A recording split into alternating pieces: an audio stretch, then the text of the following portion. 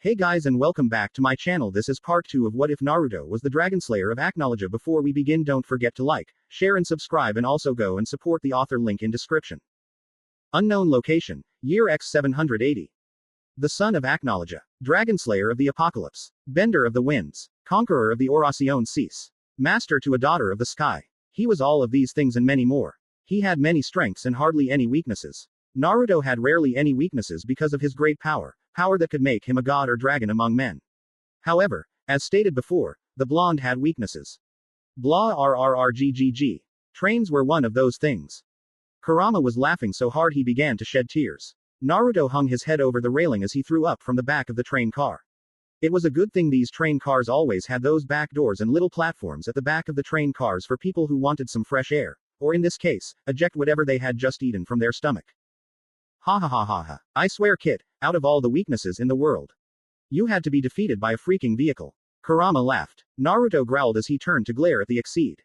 Shut up, furball. I'm going to. Naruto reached to choke the red-furred cat only to feel his stomach act up again as the train shook a bit more before dashing back to the railing and release his stomach contents. Kurama laughed again at Naruto's torment. This was something he was going to hang over him for a long time. Impossible. I'm the Dragonslayer of Acknowledge. I shouldn't be able to be put down by a mere train. Naruto thought in pain. Flashback. Year X 775. To-san. Naruto asked. The dragon of the apocalypse turned to the small human before him. Yes, Naruto. To-san. Dragonslayers are practically invincible, right? Acknowledge's eyes narrowed in confusion at the question. In a way, yes. Dragonslayers possess incredible magical power that allows them to defeat any enemy. Emotions can also come into play, in which determination, rage, sadness and other emotions can strengthen or weaken the magic power of a Dragonslayer.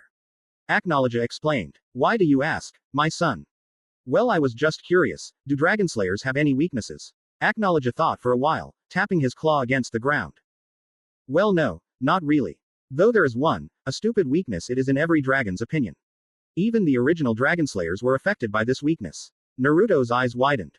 What was it? Acknowledge took a deep breath. Naruto's eyes widened as the suspense built up from the silence. Then the black dragon spoke. Transportation. Acknowledge said. Naruto face faulted at that.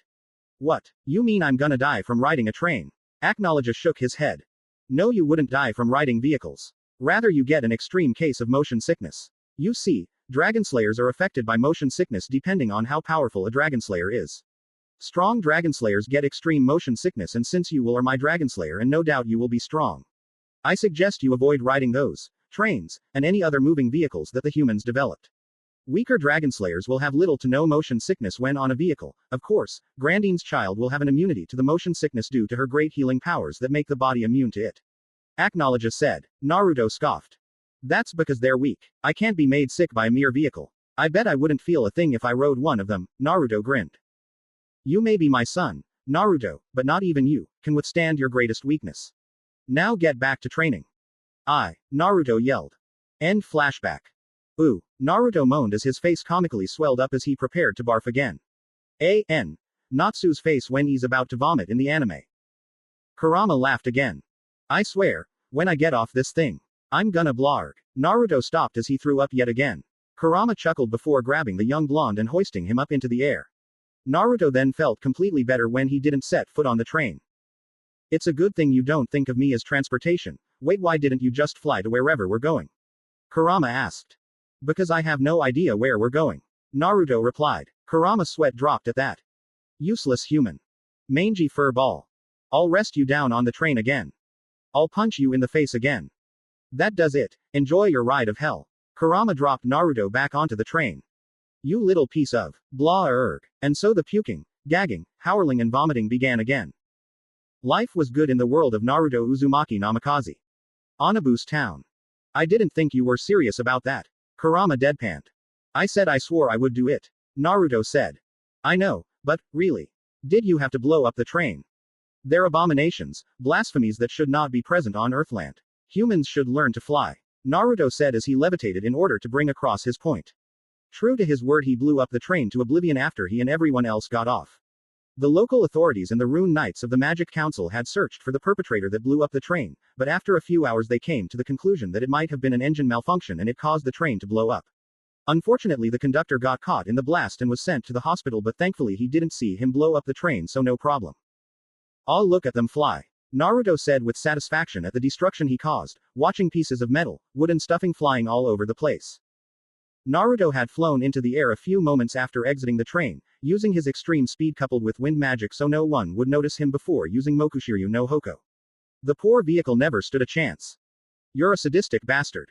I learned from the best. Two-san was always good at destroying stuff." Naruto chuckled. Kurama sighed and then silence greeted them as they walked through the town of Onabuse. Naruto then looked around the town before frowning. "Is there nowhere to eat?" he mused to himself. Kurama sniffed the air and then pointed in a random direction. "I smell food in that direction." Naruto looked up at his head where Kurama lay and followed his paw. He turned and began to walk in that direction. "Now make a left, a right, go straight down this road, stop."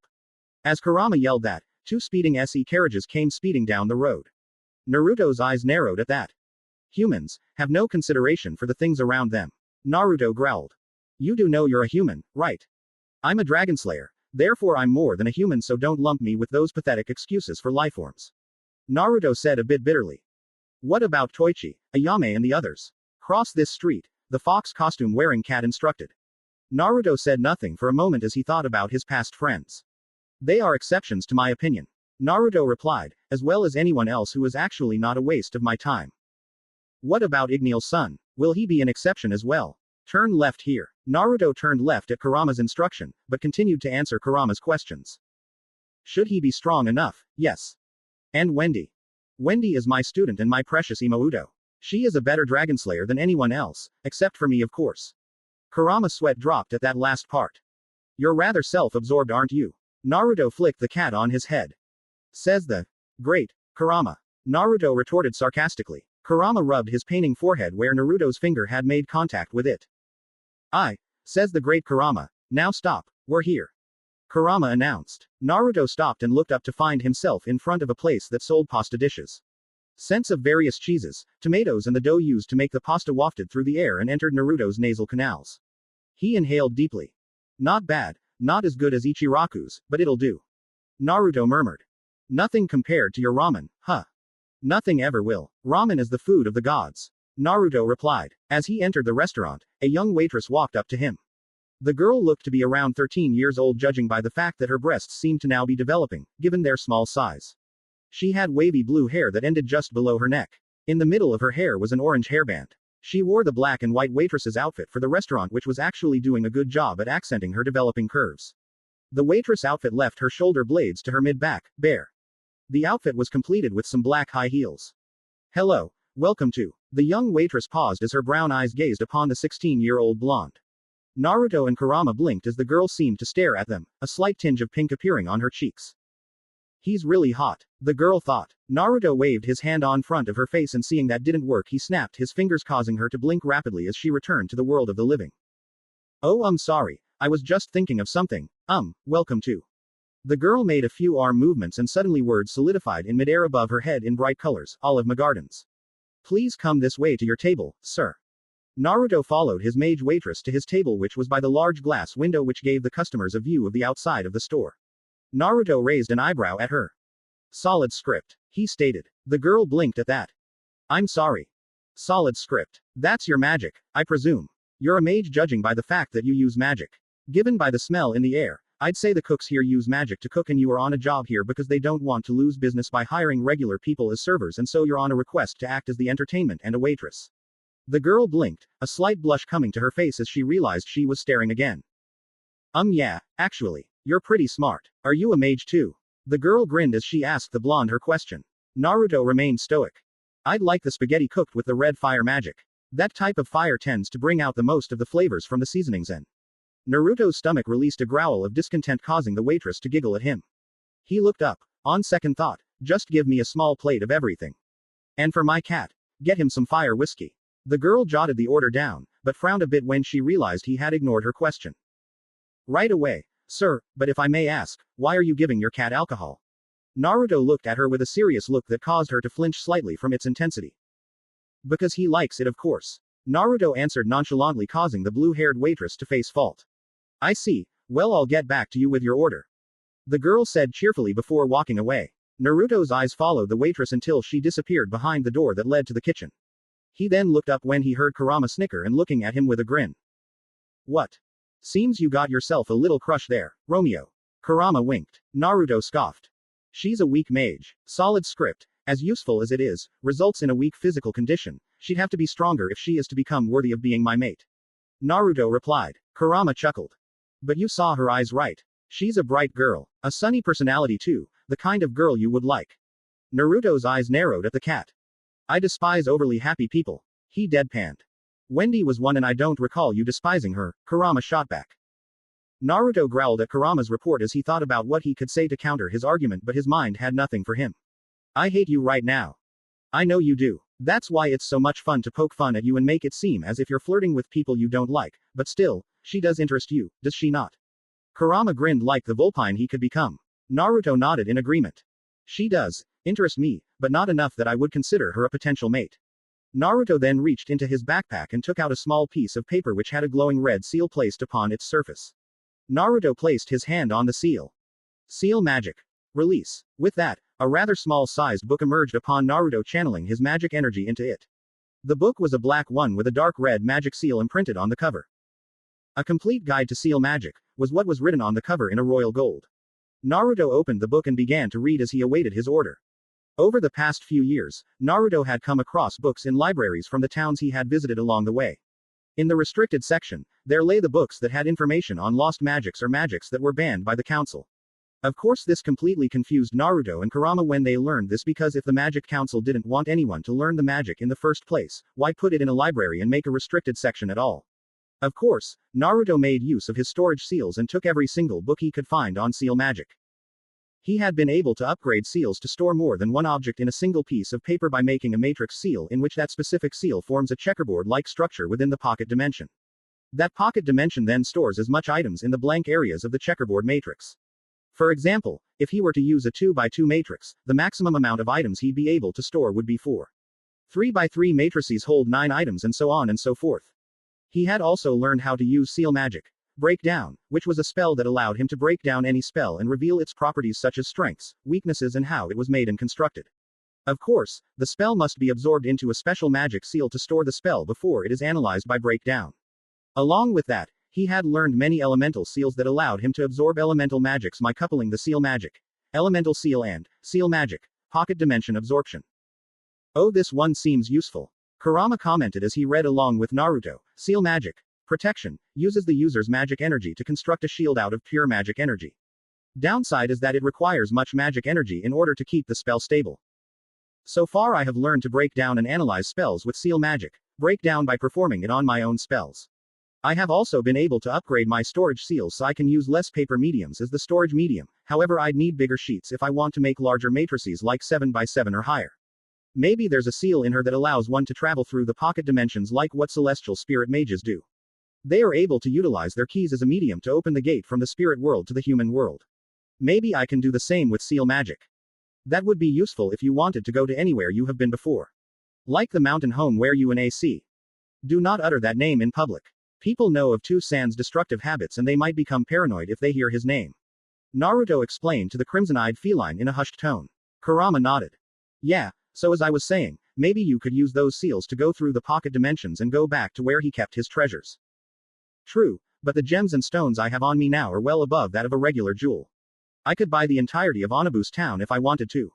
Naruto said, but I guess that could be useful to return back home in case I need to restock. Kurama nodded. Exactly, also the defensive seals, those could be useful too. If you come across that distortion magic user mage again. Naruto growled as the face of Midnight appeared in his mind's eye. No need, I can use K's no tape to defend against it, and besides, my biological parent's seal magic, 5-point elemental shield, still remains strong. Though I will have to look into it as that transvestite and the celestial spirit user from Orasion Seis were able to attack me and the seal did not become active for some reason.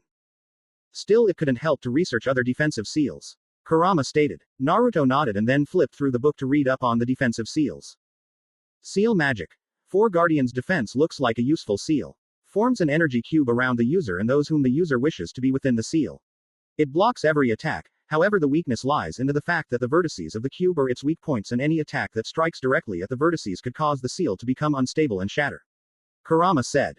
Interesting. Naruto commented as he read about that particular seal. After a few more minutes of reading, he looked up upon hearing footsteps approach him. So you are a mage. Naruto looked up to see the blue-haired teen from earlier holding his and Kurama's order. She placed the items down on the table before turning to two other male waiters. Oi, Jet, Droy, tell Obaa-chan and Oji-chan I'm taking my break now. Naruto followed the girl's gaze to see two young boys, at least 1 to 2 years older than her. One of them had spiky orange hair and a rather pointed face. He had a flat nose and had black eyes. His current attire was the black and white waiter uniform which looked basically like a tuxedo and had a red bow tie. The second person was a black-haired individual whose black hair had been somehow styled into the shape of a fish tail or a plant stem of some kind. He had black eyes and had a more square-like chin than his friend. He also donned the waiter's uniform. The two boys waved back and nodded, but they cast dark glares at Naruto. All right, Levy-chan. Jet and Droy turned back to their work as the girl, now identified as Levy, sat on the chair opposite to Naruto. I'm guessing you're related to the owners of this establishment. Naruto asked. How did you guess that so quickly? She exclaimed. You just shouted it out to those two idiots who are now glaring at me due to the obvious affections they harbor towards you. Naruto replied in a monotone as he ate and read his book simultaneously. Levy blinked at the blonde Dragonslayer before turning to see the obvious look of jealousy in her partner's eyes. She sighed. I told them I wasn't interested before, but they're so darn persistent, she sighed. Then why don't you just kill them? That's how I solve my problems, but then again I'm not really a person you should be discussing your lack of a love life with. Levy's eyes widened as she suddenly felt a cold chill pass through the air upon Naruto's mention to kill her partners. She gulped as he looked up from his book with an icy look in his eyes that seemed to show contained fury and of the feeling for mercy. Levy averted his gaze before changing the topic. So what kind of mage are you? So you come to the hypothesis that I am a mage due to the fact that I read a book on seal magic? Naruto asked. The blue-haired girl, now identified as Levy, smiled back. Yup. Besides, I'm a person who is very interested in anything theoretical. Levy grinned. So seal magic is one of those things, though I'm more adept at rune magic. Naruto nodded before he returned to his book and continued to eat. Levy stared at the blonde for a while before watching in awe as Kurama drank the fire whiskey straight from the bottle. How does your cat do that? Levy asked. Do what? Naruto replied. Hold the bottle. He's like happy that way. Naruto and Kurama paused before looking at each other and sweat dropped. I can't believe it actually happened. Someone was given that stupid name. Kurama mumbled so that the girl wouldn't hear him talk. I know, and I was speaking hypothetically back then. Someone was actually stupid enough to name something Happy. Naruto mumbled back. Who is Happy? Naruto asked, not allowing Kurama to talk since he wanted to keep a low profile. Levy grinned. One of my friends. He's a talking cat and he can fly too. Though he seems to have an obsession with fish and like to say, "Aye, sir." A lot. Ha, I told you it was catchy. Kurama murmured softly. Naruto ignored the cat before turning back to his book.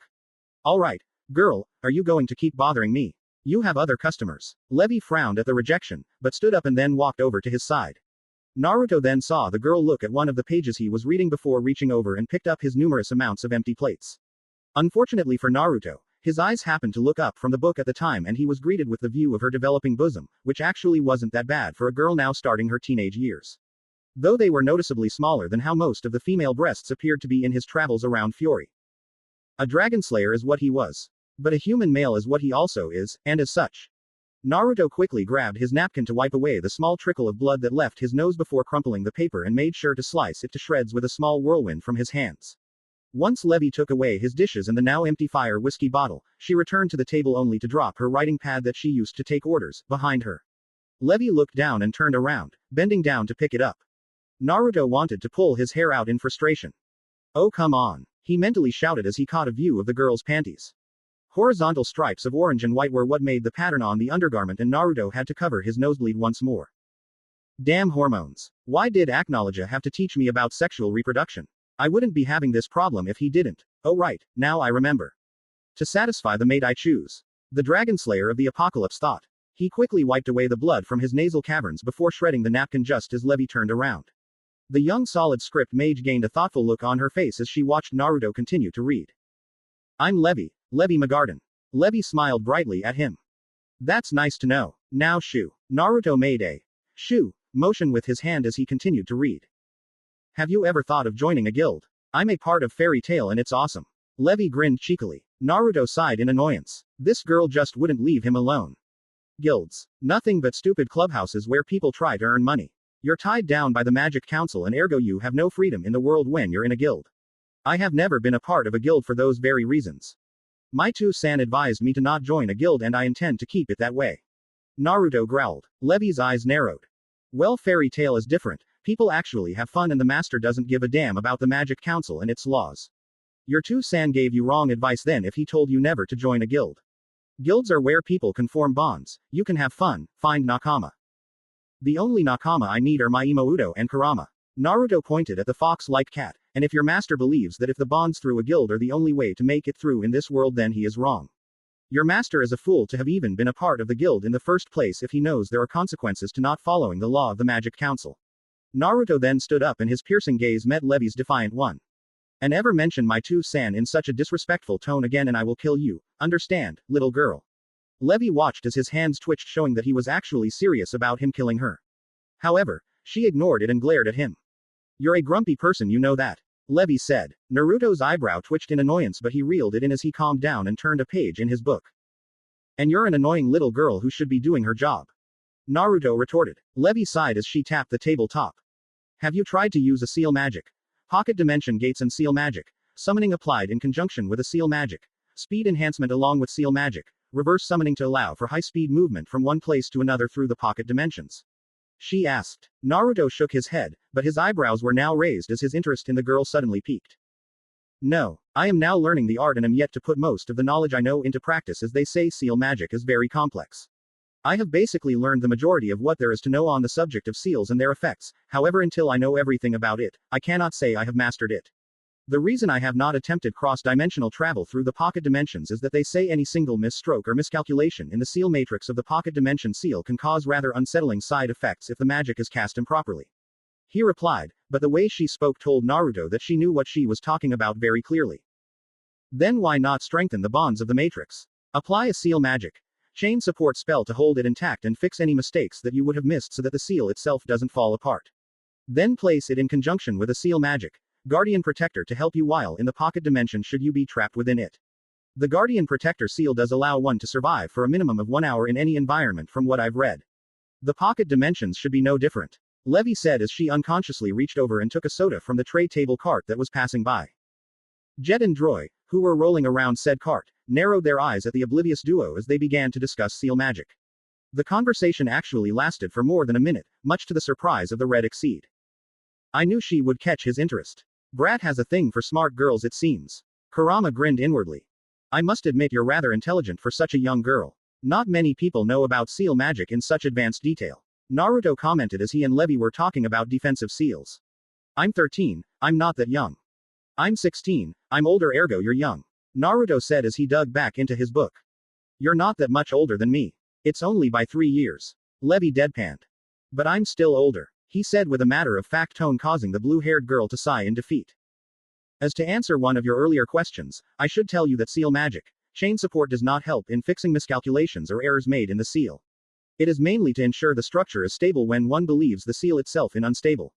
If you make the seal incorrectly, then you would have to be able to spot it out for if you are unable to, the results could be catastrophic depending on the type of seal that you wish to use. That is why seal magic is said to be a lost magic.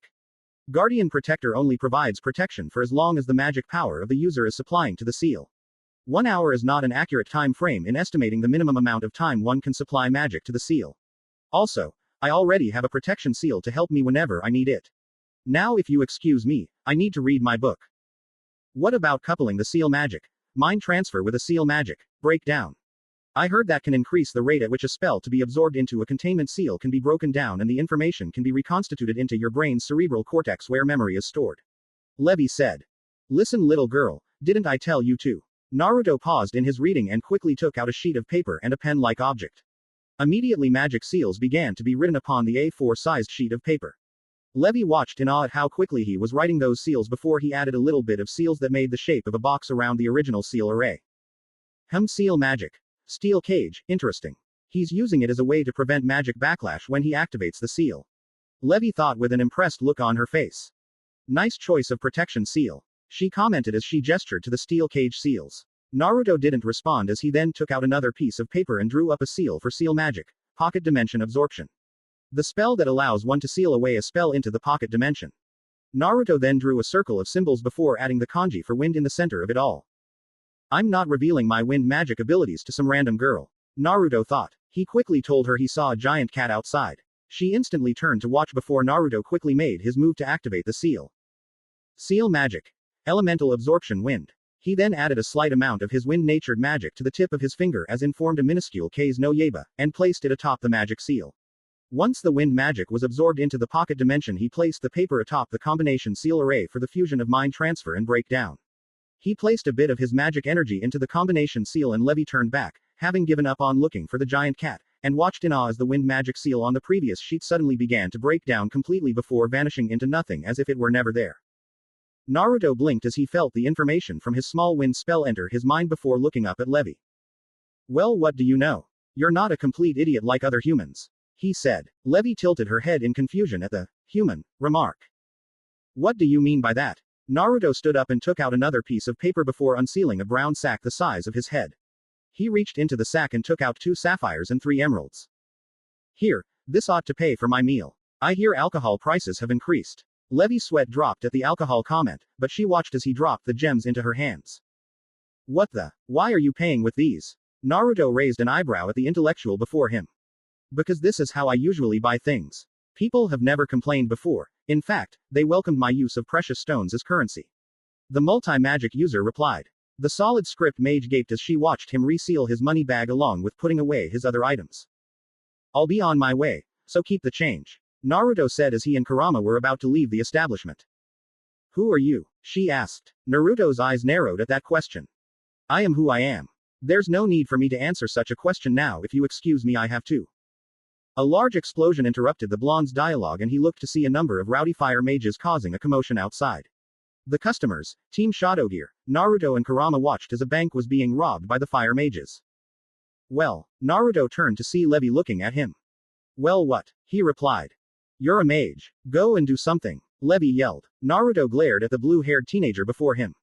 Do not speak to me in such a tone, girl. I could crush you into nothing right now, but I have better things to do than to involve myself in such useless things such as stopping idiots like them. Besides, that person outside has already got it covered. Levy blinked when he saw he was still looking at her, but pointed outside. She followed his finger's direction and gasped when a large mist had gathered in front of the bank. The fire mages were locked inside the large cloud of water vapor. When she turned back, Naruto was gone. Naruto was outside of the restaurant and watched the cloud of mist. There's a strong source of magic power coming from within the cloud, and it's not those pathetic fire mages, Kurama said. Naruto's eyes narrowed before channeling magic energy into his eyes. Mokushiryu no Byakugan, he yelled. His irises and pupils disappeared as if they were fading into his sclera before becoming a shining white. He stared at the cloud of mist and he began to view things as if he saw them with X-ray vision. He saw their skeletons, their muscles and the magic circulatory system. He saw people moving within the cloud. The 3 fire mages and 1 other. From the way their skeletons were structured, he could tell that they were all male. The non-fire mage, being the one who was not a part of the trio on one end of the mist cloud, was very large, at least 6 feet tall, and was obviously well built given the size of his skeleton. He could see their skeletons moving. The blonde saw magic flow through their bodies shot out of the 3 mages' hands, but the unknown suddenly performed a requip and took the strikes with the flat of the large blade he had summoned. The thing that intrigued the blonde Dragonslayer was that even though all of this was going on, he couldn't hear what was happening within the mist cloud. He could see it all, but he couldn't hear it. It was as if somebody had muted the entire world within the mist. His eyes widened when he saw the sword-wielding man suddenly move with extreme speed that Naruto could barely follow, even with his advanced eyesight. The man sliced off their arms in a few steps. The blonde could that the men were in extreme pain from the way they were running about like chickens with their heads cut off before they actually became like that. The sword wielder swung his sword and beheaded the 3 fire mages in one fell swoop. Naruto looked down at his wrists where the storage seals for Ascalon and Excalibur lay. He could tell from the way that unknown mage wielded his blade, the way he could manipulate the sword of that large a size as if it were any other sword showed that he was a skilled swordsman. He looked back up to see the man return the blade to the pocket dimension using requip before looking at the dead bodies. Naruto lowered the power of his visual prowess so that he could view the man's musculature and saw that the swordsman was grinning widely by the way his facial muscles tugged upwards. Naruto cancelled his flow of magic to his eyes before blinking as his irises and pupils returned. He's a requip mage, Naruto stated. The fox-costumed cat blinked. Really now? Well, if he uses requip, then you can finally have somebody to teach you how to use those swords of your mother's. Kurama said. The blonde nodded before walking towards the mist cloud. He entered it and looked around. The mist was extremely thick and suddenly he felt movement to his left and he summoned his wind blades to take the hit. Naruto went skidding backwards before he heard a chuckle. Interesting. So you were able to sense me even within the mist. You hold promise. Brat, too bad I'll have to kill you. A male voice said. Naruto blinked. No silence. Naruto asked. Silence is only effective on those outside of my mist and only affects the user. I like to hear the screams, so I don't mute anything, but my own movements within the mist. The voice said. Naruto's ears twitched before he ducked beneath a horizontal slice and jumped away. However, he felt the magic energy behind him. It was a good thing Acknowledge taught Naruto how to sense another's magic, otherwise he would have been screwed. He quickly summoned wind blades out of pure instinct and blocked the upward vertical slice that aimed to cleave him in half. He then pushed off of the blade and landed a few feet away from the area where he was attacked. I'm not here to challenge you, sword wielder. I am in need of a teacher, you see. I have been able to use them, but I do not have a technique. I lack the proper instruction to use my blades to their full potential, and from the way you took down those fire mages with such ease, especially when wielding such a large blade like that, you are obviously a master. Naruto said. The voice chuckled creepily, but Naruto and Kurama remained unaffected by the man. Oh, you managed to see through my mist. Ha ha ha. Well, I must admit, you do have some skills with the blade as shown by how you blocked my Kubikiribocho with mere wind blades. You have promise, brat. Let me see your swords and I will see if you are worthy of being my student. I am worthy. Do not take lightly of the fact that I am younger than you.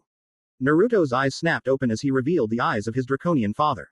His magic power spiked, because I am more powerful than you will ever know. The man chuckled at that.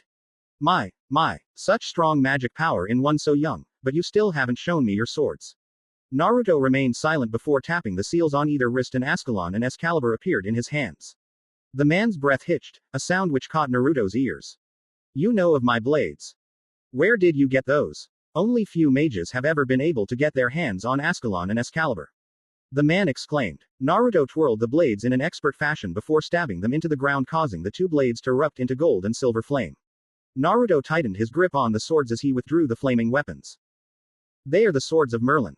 Swords able to slay the dragons themselves. My mother was a mage who was able to use these blades.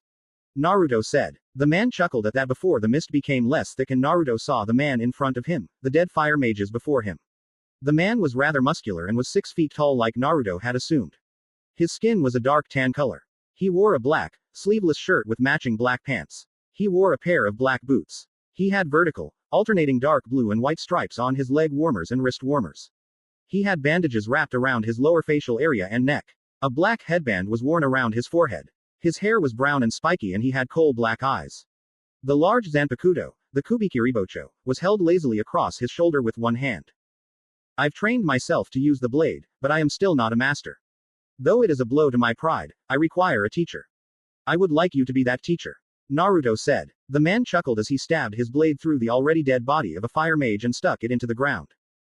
I will teach you if you pass my test. Come with me. The man vanished in a swirl of mist, Naruto and Kurama doing the same except they vanished into the wind. The mist cloud died down and the crowd gasped when the mist disappeared to reveal the dead bodies of the criminals, and the missing bag of money they had stolen from the Onabus bank. Unknown location outside Onabus town. Outside of Onabus town, hidden deep within the vegetation, there lay a single building. The building was made out of limestone and brick and so it looked a bit run down due to the weathering effects. The front of the piece of infrastructure had a door made of what seemed to be oak or mahogany due to its expensive look. Its roof was red and extremely slanted to allow snow and rain to easily slip down the surface so that it wouldn't pile up on it. A swirl of wind and mist appeared in front of the house and the mixture of water and wind parted to reveal the swordsmen, Naruto and Kurama. Right, here we are. The man grinned beneath his bandages as he stared at the small house. This place looks like a dump. Kurama said. The man's eyes turned and glared at Naruto. What did you say? I said it looks like a dump. Kurama said. The swordsman blinked. That cat talked, he stated. Naruto nodded. Yeah, so, got a problem with talking cats? The blonde asked. The man shook his head.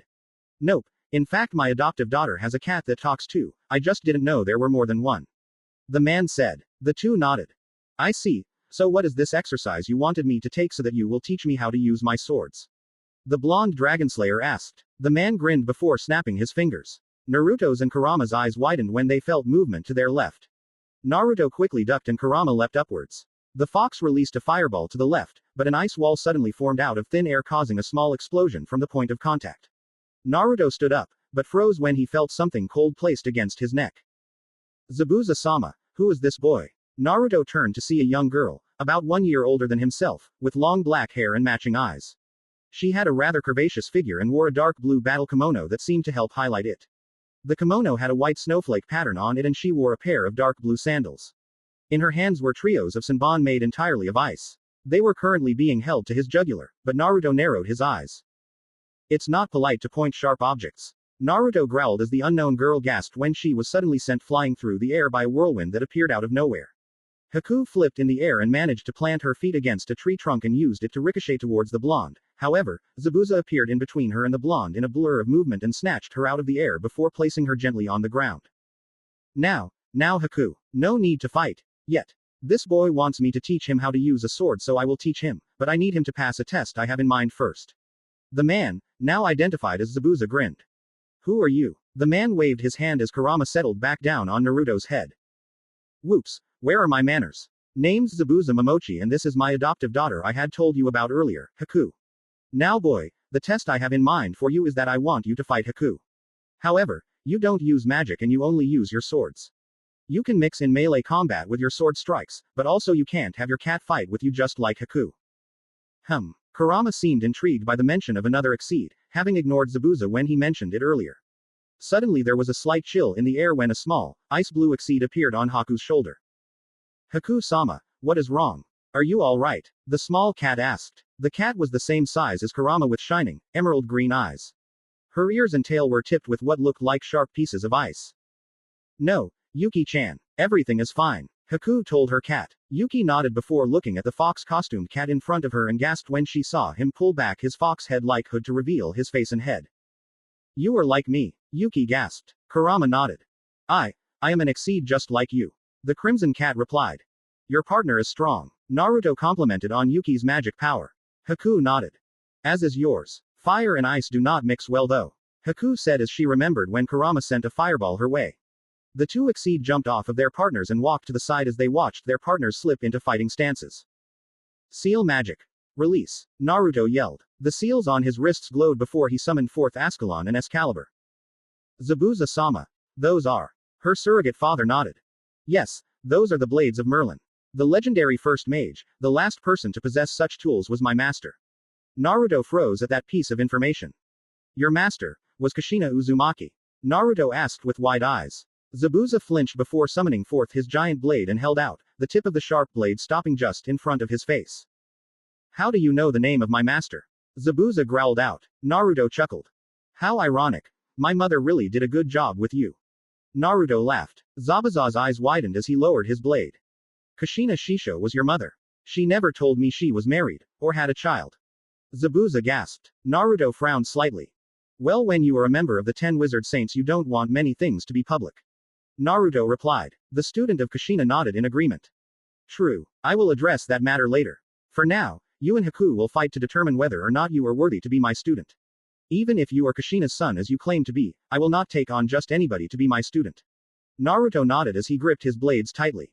Haku summoned forth Ice Senbon out of thin air and slipped into a fighting stance. Begin. Zabuza yelled as he leapt away.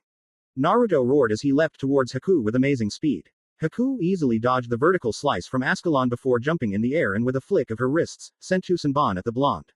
Naruto raised Excalibur and sent forth a blast of golden flame. He jumped after Haku and performed a double vertical slice before twisting and going into an upward diagonal strike with Excalibur. Haku avoided both attacks before she raised her arm and stuck a few Ice Senbon in her opponent's arm. Naruto felt his arm go cold, but he used Ascalon's silver flames to keep his arm from going numb as he melted the frozen weapons. He and Haku landed on the ground, but the black-haired girl didn't let up as she threw another volley of Senbon at him. Ice magic. Shattering ice spears. Naruto's eye widened as the volley of Senbon suddenly lengthened and thickened, changing from thin needles to large spears. He quickly spun both swords in front of him and sent a tongue of flame at her which spiraled through the air. Haku vanished into mist as the attack took down her attack. She then appeared above Naruto, hands encased in ice to look like giant fists. Ice magic. Frost giant. Naruto crossed both his swords in front of him as the gauntlets of ice crashed against his blades. The force was so great it caused a crater to form beneath his feet, but he managed to remain standing. As Naruto looked up, he noticed her bare her teeth, revealing sharpened canines. I knew it, he thought. He pushed her away with a blast of golden flame, sending her into a tree, but she managed to flip in the air so that her feet planted themselves against the bark. The bark suddenly froze beneath her feet before shattering as she leapt back towards Naruto with ice senbon in hand. She threw them, causing him to jump out of the way before he looked to see her clap her hands together. Ice magic. Bifrost. Two giant ice claws raced towards Naruto out of the blue magic seal. He narrowed his eyes as he quickly raised Escalating and stabbed the blade into the ground and jumped atop the tip of its pommel and leap into the air. He swung Excalibur and took on both ice claws as he and Haku clashed. Haku bared her sharp teeth once more. So you are one of them, Naruto stated as he and Haku remained suspended in the air, trying to overpower one another. Sparks and ice shards flew from the friction and Haku's eyes narrowed. What do you mean? She asked. She quickly diverted the golden sword with one claw and slashed with the other. Naruto ducked beneath the slice and then aimed an upward stab to her chin. Haku leaned back and allowed gravity to take effect as she fell. As she fell, she clapped her hands together and an ice blue magic seal formed in front of her. Ice magic. Arctic tunnel. Naruto slashed Excalibur downwards and an arc of golden fire clashed with the blizzard. A small explosion occurred and Naruto flew back, but flipped through the air and landed against a tree and used it to shoot off towards Haku. As he flew through the air, he managed to lower himself to wrench Escalating free from the earth and spun. Silver and gold fire erupted from the swords and a fire tornado sped towards Haku. Haku's eyes widened before she slammed her hands on the ground and a tall, thick ice wall had erected itself in front of her. The spiraling fire stream caused the ice wall to shatter apart. Naruto smirked as he landed on the ground, skidding to a stop. He twisted and formed a horizontal slash, which sent an arc of fire towards Haku as she reappeared behind him. She ducked beneath the attack and lashed out with a kick. Naruto raised his own leg and blocked the kick. He then ducked beneath Haku's punch before crossing his swords in front of him to block the ice claws that Haku covered her hands with. He parted his blades, thus pushing back Haku before kicking her with a straight kick to the stomach. He quickly twisted and slammed his elbow into her face, sending her reeling backwards. Haku rotated to avoid the double vertical slash that would have cleaved her in half, and a pillar of flame formed from when it came into contact with the earth. Haku cartwheeled away from the fires and wiped the sweat from her brow before taking another deep breath and unleashed a blast of ice and snow from her jaws. Naruto ran froth and began to slash at the twister of ice, causing the particles to be sent every which way. Haku's eyes widened as her attack was being beaten back and channeled more magic power into her attack. Naruto's eyes widened as the blizzard overwhelmed him and completely encased him. When the ice and snow passed over, it revealed the blonde Dragonslayer encased in a block of ice. Haku smirked as she walked up to him. Are you pleased, Zabuza-sama? I told you, Haku. I'm your father, so you don't have to call me that. And on another note, no, I am not. Zabuza said. Haku's eyes widened. Why not? She exclaimed. Zabuza pointed at the frozen Naruto before Escalating and Excalibur became encased in fire and melted through his ice block. Naruto then shattered the remains of his ice prison before kicking Haku in the knee, knocking her off balance. He then followed up with a slash to her arm, cauterizing the small wound that he had caused upon its formation. He jumped and slammed a kick to the face before backflipping off of her and stabbed his blades into the ground. Streaks of gold and silver raced towards the ice magic user before she leapt over it and a large cloud of swirling ice formed behind her out of nowhere. Ice magic. 1,000 water needles of death. The ice tornado then formed over 1,000 ice senbon. The senbon rained down on Naruto as he slashed, blasted, jumped and flipped his way through the seemingly endless storm of needles. However, many a senbon managed to pierce his skin and he felt his body becoming cold as it required a lot of magic energy to keep the flames of Excalibur and Escalating active, and his muscles were burning as the lactic acid buildup was becoming a bit extensive as he continued to dodge the ice senbon. Enough! Naruto roared as he raised Escalating and Excalibur into the air. He slammed both blades down on the ground and a large wave of fire raced towards Haku. Haku's eyes widened before she began to rotate at high speeds like a top. Hyoryu no Haraban, Ice Dragon's Tundra Whip. Naruto watched as his flames suddenly froze by the extreme sub-zero temperatures of the twin tails of ice that extended from Haku's rear. Haku panted as she had used a lot of magic power to freeze the blazing attack. She swallowed audibly when Naruto suddenly appeared in her face. Escalating and Excalibur held to her throat in an X shape. Naruto growled as he bared his teeth at her, but Haku returned the glare and bared her own teeth before ice senbon formed out of thin air as she froze the water vapor. The senbon impaled Naruto through several areas of his flesh before she kicked him backwards. Naruto skidded before Haku leapt into the air and ice accumulated around her hands.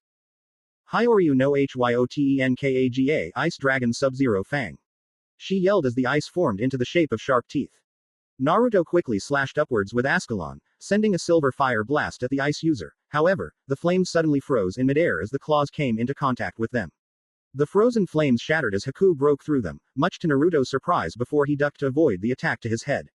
The ground froze over as Haku made contact before her feet became coated with ice and she went into a handstand. Hyoryu no Tososo, Ice Dragon's Frostbite Claws. Naruto felt his side suddenly explode with white-hot pain as the foot crashed into his ribs. She went into the force of the attack, going into a cartwheel and stabbed both blades into the ground to complete said cartwheel. He then landed before clutching his side. I will not be beaten. Naruto growled before withdrawing both swords from the earth and slashed them in an X shape. The X of silver and gold flames rushed towards Haku, who took a deep inhalation of air. Hyoryu no Hoko, Ice Dragon's Roar. She sent out a blizzard from her mouth and it crashed into the flames, causing an explosion at the point of contact. Both Naruto and Haku went flying through the air. Naruto then rushed forth with speeds that amazed even Haku. Zabuza's eyes widened. He's just as fast as her. Impossible. He's not even using his wind magic to increase it. The tan swordsman thought in shock. Naruto leapt and flipped through the air. He roared as he changed into a large wheel of gold and silver fire. Haku raised her arms and they became coated in large quantities of ice before taking on the shape of wings. Hyoryu no Yokugan, Ice Dragon's Wing Blade. Haku unleashed the attack at her opponent, the wings aiming to cleave her opponent in two, but she was caught off guard when she saw the wheel of fire deviate from its path and avoid the attack before it slammed into her. Haku tumbled through the air before landing against a tree and slid down its surface. She got up to see Naruto standing before her with a flaming Excalibur pointing at her throat. You are strong. Daughter of Glacia. Naruto muttered soft enough so that only she could hear it. The ice magic user's eyes widened at that. The two observed themselves. Portions of Naruto's skin were covered with ice, preventing him from bleeding much. His shirt and pants were torn in multiple places from the ice Senbon and he was currently feeling like he was going to freeze his ass off. Haku was not looking that much better either. Her kimono was torn along the sleeves and had many burn marks covering it. Her face and hands were covered with soot and she had a few cauterized slash wounds from where Naruto managed to strike her. How did you? Haku was interrupted as Naruto re-sealed his blades into his wrists and Zabuza began to clap lightly. Well done, son of Kushina. My name is Naruto. Naruto Uzumaki Namikaze. Naruto said. Zabuza's eyes narrowed. So you're his son too. To think she would marry the Kiroi Senko, another one of the 10 wizard saints. They're both dead, you know. Naruto said. Zabuza's eyes widened at that before he gained a sad look in his eyes. I see. Zabuza walked up to Naruto and patted his shoulder. Well, brat, you did good to win against Haku. Good Joe. Actually, I lost. Naruto said. Zabuza's and Haku's eyes widened. Huh, what do you mean? Haku said. Naruto smirked before raising his arms and pointed to them. He drew back his torn sleeves and raised his short up to reveal the arms and his side were freezing over. I've been holding the frostbite back with my magic power, but my arms had started to go numb by the time I held them to your throat. Even if I did have you at my mercy, I wouldn't be able to carry it out because I have begun to lose feeling in my arms. Naruto explained. Haku nodded before resting her hands on his frozen arms and sighed and the ice shattered apart like glass revealing his flesh and skin returning back to normal. Naruto sighed in relief before having Kurama come over and heat his flesh to normal body temperatures. Well brat, you did well. Your unorthodox style, just like Kushina Shisho's, is impeccable. You combine attack and defense in many areas so you are actually a very qualified swordsman already. However, your grip looks to be slipping, your blade tilts at an angle when you go for straight blows. Your slashes are a bit too slow for my liking as well. We'll have to work on a lot of things to work on. So I pass? Naruto asked. Zabuza nodded. Starting today, you will begin your training with me.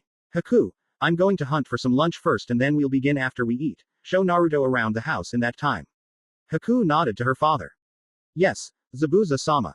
I told you to stop calling me that. I'm your father, not your master. Zabuza's sweat dropped before he vanished in a swirl of mist. Haku and Naruto and their Exceed partners stared at one another in complete silence before Haku decided to break it. So, are you one of us? Haku asked. Naruto blinked. That information is classified. Only those I trust will learn the truth about my skills. Naruto said. Haku nodded. How do you know of my Okawa-chan? Haku asked. Naruto shrugged. I have managed to catch the names of many dragons along with what element they are related to. I know the names of every elemental dragon and one other type. Naruto explained. Your Okawa-chan would no doubt have been Glacia, dragon of the ice and snow. Abilities are to manipulate snow and ice and thus her powers are at its greatest during the winter months. Your weakness would be fire Dragonslayer magic as no ordinary flames would be able to melt a dragon's icy scales. Haku's eyes widened as the blonde basically told her her own profile. You know much for someone who is not a Dragonslayer. Haku's narrowed her eyes, giving him an icy glare. Naruto returned the glare with equal intensity. After a few seconds of unnecessary tension, the two ended their glaring contest before picking up their feline partners. Said felines leapt atop their partners' heads and rested there. What are your thoughts on what I am?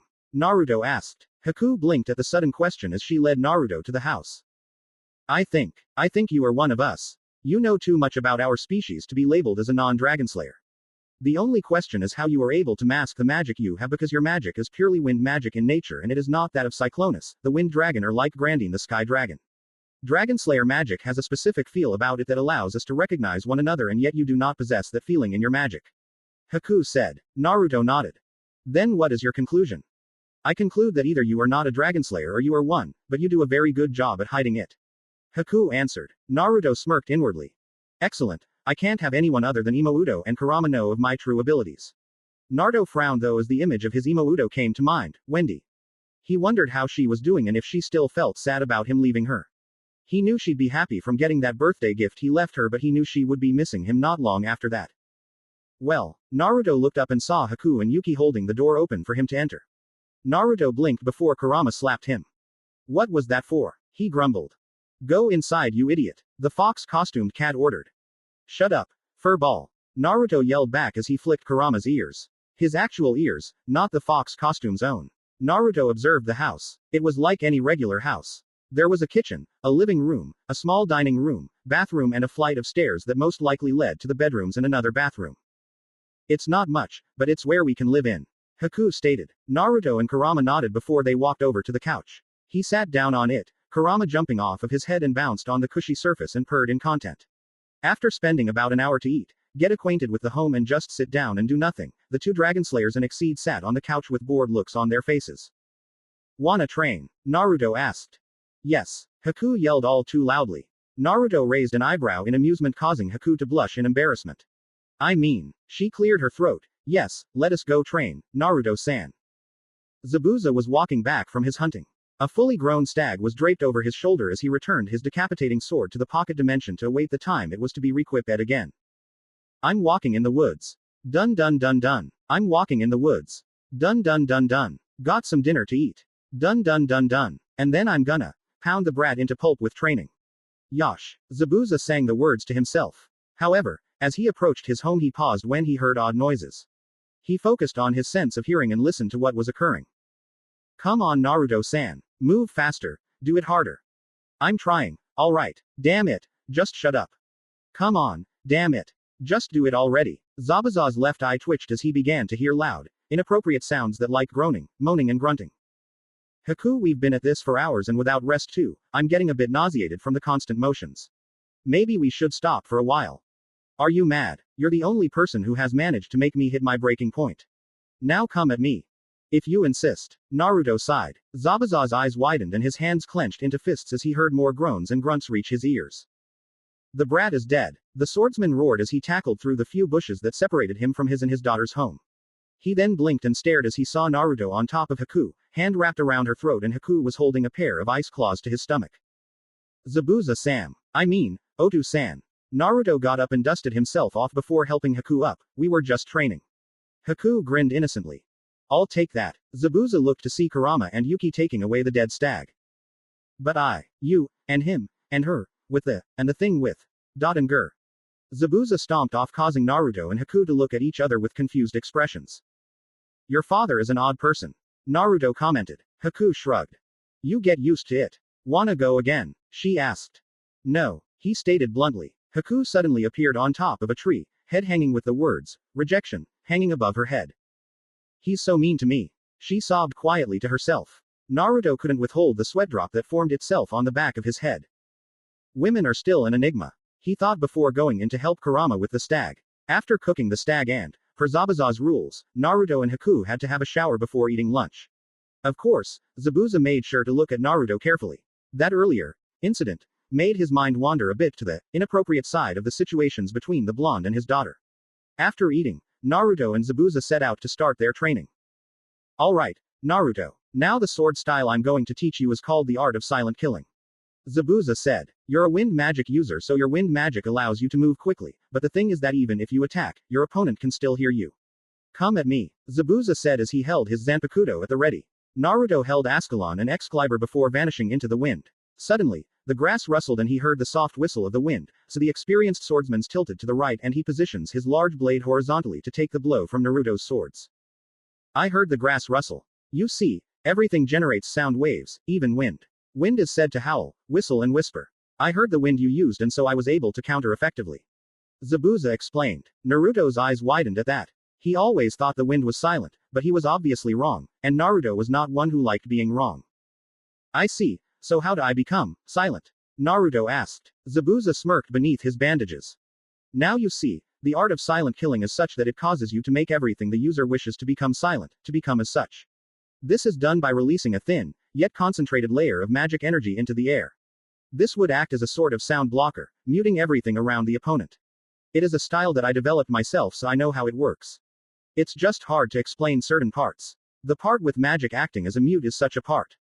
Now then, as I was saying, once that is done, you channel magic energy beneath your feet. However, since you're a wind magic user, you'd be able to levitate and so this part would not be worth learning, but if you want to know, just channel a small coat of magic energy beneath your feet.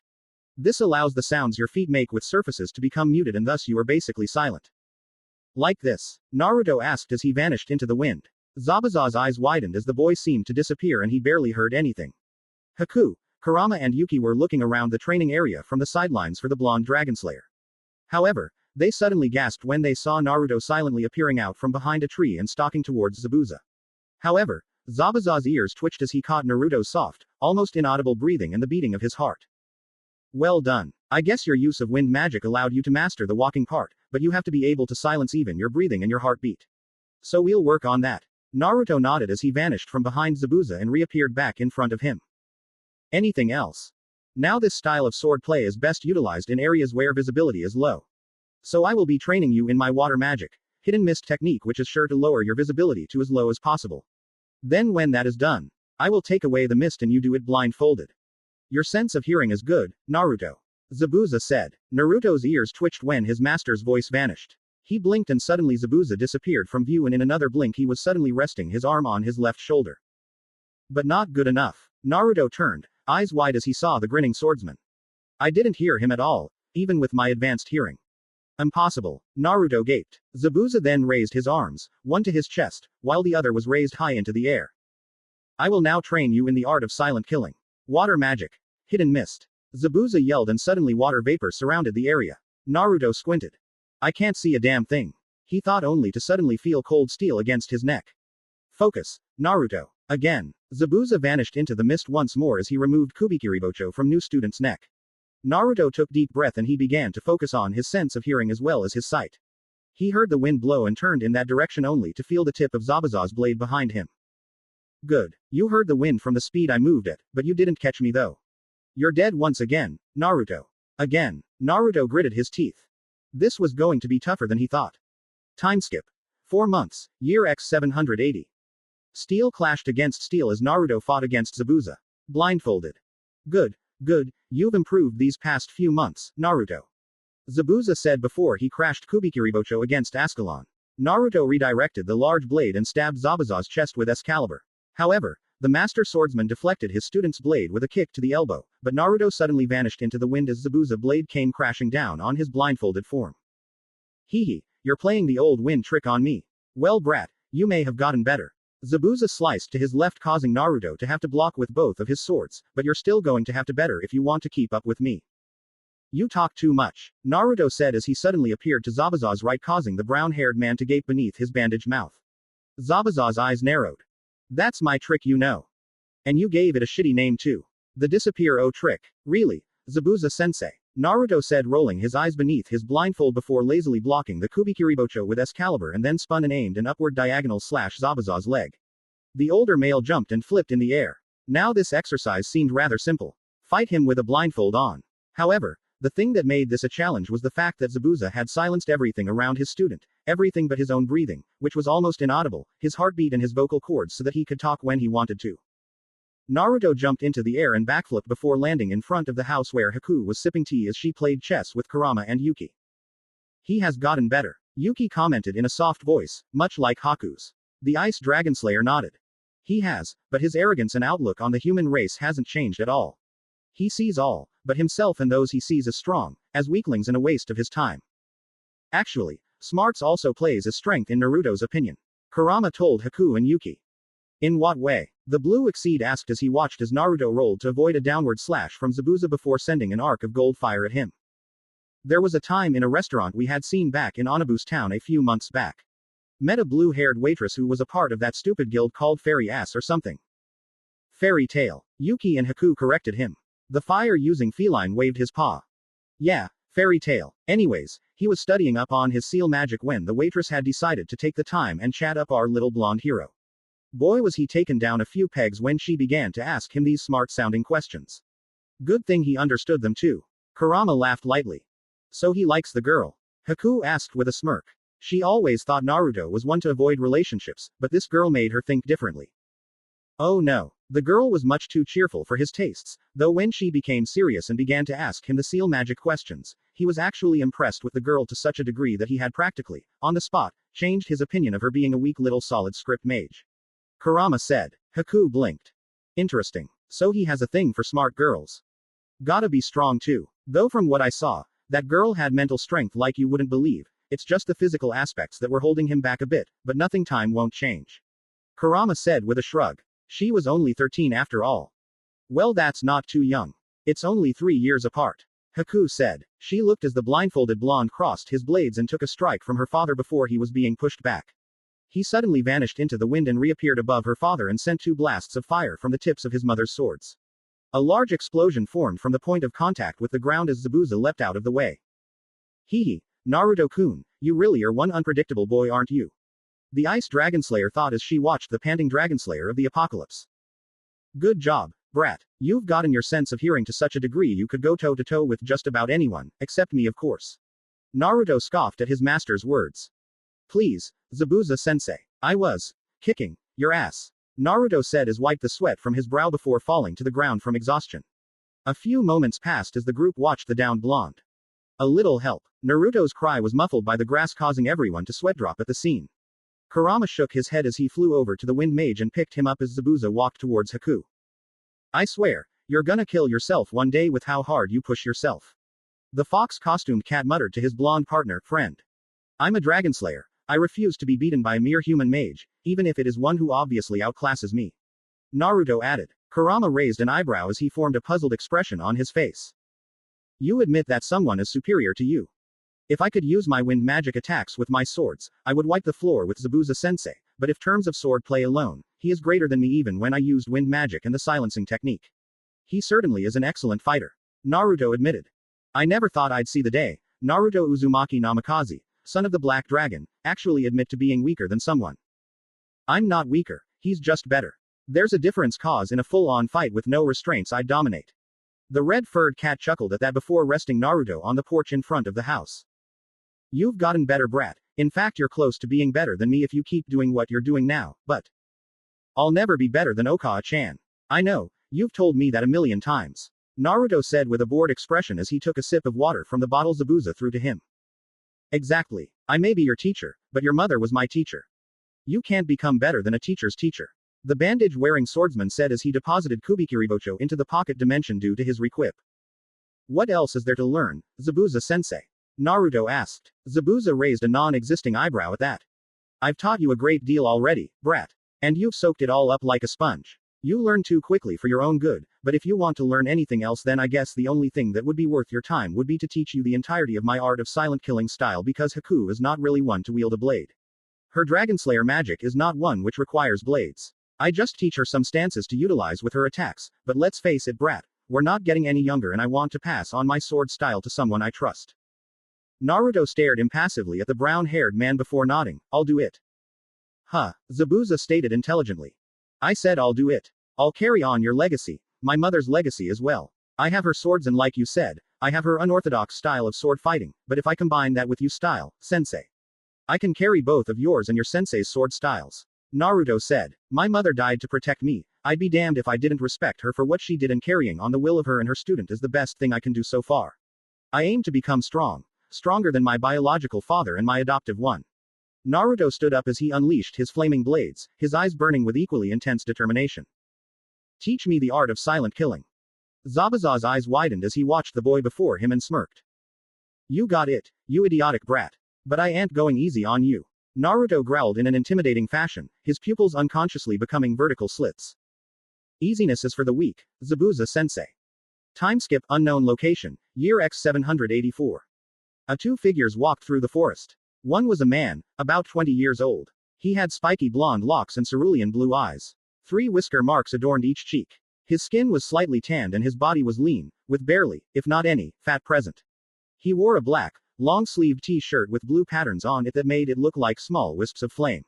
He wore a pair of dark blue pants and a pair of white socks with black boots. Around his neck was a necklace with a golden flame charm on it. A long, black trench coat with the kanji for Apocalypse was imprinted on it back was worn over the entire outfit. The second was a red-furred cat that stood about 2.5 feet tall, with black fur where its eyes were. Said eyes were a crimson color with black, vertical slits. The cat had black claws on its paws and a long, red, fox-like tail which poked through a hole in the kitsune-like costume it was wearing. The head of the cat was covered by the hood of its kitsune-themed costume, hiding its face from the shadows of the hood. As the two walked through the forest, the bushes and trees began to rustle before at least 10 men, each one wore black armor and held obsidian blades, jumped out from their hiding places. Oi, buddy, we're members of the Dark Guild, Black Knight. If you want to live, give us everything you have and we'll let you live. The blonde man chuckled at the man's threat. The sleeping dragon is not one that should be woken up. The small cat said to the members of the Dark Guild. The Black Knights growled beneath their helmets before raising their blades. One last warning before we kill you and take your stuff by force, hand them over. The 20-year-old blonde shook his head as if in disappointment. I spent 4 years training with a demon of a swordsman and now I finally get the chance to test out my strength. The blonde's wrists suddenly glowed, one silver and the other gold. Seal magic. Release. Naruto yelled as he summoned forth the blades of Merlin. He gripped the shining blades before he vanished into the wind with Kurama. The Black Knight member's eyes all widened in shock. Where'd he go? I don't know. He disappeared, and I don't hear anything. The Black Knight members glanced around blindly, unknowing of the fact that the blonde was standing right behind them, blade poised to strike. He then walked up to the Black Knight and whispered in his ear. Boo. And with that, the blade was impaled through his stomach. Naruto vanished into the wind once more before he began to silently and quickly cut down the Black Knight Guild members. Some tried to flee, only to be kicked back into their positions. They watched as their fellow guild mates were impaled and or beheaded before they were set afire by the burning blades of Merlin. In what seemed to be agonizingly long hours, but in reality was actually only 2 minutes, the last Black Knight member was left standing. He gulped in fear, clutching his shaking blade. Suddenly, the wind whistled past him. Brain, heart, liver, kidneys, spinal cord, larynx and lungs. Naruto's voice seemed to come from everywhere as he silently and swiftly walked around his opponent, a mist of pure magic energy coating the battlefield and obstructing the Black Knight's vision. Decisions, decisions. Kurama's deep voice cackled before he frowned. I say to cut him in all 7. Don't take the time to pick a spot. The man was weak-kneed by the end of Kurama's note. I say. Naruto's grin matched that of his draconian parents as he suddenly appeared behind his opponent. I say, burn him. Naruto grinned as he stabbed Ascalon and Excalibur into the armored man's chest and he began to burn. The holy flames that could burn even a dragon consumed the Dark Guild member's body before his body became ashes within a matter of 1 minute, his armor now a grotesque, black piece of twisted metal that was still red from the extreme heat. Naruto flicked his wrist and the pieces of liquid metal flew off his blades before he resealed the 2 ancient swords of his mother. I think that went rather well, don't you think? The Exceed grinned like the vulpine he could become. Naruto nodded as he cancelled the haze of magic energy and the environment became visible once more. He replied before walking off, Kurama flying beside him. Flashback. 1 month ago, year X 784. Naruto. I have taught you all I can. You are now a master in my eyes. Zabuza said as he stabbed Kubikiribocho into the ground to lean up against. Naruto resealed Ascalon and Excalibur before bowing. Thank you, Zabuza sensei. He responded. The brown-haired man ruffled Naruto's hair, an action that bewildered Naruto as he had never shown true affection. Unless you call being swatted around while a seal protected you from the black dragon of the apocalypse affection. Naruto, you were an excellent student. I'm sure whoever taught you magic would be proud of the mage that you are now. I thank you again, Zabuza sensei. Haku will miss having you, but since she's not here to say goodbye, she said for me to tell you to, and I quote, introduce me to that cute, smarty pants, blue-haired girl that Kurama told me about. End quote. Zabuza chuckled as he saw the blonde's eye twitch in annoyance. Haku is so bothersome. He sighed into his palm. Zabuza then patted Naruto on the shoulder. Now Naruto, I want you to promise me something before I let you leave us for good. Zabuza said with a serious tone. Naruto remained stoic as he watched his, now former, sensei. Promise me that you will uphold the legacy that your Okawa-chan and I had made for you. You are a great swordsman and an even greater mage, Naruto. Do not give up. Do not let anyone tell you that your version of good and bad is wrong because everyone has their own sense of right and wrong. Never forget who you are and don't let anyone try to change you. I've known you for 4 years and I see that you are a cold killer.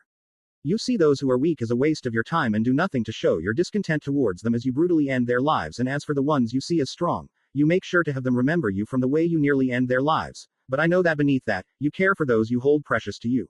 You treasure those you call nakama, and I want you to stay that way because that is what sets you apart from the scum in this world of ours. You fight for yourself, but when you are around people whom you see as your precious people like Haku and Yuki, you fight for them. You fight for their sakes and you kill for their sakes so that you can make the world a better place for them to live in. Remain true to yourself, Naruto, and continue to follow that path of protecting your nakama. Naruto stared at his master before nodding. I promise, Zabuza sensei. End flashback. The student of the silent killer, the son of 2 of the 10 wizard saints. The son of a dragon, that is who I am. I promise, Zabuza sensei. I will be what I am because if it's anything San taught me, it's that a dragon never breaks its oaths. Naruto's cloak fluttered in the wind as he and Kurama walked off to wherever they would go. I never go back on my word.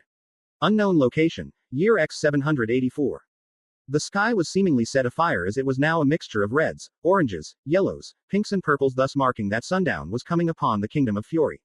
Naruto and Kurama traversed the land of Fury for what seemed like weeks or months. With Naruto's ability to absorb the ether nano from the air to create condensed magic energy as a meal, he rarely had to venture towards a town to satisfy his hunger and thirst, and with Kurama being, partially, a fire kitsune, the Exceed rarely required the need for drink and ate fire. This, he gained from Naruto as he ate the flames of the blades of Merlin. Although they hardly ever needed to eat, that didn't stop them from eating at every town they went to just so they could enjoy the taste of real food. As the two continued to walk through the land, Kurama sniffed the air. Ah, I love the smell of fresh, forest air. Kurama exhaled a stream of fire and held out his paw to catch the, now burnt, bird and ate it. Naruto remained silent as he adjusted his cloak before removing the mask that covered the lower half of his face. Ever since the boy had left Zabuza and Haku 4 years ago, the blonde had decided to find something to cover the lower half of his face, in remembrance of his former sword-wielding teacher. Do you really have to wear that? Kurama asked. The blonde Dragonslayer nodded. Yup. Besides, you shouldn't be one to talk. You have a hood on almost all the time. Naruto retorted as he finished pulling down the skin-tight mask. Also, everyone looks badass when you cover an area of your face. Then you should cover your whole face so no one will see the ugliness. He laughed before the cat was knocked off from his perch as Naruto picked him up and dropped him on the ground. Your hood covers your entire face, so I'm lucky that I don't have to see your hideous face. Naruto countered. Kurama continued to laugh as he flew after Naruto and landed back on his head. Oh come on, you know I look awesome. Kurama smirked. Naruto rolled his eyes at the red and black furred cat. The Exceed then sniffed the air before gaining a perplexed look in his crimson orbs. Kurama performed era and sprouted his white feathered wings before taking to the skies. He took another deep breath through his nose, Naruto watching in confusion as Kurama looked down at him. There's a town up ahead. The Exceed called out to the blonde. Naruto tilted his head. How far? He asked. Kurama sniffed the air once more. About 10 miles in the direction we were heading. It should take us an hour if we walk. Kurama flew back down and landed atop his perch, also known as Naruto's head. The town seems rather old too because it smells like eroded limestone and brick. Alright, we'll stop off there for a while and rest. Maybe take a day or two off from walking. Naruto said. A deafening silence filled the air as they continued to walk. Kurama watched the blonde before frowning. So, when do you think you will go back for Wendy? Kurama asked. Naruto stopped and his lips formed a frown before he adopted a thinking position. How long has it been since I left her? He turned to ask. Kurama shrugged. How old are you now? Physically, I mean. Kurama clarified since they did spend many a year within the pocket dimension when they had begun their training with Aknologia, and the dragon did state that time moved faster in the other dimension. I'm 20. Naruto replied. Kurama nodded. Then it's been 7 years since you left Wendy. Naruto chuckled lightly at that. She's 12 right now. I wonder how she is doing. The Apocalypse Dragonslayer wondered. Kurama patted the blonde's head. I'm sure she's fine, Naruto. She is your Imouto and your student. If she were anything lesser than that, then she wouldn't be fine. Kurama grinned foxily at Naruto. The blonde Dragonslayer nodded with a smirk. True, Wendy would be fine since she was under my tutelage. The Dragonslayer spoke with a prideful tone, a tone he gained from his adoptive father. Besides, if she wasn't, I'd kill whoever harmed her before I'd go to pound the weakness out of her being. Naruto said. Kurama blinked. Did you just make a joke? Naruto frowned. Of course not. Humor is beyond me. Kurama rolled his eyes at the blonde. Yep, he made a joke. Kurama thought to himself. You're really annoying, just like your father. Which one? Which one? What kind of stupid question is that? Naruto flicked the winged cat on the forehead. Acknowledge it is, then. Naruto said. He then looked back to the crimson-eyed cat. So how much farther to the town? Kurama sniffed the air as the blonde asked his question. About 5 more miles. The fox-costumed cat replied. Naruto grabbed Kurama and took to the skies before flying off, a sonic boom sounding as he broke the sound barrier. Do you really have to break the speed of sound? Kurama deadpanned. Naruto nodded with a mischievous look in his eyes. It's fun. He deadpanned, causing Kurama to sweat drop. Tully Village. Naruto hovered over Tully Village. The village was a decent size, about half the size of Clover Town. It seemed to be composed of many old-looking buildings, and a large clock tower stood out amongst the throng of buildings. Probably a tourist village, Naruto thought as he spied a few people taking pictures with image-capturing lacrimal before moving on. This is a rather quiet place. We could settle down here for a while, Kurama said. Naruto shrugged in response to the Exceed statement. We could, was all he said before his eyes narrowed upon the presence of numerous rune knights. What are rune knights doing here? He asked more to himself than Kurama. The fox-costumed cat watched the soldiers of the Magic Council with a calculating look. Odd. This town doesn't look like a place where rune knights would need to be stationed. Kurama looked around before spying a large sign for a pub down below. Oh, look, a pub. Those places tend to be chock full of information. The red-eyed Exceed informed his partner. Also, there's alcohol. Kurama grinned as he sat up and tugged at Naruto's golden locks as if they were the reins for horses.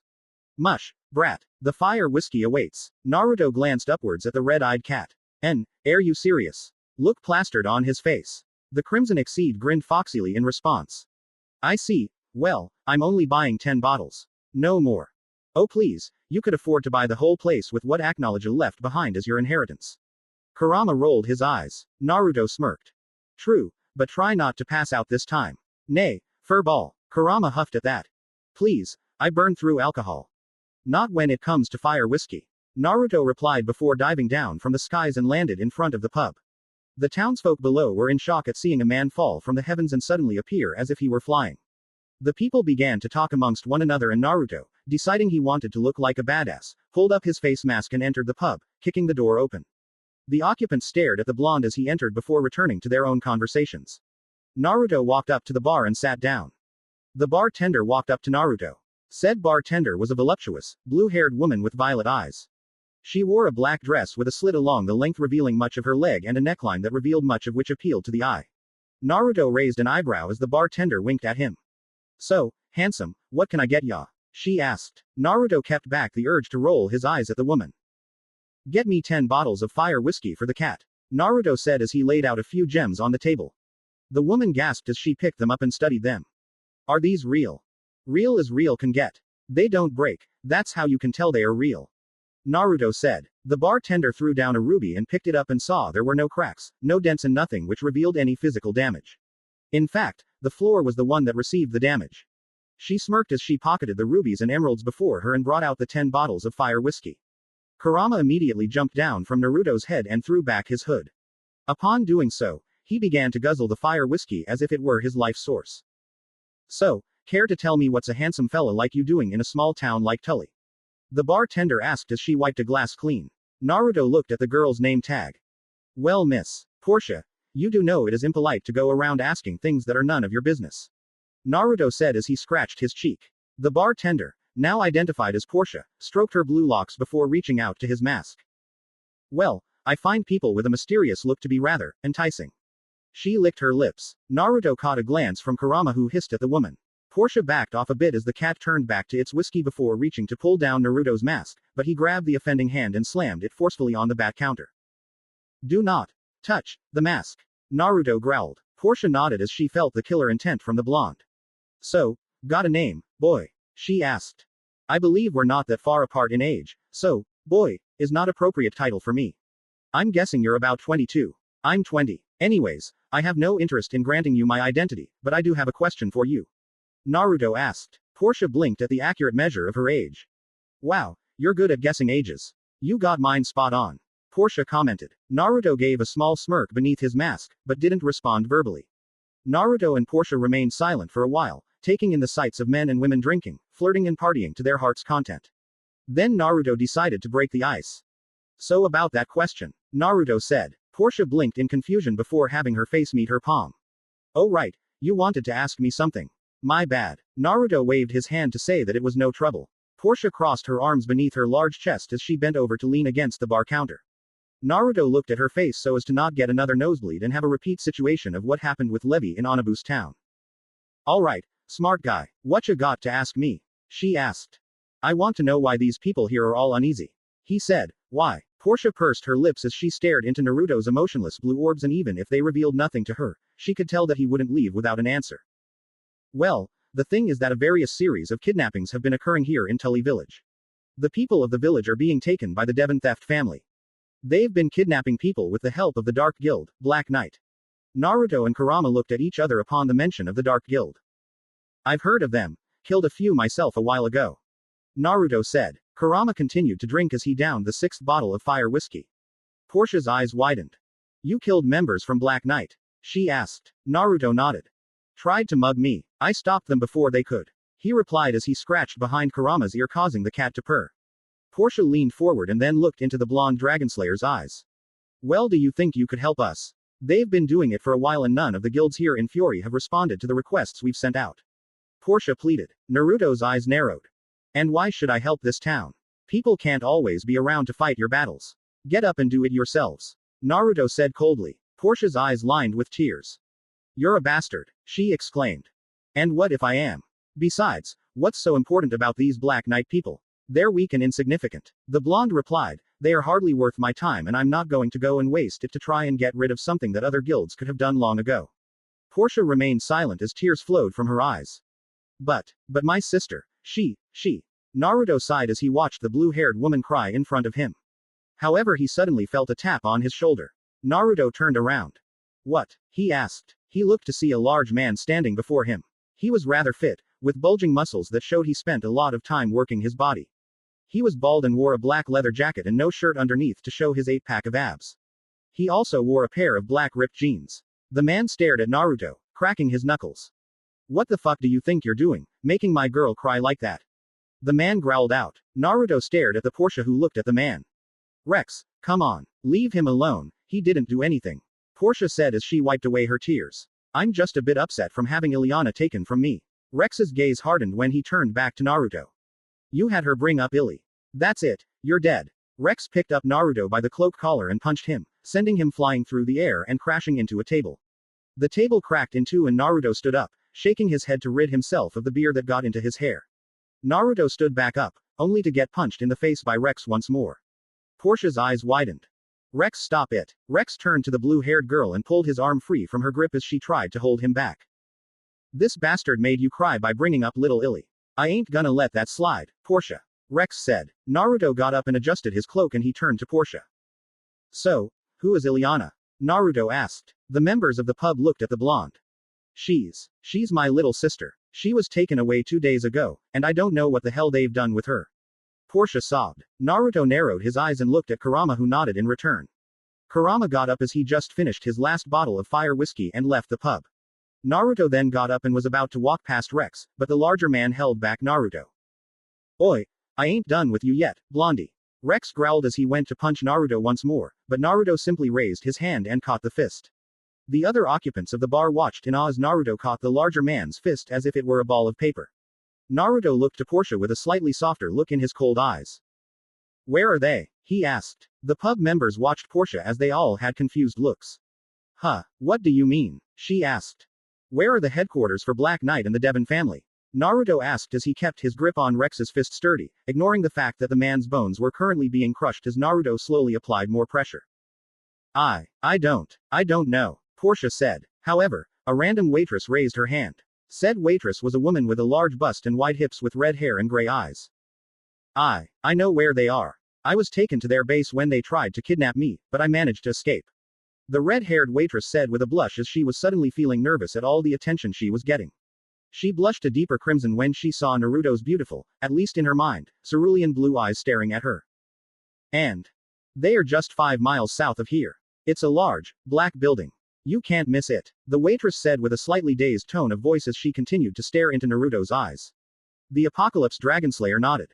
Thank you, Naruto said politely before turning to Rex and crashed his knee into the man's stomach before letting go of the man's fist and punching him in the face. Rex flew through the wall of the pub and lay in a pile of wood in pain. Don't touch me again, or I will kill you, Naruto told Rex. Portia then stopped him and gave him a soft smile. Thank you. Naruto didn't reply as he watched Portia. If this woman lost her little sister, she'd no doubt lose her mind. Naruto nodded as an image of the Sky Dragonslayer smiling like she normally did entered his mind's eye. If something had happened to Wendy, he'd no doubt lose it as well. Family and nakama were something that Naruto treasured beyond belief. A quality that Zabuza had reminded him of having before he left. Naruto had made a promise to remain true to himself. He would teach those bastards at Black Knight a thing or two about why you never mess with a person's family, even if it wasn't his own. Mutual feelings of attachment can have you get like this? Kurama asked as he spied the rage in Naruto's cerulean orbs. The blonde and the Exceed exited the pub, a crowd watching them leave the village. Naruto turned to Kurama. I promised Zabuza-sensei that I would remain who I was. These people, I can sympathize, as well as empathize with them. Having to leave Ayame-ne-chan, Sakura, Ino, Shikimori, Choji, Ji-chan. Everyone, it actually led me to nearly having an emotional breakdown like when I learned of my true parentage. I felt the same way when I was forced to leave Wendy, but to a lesser degree since I did it within good reasoning on my part. And the people in Clover Town. Those were Two-san's orders, and besides, like I told him. I understood the fact that with me being his Dragonslayer, if people found out, they might use them to get to me. I have been doing what I can to remain secretive in my status as Two-san's Dragonslayer, but I am merely human. I will slip up one day, but when I do, I'll kill the one who finds out. So you're using your empathy as a way to try and give reasoning to the fact that you're about to slaughter an entire dark guild. Not that alone, but Kurama, to have to leave someone is basically the same as losing them. You know as well as I do that I actually am very protective of those I keep close to me, and when I left the others in Clover Town that is how I felt. I felt as if I were losing the people I cared about, my nakama. These people, they're more human than I am, and as such, they don't deserve to undergo what I have to go through and what I went through. Naruto sighed. Planting his face into his palm, he mumbled, sometimes I hate being overcome by emotions that make me do these things despite my better judgment. Don't we all? Besides, those people in Clover Town made you how you are today, and at least you're not as bad as Aknowledge. You'd be destroying everything, including all the bars, and then I would have no fire whiskey to drink. Kurama said as he rested atop Naruto's head. Naruto rolled his eyes. Just shut up, you dumbass fur ball. The crowd behind the duo watched them leave Tully village in the direction of the Black Knight Guild. What the hell does that crazy kid think he's doing? A man asked. He must be mental if he thinks he can take on the Devon Theft family and the entirety of the Black Knight Guild. A woman added. But he might be really strong. Did you see how he punched out Rex in one blow? True, but that alone ain't gonna keep you alive against a dark guild. Not even a full squadron of Rune Knights was able to get past the guild's defenses. Let's just pray that the boy gets to go to heaven when he's dead. The members of the crowd continued to converse amongst themselves, spouting theories of doubt or praise towards the blonde mage. However, what they didn't know was that the mage that left them was no ordinary mage. This was Naruto Uzumaki Namikaze, and he is never to be underestimated. South of Tully village, unknown area. Naruto walked and Kurama flew through the compilation of vegetation that made the forest surrounding Tully village. As they traversed the forest, Kurama sniffed the air before looking at Naruto. Oi, Naruto. The blonde raised a hand. I know, Kurama, I know, the Dragonslayer of the Apocalypse said. The duo continued to move through the forest before a large sword made of obsidian flew through the air, but Naruto raised his hand and caught the blade between his middle and ring fingers before throwing it up, allowing it to flip so that he could grasp it by the hilt. He threw the blade back from whence it came, and the sound of a blade slicing through flesh was heard. A loud scream followed after. Suddenly, the leaves of the trees above them rustled, and then arrows came down like rain. Their black arrowheads were tipped with a green liquid. Most likely poison, Naruto thought before looking at Kurama. The Exceed had a bored look on his face as he watched the arrows speed towards them. Kurama spun in a circle, arm outstretched, and a ring of fire expanded from their location and burnt through everything single arrow, and thus leaving them unharmed. Naruto and Kurama continued to venture closer and closer to the guild's location. Naruto quickly formed a dome of wind around his and Kurama's bodies to block another hail of arrows before reaching out and grabbing a Black Knight member as he tried to slash at Naruto with his sword. Naruto crushed his skull before throwing the body into another Black Knight and caused the man to impale his fellow member before he and the dead body were burned by Kurama's flames. Naruto then clapped his hands together. Fuden. Atsugai, wind style. Pressure damage. Naruto cried as a large, gray-green magic seal appeared over his head. The result of the attack caused the area around him and Kurama to suddenly become flattened by the extreme winds that forced themselves downwards. The hidden swordsmen and archers were all crushed by a single attack and the duo continued to walk towards the, now visible, Dark Knight Guild house where the Devon Theft family was also located. Naruto saw that there were a few survivors from his attack and looked at Kurama. The Ikki grinned before changing into his kitsune form. 3 tails swinging behind him. Oh how I love to hunt. The kitsune said giddily before howling to the full moon as it hung in the night sky. Its light acting as a spotlight to show the Dragonslayer and the kitsune where the guild wasn't to act as a witness to the deadly bloodbath that would ensue within the Dark Guild this night. Dark Guild, Black Knight main floor. The members of Black Knight were all drinking and laughing. So when do we go back to that village and pick us up another few whores, A member asked with a perverse grin on his face. Come on, man, we've already taken enough people for the slave trade. That blue-haired client, fella will be coming by soon for the next set of people to help build his Tower of Heaven. Whatever the fuck that is. Another member responded to his comrade's question. He's a loony, that Jello. Always spouting nonsense about eternal peace, and some resurrection or something into a perfect world. Idiot. A female member of Black Knight laughed before slapping a male member who managed to grope her breasts, sending him to the ground. The guild master was a large man, in terms of muscle size, not fat, and was laughing as he sat upon the throne set in the room. Master, when do we go back for more people? Another female member asked. The master waved his hand. We will return to Tully village for another set of people in another hour, then we will have some fun with our new guests. Our client requested we get as many people as possible in the 2 weeks he has given us. By then, we should have enough people to satisfy that blue-haired idiot and we will get as much money as we can take. The master of Black Knight grinned widely before getting up. He walked over to a door that led to another part of the large guild. The master smirked as he saw the frightened men and women, ranging from teenagers to full-grown adults, backing into a single corner to try and escape the man. He bent down and cupped the cheek of a young girl who looked to be around 15. You better not mess up the transaction between the Black Knights, the Devon Theft family and our client, or else I'm going to be keeping back some of you for the guild's personal needs. The members of the kidnapped people were frightened beyond belief. The master of Black Knight then turned to see a small group of people standing behind him. The group consisted of a short, stocky man with beady black eyes and wore an expensive, dark green business suit. The man was bald, but had a large mustache and was smoking a cigar. Next to him stood a rather thin woman with barely any curves at all.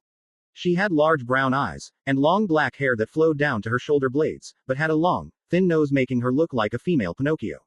She wore a crimson dress and a pair of black high heels. On either side of the man and woman were 2 younger men, twins actually. They towered over the shorter, aforementioned man, and both had black hair cut into bowl shapes. The hair was long enough that it covered their eyes. They had bulbous noses and wore the same kind of clothing as the short man. Ah, Mr. Devon, so glad to have you back. I assume you have planned out the next run. The Black Knight Guild Master shook hands with the short man. Welcome back, Mrs. Devon. Dave and Dave. The master looked at the twins and always wondered why the Devons had named their children with the same name, even if they were twins. Of course, we will get even more money by the time the client arrives if we get more people for his cause. This tower, or whatever he is building, is requiring a lot of people though. Mr. Devon said. Mrs. Devon snorted. What does it matter, dear? As long as we get paid. She laughed. Dave and Dave laughed with their mother before she told them to shut up. As the Devons and the Black Knight Guild Master were conversing, the members of the Dark Guild were busy playing limbo. A rather fat man, despite his size, was able to win the contest, and this elicited a loud cheer from them, only for that cheer to be drowned out by the sound of a bestial roar. The guild became silent as the roar echoed through the air. The door to the guild shattered as a figure was thrown through it. The dust and wood cleared to reveal a tired-looking mage of the Dark Guild. Master, there's a. The man didn't get to finish as he was suddenly impaled through the chest by a fiery tail, courtesy of Kurama. His body then erupted into flames, turning into ash. The mages of Black Knight went into a panic before getting ready to attack as the fire tail vanished into the dark. What the fuck was that? A member cried out. However, they were all silenced when the roar was heard again. Then, the master got up and narrowed his eyes to see if he could be able to spot the thing that ended his mage's life within the dark recesses of the forest outside. However, he was surprised when a lone man emerged and walked up to the area where the destroyed door of the guild had once stood. The lower half of his face was covered by a face mask and a black cloak billowed in the wind. The man had spiky, golden locks and his head was bent low, hiding the rest of his face from view. The blonde stopped at the edge of where the door had once been. "Are you Black Knight?" the man asked in a monotone. The master gripped his large obsidian blade and pointed it at the blonde. "So what if we are? You're going to be dead before you'll leave this place." The blonde chuckled at that, irking the master and the other mages. "Oh no. It is you, who will be dead." Naruto's head snapped up and his eyes widened, changing from cerulean blue to pure white. "Kurama. Sikkim." The howl of the demonic kitsune was heard as Kurama leapt over the 20-year-old blonde and began to take down many of the guild members in blasts of red flame. Naruto walked forth and spied the Devon family. "What ugly pieces of shit," Naruto thought with a growl. Kurama reappeared next to him as he tackled a member that tried to take Naruto from behind. Naruto then whistled and Kurama stopped attacking. Naruto took a step forward and the large amount of Black Knight members were still aiming to take down the duo, despite their fear. "Courageous, I'll give them that, but they are stupid if they think they can kill me," Naruto thought before the air in front of him distorted and a blast of wind crashed into 10 members, crushing their bones and killing them. The attack caused the guild to shake from the impact the members made with the wall and the Black Knight guild master had forgotten to close the door so the kidnapped people from Tully village were all staring with wide eyes and their taped mouths struggled to open wide in shock as they saw Naruto suddenly bend the wind around his arms and form wind blades. The blonde Dragonslayer sliced the members of the Dark Guild in half, chopped off their limbs, decapitated them, stabbed them through the heart and other vitals while Kurama burned the bodies as they fell. Naruto dodged a double kick from 2 members before a gray-green magic seal formed in front of his hand. "Futen. Kazegiri, wind style. Air cutter," Naruto cried, launching an arc of wind at them and sliced them in half. Blood and gore filling the room. Naruto then spun and grabbed 2 female members and snapped their necks before throwing them to Kurama as he burned the bodies.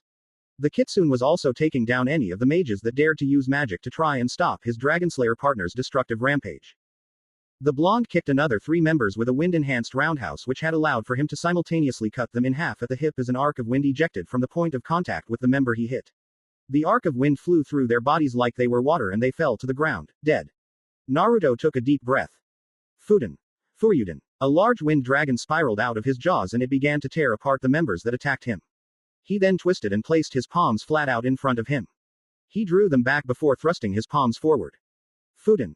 Repusho, wind style. Gale palm. 2 gigantic hands of wind slammed many Black Knight members into the walls of the guild, leaving 2 large hand-shaped holes in the wall. Naruto vanished into the wind many times, moving at the speed of the wind and cut down the members of the guild at breakneck speeds. The guild master, the Devon theft family and the kidnapped people all stared in shock as the blonde and the 3-tailed kitsune standing amongst the blood and gore before them.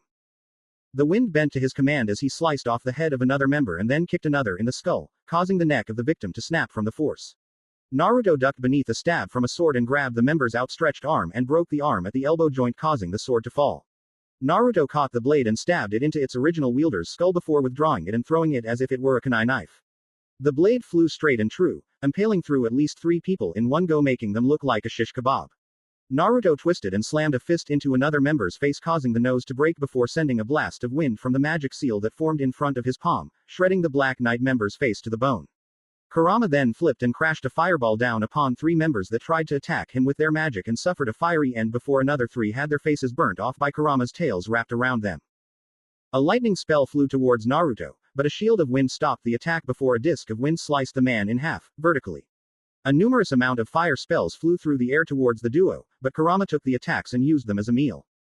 "Ah, that was nice," the blood-red kitsune commented as he licked his lips after eating the flames. He then twirled his tails in the air and the tips of his tails each sported a small fireball. Small fiery comets descended upon the guild from the fireballs on Kurama's tails, burning everything in their path. The fact that there was wind from Naruto allowed for the flames to burn brighter and with more power.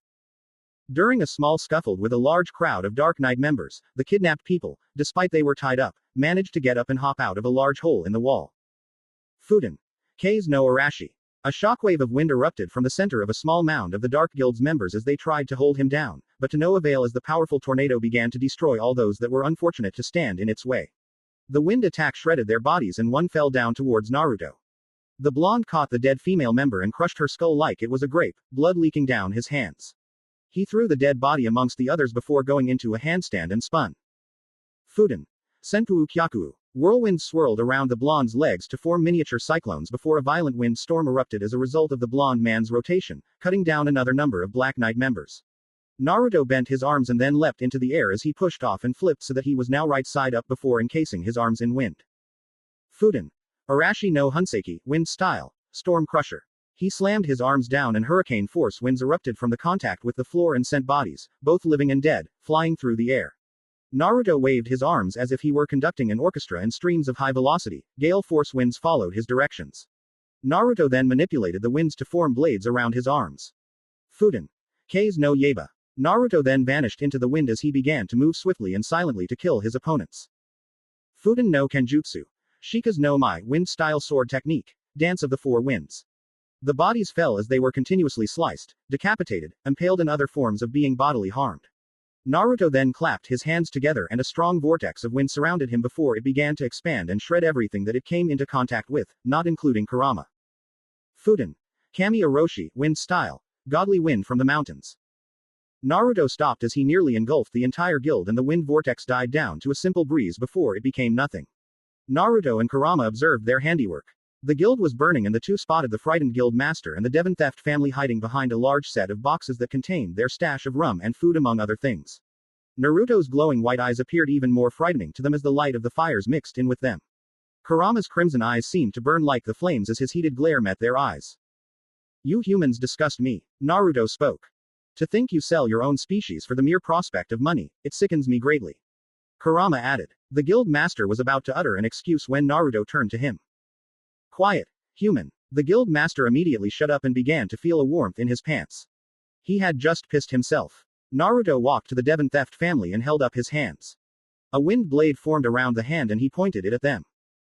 You are not worthy to be able to live like the rest of this pitiful guild.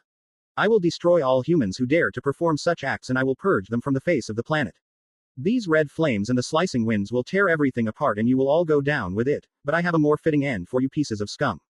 Naruto looked to Kurama. The demon Kitsune met his partner's gaze and grinned widely.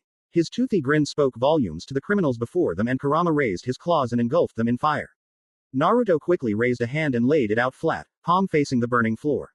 He then forced downwards and the Devon family and the Dark Knight Guild Master were suddenly experiencing extreme amounts of wind pressure forcing itself upon their bodies. With this amount of pressure on them, the group of criminals could only blink as Kurama's claws neared them. The demon fox grinned before impaling their eyes, burning them from the inside out. The people screamed in agony as their eyes were turned to nothing. Naruto then smirked at their screams. Ah, the screams. He smirked to himself before frowning at his immovable hostages. They annoy me. Time to die. The Devon family screamed along with the master of Black Knight before Naruto's eyes glowed brighter and black and blue magic energy coated his arms. Mokushiryu no Hakai Sum, Apocalypse Dragon's Annihilation Claws. Naruto roared before slamming the claws of the black dragon down upon his victims and a large explosion of magic formed as soon as the claws made contact with the criminals. A large shockwave erupted with enough force to shake the earth and the kidnapped victims who had run a decent distance away from the guild, also managed to feel it, causing them to fall to the ground. They turned back and gaped as they saw the guild suddenly tremble and looked as if its flaming remains were expanding. Black and blue beams of energy poked through the cracks before the guild itself exploded into outwards and turned into nothing but pieces of broken metal and wood. Naruto and Kurama looked at each other with bored looks. Well, that was fun. Kurama grinned, tails swishing in the air with glee. Indeed. Naruto agreed as he and the demonic fox turned back and began to walk back towards the crowd of shocked, but still tied up, people. Naruto and Kurama raised an eyebrow at them before Naruto raised his hand. The group flinched out of the fear that he was going to kill them as well, however they were surprised when Naruto merely gave a wave of his hand and multiple wind blades sliced the ropes that bound their hands and feet. They then tore the duct tape from their mouths before looking at Naruto. Thank you, for saving us. They all bowed to Naruto with large grins on their faces. Naruto just stared for a moment at seeing them bow to him. It would have been satisfying if they hadn't been hostages. I didn't aim to save you all. I just wanted to kill those Black Knight members. Even so, a man spoke. You did indirectly save us, so again, thank you. Naruto and Kurama looked at each other before walking around the group. The crowd's eyes still trained on the masked blonde. The duo then headed back to Tully village, the crowd following behind them as if they were their leaders. Well, this is an interesting development. Naruto commented as he saw the hearts appear in some of the eyes of the women in the crowd as they looked at him. You're still a real lady killer even with your face covered, nay, Naruto. Kurama joked, thus earning the fox-costumed cat a slap on the head. Tully Village.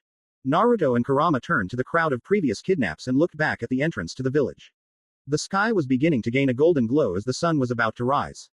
The two looked over the crowd. Your families are waiting for you, Kurama said. Time to go. Naruto grabbed Kurama and the wind swirled around them.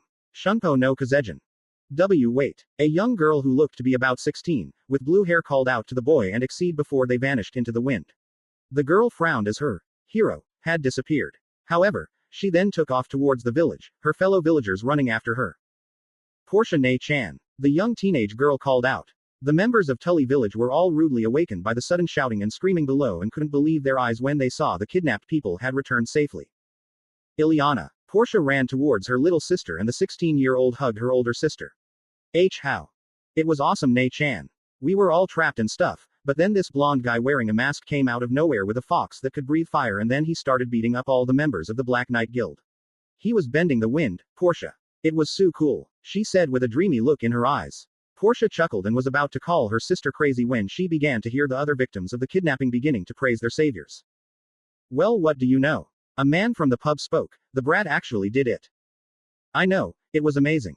One of the kidnapped people replied, he controlled the wind as if he were its master and that Kitsune breathed fire and manipulated it. I couldn't believe my eyes when that blonde killed everyone without so much as batting an eyelash. A woman told her friend. We should thank him. Another villager yelled. He left already with his companion, though it was odd how it became a cat all of a sudden. Another villager said. Well, if he left, then we should at least honor him with a name. A female villager spoke. The villagers all agreed to the idea and began to call out random titles before one was uttered by Portia. How about Ogano Fujin, the golden wind god? The blue-haired woman suggested. The villagers went silent before nodding. A fitting name, Portia. One of the kidnapped villagers agreed, his golden hair and his ability to bend the wind as if he were the wind god itself. The villagers cheered as they began to spread the word about the Ogano Fujin. Naruto hovered in the air using Fuden Tobu, his figure outlined with the amber light of the rising sun. His piercing blue eyes stared down at the villagers, arms folded across his chest. His black cloak billowed in the wind as he levitated. Nothing could ruin this epic mental picture. Except for the fact that within a few seconds, the blonde Dragonslayer released an annoyed groan before facepalming as he was being heralded as a god. Not that he didn't mind the praise, he just would have preferred being called a dragon god or something else. Well, Naruto, looks like you're a celebrity. Kurama chuckled from atop Naruto's head. The blonde Dragonslayer sighed. At least the name sounds cool. Ogano Fujin, it's fitting for one such as myself. A god among men, Naruto said before flying out of Tully village at a relaxing speed. You're so self-absorbed. And the great Kurama isn't. Besides, you didn't even get a cool name like me. Of course not. I'm self-respecting. And I am a bit miffed at that. They're probably just waiting to look for a badass name for me. I'm too awesome for titles. Well, I'm just prideful in who I am, and as if you're just a fur ball. Naruto countered. Kurama slapped Naruto on the head as the blonde found a place to land. However, as he landed, he heard the sound of shouting up ahead. Naruto looked up from the ground and squinted when he saw a rising dust cloud that was slowly approaching him. What do you make of it? Naruto asked his fox-like partner. The Exceed shrugged. I say hit in with a wind blast and kill it, he suggested. Naruto didn't reply as he continued to watch the approaching figure. Or rather figures. One figure was running extremely quickly while the other was flying. Kurama, I think there's another one of your people here. Another Exceed? Kurama questioned before spying the flying figure gliding alongside the running figure. The figure kept running, not even stopping realize he was about to run into Naruto. Ah! The figure screamed as he rushed towards Tully village only to be sent to the ground as he fell from making contact with Naruto. The blonde barely even moved an inch from the hard collision. Naruto and Kurama looked at one another before looking down at the 17-year-old boy before them. Ah! Watch where you're going. The boy yelled. The creature that was gliding was indeed an Exceed, the two concluded as they watched it fly down to the boy's eye level. I believe you should be the one to watch where you are going. Naruto stated with a bored tone. The boy growled before his nose twitched. Oi, you smell familiar. Have I met you before? Naruto froze as he was beginning to walk away from the boy and the Exceed. Naruto watched the boy with a calculating gaze before spying a guild stamp of the boy's left shoulder. Who are you? Naruto asked as he smelled a scent present only on Haku and Wendy, but it couldn't be possible. Well, we're mages from Fairy Tail. This is Happy. Naruto and Kurama sweat dropped as they saw the winged, Blue cat eat his fish before declaring with a loud voice, 2 words. Aye, sir. The boy then slicked his hand through his spiky pink hair and displayed a toothy grin. This also allowed the two to view the sharp canines that were only present in people like Naruto. And I'm Natsu. Natsu Dragneel. Outside of Tully village, year X 784. Naruto blinked as he watched the pink-haired boy. He was rather fit, sporting lean muscles that looked like he more built for speed and agility, but there was some strength in the boy's body as well. He wore a black vest which was trimmed with orange. He wore no shirt, so it revealed his torso and abdominal areas. He wore a pair of white, cotton pants and a pair of black sandals. A white muffler was worn around his neck and it sported a scale-like pattern on it. Natsu had dark-colored eyes with slitted pupils, another mark to show that he was one of the Dragonslayers. So, who are you? You seem strong. Wanna fight? Natsu said, getting into a fighting stance, fists raised. Natsu. Happy whined, we have to finish the request and take care of that Devon theft family. Naruto raised an eyebrow at that. The Devon theft family, you say? The blue exceed nodded. Aye, we just received the request the day before and we were about to arrive, but Natsu got tired so we had to stop and rest. Happy explained. Naruto and Kurama looked at each other. Well, I'm afraid you came too late. Kurama said. Natsu and Happy looked at each other and then back at Naruto. Huh, Natsu said dumbly, what do you mean? I mean that someone else already took care of those idiots. Slaughtered the entire Devon theft family as well as the dark guild they were in league with. The fox-costumed cat explained. Natsu and Happy gaped in shock. You can't be serious, they exclaimed. The blonde nodded to his fellow Dragonslayer. Yes, so just go back to Fairy Tail and tell them you came too late. Naruto said before turning around. Wait, Natsu called out. Naruto turned back with a perplexed expression shown in his eyes. What? Well, you seem really strong and since I have nothing else to do, wanna fight? Naruto stared hard at the pink-haired son of Igneel. I could test his strength. The child smells of fire, the son of Igneel. Naruto thought before turning around. Alright, I'll grant you the ability to face me in combat. Naruto said. Natsu grinned widely as his fists suddenly ignited, surrounding themselves in bright orange-yellow flames. Yosh, I'm all fired up. Natsu grinned toothily. Insert music. Dragonslayer theme. Natsu leapt towards Naruto, fists ablaze.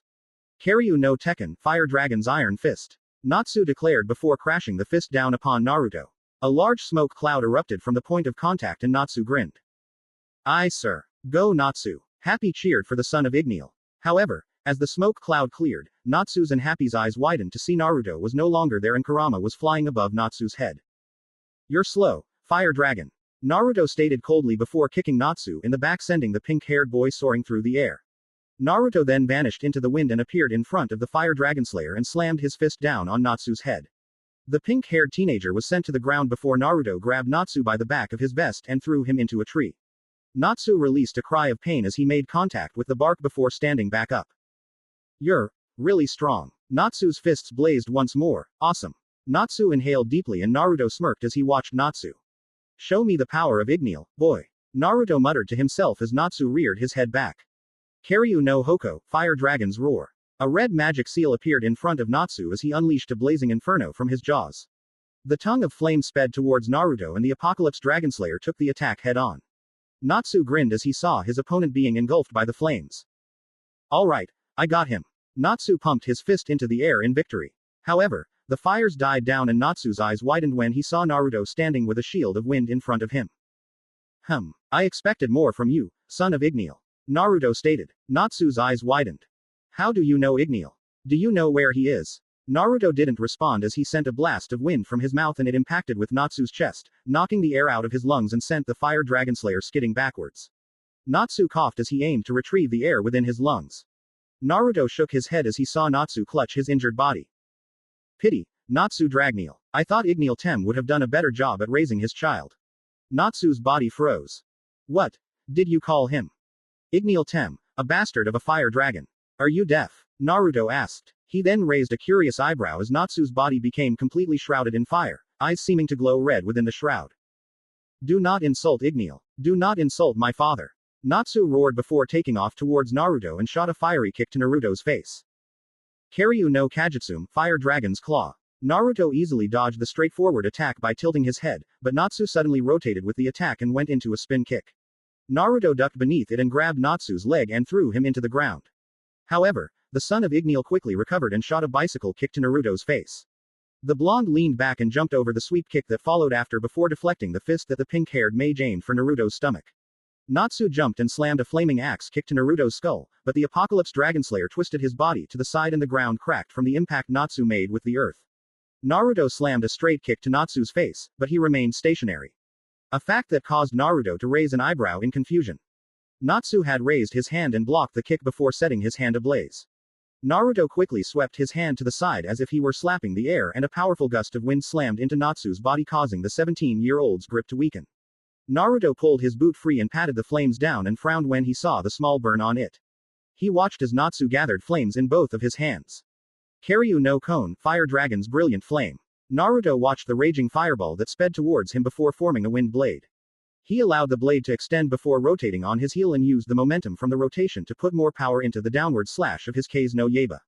The attack cleaved the fireball in two, causing two separate streams of fire to burn the area around Naruto. He then ducked to avoid the flying fist to his skull and performed an uppercut, nailing Natsu in the stomach. He then repeated the act, flying after Natsu as he continued to onslaught before grabbing Natsu by his ankles and performed a series of front flips as he allowed gravity to take its hold on them. A small crater formed as Naruto slammed his fellow Dragonslayer into the ground. However, Natsu performed a windmill and a whip of flame lashed out at Naruto, who was surprised when he was nearly struck by the attack, having jumped over it. Natsu continued to spin, using the momentum to go into a handstand and pushed off before his arms became coated in fire. Karyu no Yokugeki, Fire Dragon's wing slash. Natsu brought down the wings of flame on Naruto, who quickly flew out of the way and kicked Natsu in the side. The Fire Dragonslayer roared as he flipped in the air and ricocheted off of a tree and his hands became coated in fire. Karyu no Saiga, Fire Dragon's crushing fang. Natsu slammed his hands down on Naruto, but the blonde formed a blade of wind and blocked the attack before slamming his knee into Natsu's lower jaw. The two jaws met with a loud clack, and Natsu's head snapped upwards from the force. The Apocalypse Dragonslayer grabbed Natsu by the throat and threw him downwards before sending a blast of wind after him. Natsu lay in a crater, but he quickly got back up and then his body became similar to that of a large horn as it became engulfed in flames. Karyu no Kenkaku, Fire Dragon's sword horn. Natsu sped towards Naruto, but the blonde looked at his fellow Dragonslayer with a smirk. Your emotional state seems to affect your battle prowess, but you are still weak, young Fire Dragon. Naruto thought as he raised his fist and tornado formed around it. He then crashed the attack down on Natsu's skull. The pink-haired mage was sent to the earth once more and Naruto fell after him, slamming feet first against Natsu's vulnerable body. Natsu coughed as he felt the blonde's feet impact with his stomach and the earth cracked beneath him from the force of the impact. Grow stronger, son of Igneal. You have potential, but that is all you have, potential. Naruto said before he looked at Kurama. The red-furred cat looked at Happy as he flew back to Naruto. Watch over that brat, Happy. He's going to hurt himself if he keep up that stubbornness. Kurama said. Happy still watched in shock as his friend was completely and utterly broken before him. Natsu. The blue exceed cried out as he flew down to the pained Dragonslayer's side. I'll get stronger. He called out to Naruto as he sat up, albeit slowly, and I'm going to kick your ass. Naruto and Kurama rolled their eyes. From what Tu-san told me, Igneal used to over-exaggerate things as well. Naruto said to the red-eyed cat as it landed atop his head. Kurama chuckled when the wind began to pick up. He's weak. The fox-costumed Exceed said with a serious tone as soon as they vanished into the wind. Naruto and Kurama appeared in the skies and took off through the air. Potential is all he has. That's the problem with some people, and the dragons who are part of the Genso. They always look at what they could be and never what they have now. If they improve on that, Fire Dragon would be stronger than how he is now. He's a weakling. Maybe you should train him like you trained Wendy.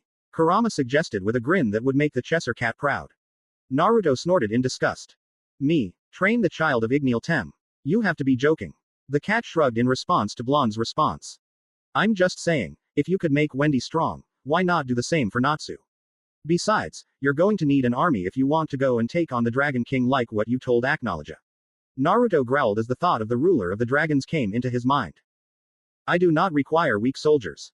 Naruto growled out before taking on a boost of speed, a sonic boom noting his use of moving faster than the speed of sound. After a few minutes of flying, Naruto landed atop a tall tree and sighed as he watched the clouds, a habit he picked up from Shikamaru whenever he got bored or just wanted to rest. Fire Dragon is a weak excuse for a Dragonslayer. Naruto muttered. You said the same thing about Grandine's child and look how she turned out after you helped raise her for 1 year alone. Kurama said. The blonde scratched the back of his neck with a sigh before sitting down on the roof, ignoring the glances people gave him when they took notice of his position. He got into a meditative pose and calmed his breathing. He's too headstrong. He rushes into battles without thinking that his attacks will overwhelm his opponents. However, he does have one strength. His emotional status can affect the strength of his fighting abilities. When he got angry, his speed and strength increased by a noticeable amount. It did, didn't it? But like you said, potential is all he has going for him and what he can become. Kurama said as he stretched out on Naruto's head. Naruto closed his eyes for a few seconds before glancing around as he felt magic energy around him. Kurama. The red-furred cat replied. Naruto was about to speak, but his mind suddenly went blank on what he was about to say. Never mind. Come on, we have to keep moving. Naruto took off through the air and Kurama looked confused. Why? It's not like anyone knows who we are, and sure, killing mages, even if they are members of a dark guild, is illegal due to the law made by the Magic Council, but it's not like anyone knows us and what we look like. The fox-costumed Exceed said. The Dragonslayer of the Apocalypse shook his head. I have a title and people know what I look like. It's because of this face mask that I'd have a higher chance of not getting caught if I take it off. Naruto said. The Exceed nodded. True. By the way, ever thought of taking a job as an assassin? Kurama asked. Naruto raised an eyebrow at that. Why? Well, with our stealth prowess we could make a bit of money taking on requests that are outside of legal guilds' reaches. I have more than enough money, and why would I waste my time with such a stupid occupation? Naruto argued. Kurama shrugged. Well, you'd get to kill people more. Kurama pointed out. Naruto's eyes narrowed in thought. Being an assassin does sound appealing. Plus, I could remain anonymous. So you're thinking about it? The cat questioned his partner. The blonde shrugged as he looked at the clouds again. I'll put it into consideration. Naruto then channeled more wind magic to the miniature tornadoes beneath his feet, and a sonic boom trailed behind him as he took off. You really like to break the sound barrier, don't you? Naruto smirked. It's the only thing I get to destroy continuously. He replied. 2 days later. Magic Council Fury Branch Building. The Magic Council is the main ruling body in the entire world of magic. It comprises of council buildings stationed all over the continent in order to maintain order throughout the lands. The council rules over all legal guilds and have the ability to punish every and all mages who break the laws they have made. When a mage commits the act of killing or something illegal, that mage is labeled as a dark mage, and if the guild refuses to disband, the guild is labeled as a dark guild. Black Knight is an example of a dark magic council, consists of 8 members who make the decisions as to what happens in Earthland and are the ones who bring about the formation of laws and what guilds should be disbanded and what not. The first member of the council, as well as its second seat, was an elderly man named Org. Org was a tall old man with a large gray beard, mustache and long gray hair. He had tanned skin and wore a cream robe-like set of clothing with a red line going down the middle of the robe. Over the robe, Org wore a dark blue and white cloak, the white taking up the majority of the cloak's surface area. A gold trim separated the white from the blue. The collar of the cloak was rather high and dark blue with a green area near the end of the collar and separated from the blue area by a vertical white line. A pair of black pants and brown shoes were shielded by the large cloak. Org had black eyes, but strangely had only one eye open while the other was tightly shut. Atop his head was a red devil-like sort of creature. Another member of the council is Li Ji. He is a tall, middle-aged man with black hair that has huge sideburns that almost touch his lips. His eyes are covered by dark-colored shades. He had thin, yet large lips, and small hairs were scattered along his chin. His outfit consisted of a white and blue robe, with the hood of the robe being put up. He wore a dark purple, V-neck shirt beneath the robe and a pair of black pants and brown shoes. The third member of the Magic Council was an old man of very small stature, who went by the name of Michello. He had short brown hair, but some tufts of hair seemed to styled into the shape of sharp triangles, similar to cat ears. A long, brown mustache lined his upper lip. His beady brown eyes were currently looking over his fellow council members. Michello wore a long-sleeved, blue t-shirt with black tiger stripes along the sleeves and the back of the t-shirt. He wore a pair of black pants and large brown shoes. A long, yellowish tail of some sort swished behind him, making his appearance all the more cat-like. A T-shaped cane was held in his hands. Shito Yajima was a small, old man who sported no hair on his head. He had a large pair of eyebrows and a small mustache that were both a pale brown color. His eyes seemed to be in an ever-closed position, but when opened it revealed the beady black irises within. He wore a pair of dark brown pants beneath a white kilt of some sort. An orange, long-sleeved sweater with black, vertical stripes on it, was worn as to cover his upper body. Atop his head was a reddish-violet hat with 3 spikes at the front part of the hat. Bellino, the eldest female member of the Magic Council, was an elderly woman with dark blonde hair that framed her face. The back of her hair was tied up to form multiple tails in the shape of flower petals. These tails were positioned in such a way, it gave her hair the appearance of a lion's mane or a sunflower. Like other members of the council, she had black irises. She wore red lipstick and red nail polish and had a slightly long nose, thus giving her a witch-like appearance. She wore a purple turtleneck sweater with black, vertical stripes, but her impressive bust still revealed itself. She wore a long black skirt and a pair of black, flat-heeled shoes. Her cloak was a dark violet color with white lining along the length of the cloak from the tip of the collar to the hem. Her cloak was held by a golden cord which had 6 golden rectangular objects strung along it. The only other female member of the Magic Council's Fury branch was a beautiful pale-skinned woman with dark purple hair that stretched down to her mid-back, but it was currently tied into a single ponytail. She had on red lipstick as well. Her clothes consisted of a white, kimono-like outfit that stopped just above her knees and which showed her voluptuous figure despite it being a rather loose-fitting set of clothing. A yellow sash was worn around her waist. Her dark brown eyes held a hint of mischief in them as she watched over her fellow council members, and in her hand, she tossed a teal-colored lacrima up and down in her hands. This was Ultier Milkovich. The final member of the Magic Council was a young man with deep blue hair and had a red tattoo which was made of 2 separate markings above and below his right eye. He had slightly pale skin and wore an elegant yet simple set of robes, consisting of a long white tunic with black stripes across the edges and on the upper part of the arms, a decorated collar, large straps connected to decorated buckles, closing the inducement on the front over a dark shirt, and matching pants and shoes. He also sported a ring on his right hand's middle finger. Hidden by his jacket collar, the man wore a circular medallion, which was dark blue and lined with silver. In the center of the medallion was a silver, cross-shaped symbol with 2 silver diamond-like shapes in between the spaces of the cross. Near the intersection of the silver cross, there was a small silver circle with a single silver petal placed within each quarter of the circle. This medallion revealed the man to be one of the 10 wizard saints. This was Seagrain. In the council room, the members of the Magic Council were having a heated conversation of something that was of the utmost importance. "You, how dare you do this to me?" Org cried out with anger. Bellino placed her face in her palm and shook her head. "I can't believe we're even discussing this, Org," the blonde council member said. The second seat of the Magic Council continued to glare at Ujima, who was smirking playfully. "Whatever do you mean, Org?" Ujima held in the laugh within him, his smirk being the only barrier between his willpower and his need to laugh. "You ate my donuts," Org cried out. "Why would you do that?" The rest of the council sweat dropped at that, except for Ujima, who was now laughing at his fellow council members' rage. Ultier and Seagrain looked at each other with looks of amusement. "Ujima-san makes these council meetings so much fun, doesn't he?" Ultier giggled. Seagrain nodded. "Indeed, he does. Before he came in, I heard this place was so boring." As Ujima was comically being blown back by the wind generated by Org's rant, an amphibious member of the Magic Council's staff, who looked very much like a frog, burst into the council room. The council became silent as Ujima began to peel himself off of the wall, an imprint of his body left in the wall. The bipedal frog panted as he clutched his knees, trying to catch his breath. The council members waited patiently for the staff member to recover before he stood back up. Insert music. Fairy Tale Tower of Heaven. Org-sama. I bring news of the Dark Guild, Black Knight. The council gained serious looks on their faces. Black Knight was always a very problematic guild. Their guild members had gone on illegal requests that demanded the act of killing and assassination.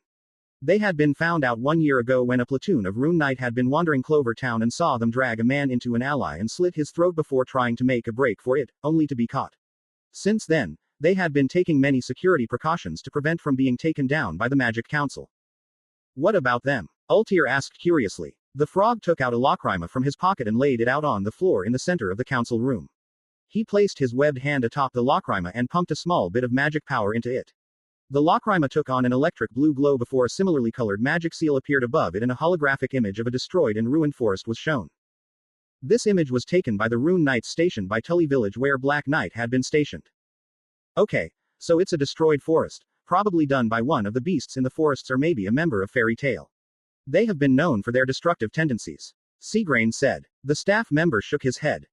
Actually, this is, or was, the place where the Black Knight Guild was stationed. The council members' eyes widened at that. What? Fairy Tale took this request, didn't they? To stop the Devon theft family and the Black Knight Guild. The amphibian nodded, but gulped before continuing. Yes, Org-sama, but the thing is that, the Fairy Tale member didn't arrive until earlier today and the citizens of Tully village who were kidnapped by the criminals stated they were freed and the criminals were dealt with, and this was all that remained. They said this was done by a single mage. A single mage did all that. Bellino gaped. Such power. You are certain of this information? Ujima asked with a serious tone. The Rune Knights interviewed every single one of the kidnapped citizens and they all have the same story. A single mage with exceptional wind magic abilities came in with a fire kitsune and took down the whole guild by himself. He slaughtered the entirety of them and then blew up the guild, killing the Devon theft family as well. The staff member said. Silence filled the council room as they watched the image. Ultier smirked. Master Hades would very much like to have a mage like that in Grimoire Heart. Do you know the name of this mage? Does he have any other abilities? Li Ji asked. The staff member thought for a moment. They say, as I have mentioned before, the mage was a male and had great skill with wind magic. Even going so far as to be able to bend it with a mere wave of his hand. He is said to have blonde, spiky hair and blue eyes. He wears a black cloak and travels with a red, three-tailed kitsune. His lower face is covered by a mask though. The amphibian staff member looked to see if the council members were still listening and found their eyes still trained on him. With a nod, he continued. They call him the Ogana Fujin. The staff member finished before picking up the image Lacrima, and the image of the destroyed Black Knight Guild vanished in a blue magic seal. The staff member watched the magic council with a few beads of sweat forming on his brow as he suddenly felt the tension in the room. Is that all? Michello asked. The staff member nodded before he was dismissed by the council, and he immediately, and quickly, left the room.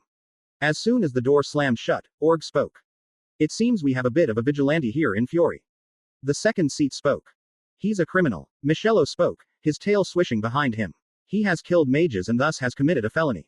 The Ogana Fujin must be put down before it escalates into him attacking legal guilds. Michello has a point. Bellino stated. However, if we are able to bring the Golden Wind God over to us, we can make a weapon out of him. But that goes against everything we stand for. Equality, fairness, and that includes granting independence to those who have it. The former member of Fairy Tale said. They all looked at Yujima with a frown. The old man did have a point. Yujima is right, Seagrain said. If we go after this man just for the sake of turning him into a weapon, there might be a chance that he will rebel. And with the power he has at his disposal, from what that staff member showed us, he would easily be able to take down many of those who stand in his way, and he is not against taking a life. I could try to reason with him. Ultier spoke with a seductive tone as she spun her lacrima atop her index finger as if it were a basketball. The Magic Council watched Ultier with a raised eyebrow. Honestly, Ultier, that would ruin your reputation as well as our own if you go to such lengths to bring this Ogana Fujin here, Bellino said with a sweat drop. Ultier smirked at that before putting on a serious gaze. But before we even think of the possibilities of what this man can do for us, how are we going to find him? Having spiky blonde hair and blue eyes and his clothing description is not much to go by. They did say he traveled with a three-tailed kitsune. Org stated. Yes, but kitsune also have the ability to transform if the legends are correct. The kitsune could disguise itself and we wouldn't even know if that is it. Ultier argued. The Magic Council was silent before Michello tapped his cane on the ground. Get the Rune Knights in Tully village to give us an accurate description of the Ogana Fujin. We will then have one of our sketch artists draw this man from the description, and then we will use it to find him. Deploy whatever available squadrons we have and we will find him and bring this man to justice. Michello spoke with an orderly tone. The council members looked amongst one another. It's a start. Seagrain shrugged. Org nodded. I concur. Very well, Michello. We will go along with your plan. Rally the Rune Knights. I was the simultaneous cry of agreement. Insert music. Fairy Tale busy street. 1 week later, Oshibana town. Naruto and Kurama got off the train that led to the town they were currently in. The Dragonslayer and the Exceed walked through the train station without a care in the world. Naruto turned to the train with a sick look on his face. God, I hate transportation. Naruto growled out. Please don't blow up the train like you did back in Anabu's town. Kurama said, rolling his eyes at the blonde. Naruto held back the want to use Mokushiryu no Hoko and destroy the worthless piece of machinery, but restrained himself. Especially after what he saw when he turned around. Naruto had begun to walk through the small tunnel-like arch that led out of the train station to the streets, but paused when he saw a small poster as soon as he exited the arch. On the lamp post near to a house, Naruto spied a picture on the poster. I impossible, Naruto whispered as he suddenly appeared in front of the lamp post and ripped the poster off of the lamp post. Kurama looked down from atop Naruto's head and his crimson eyes widened. Holy fuck, he gasped. The Exceed and Dragonslayer couldn't believe their eyes as they saw the poster. I know. Ramen for half price at the restaurant that's opening today. Naruto said with glee. Naruto sighed as he got into a dream-like state. Kurama now had a very large sweat dropped. Your bag of gems is gonna take a drastic decrease in weight by the time you're done, aren't you? Kurama deadpanned. The blonde grinned foxily at his fire-using feline. Who cares? Free ramen. Naruto sped off towards the ramen restaurant. Naruto looked around the streets and after a few minutes of making wrong turns and running into people, causing them to be knocked down, the son of two wizard saints arrived at his destination. Ramen house. Not a very creative name, but the ramen is what makes the store. Naruto said to himself before walking in. As Naruto stepped in, he looked around to see there were quite a number of customers already in. The Apocalypse Dragonslayer smirked as he walked to the bar area. Just like Ji-chan's. Naruto thought as a feeling of nostalgia hit him. Naruto frowned though as the memories of his times with the old ramen chef and his daughter came to mind. Hey, buddy. Naruto looked up as he took a seat and saw a middle-aged man wearing a white shirt and tan pants with an apron around his body. He was bald, but had hair growing around the circumference of his skull. A handlebar mustache hung beneath his nose. What do you want? I've got a lot of customers here so I want to get everybody's orders here as fast as I can.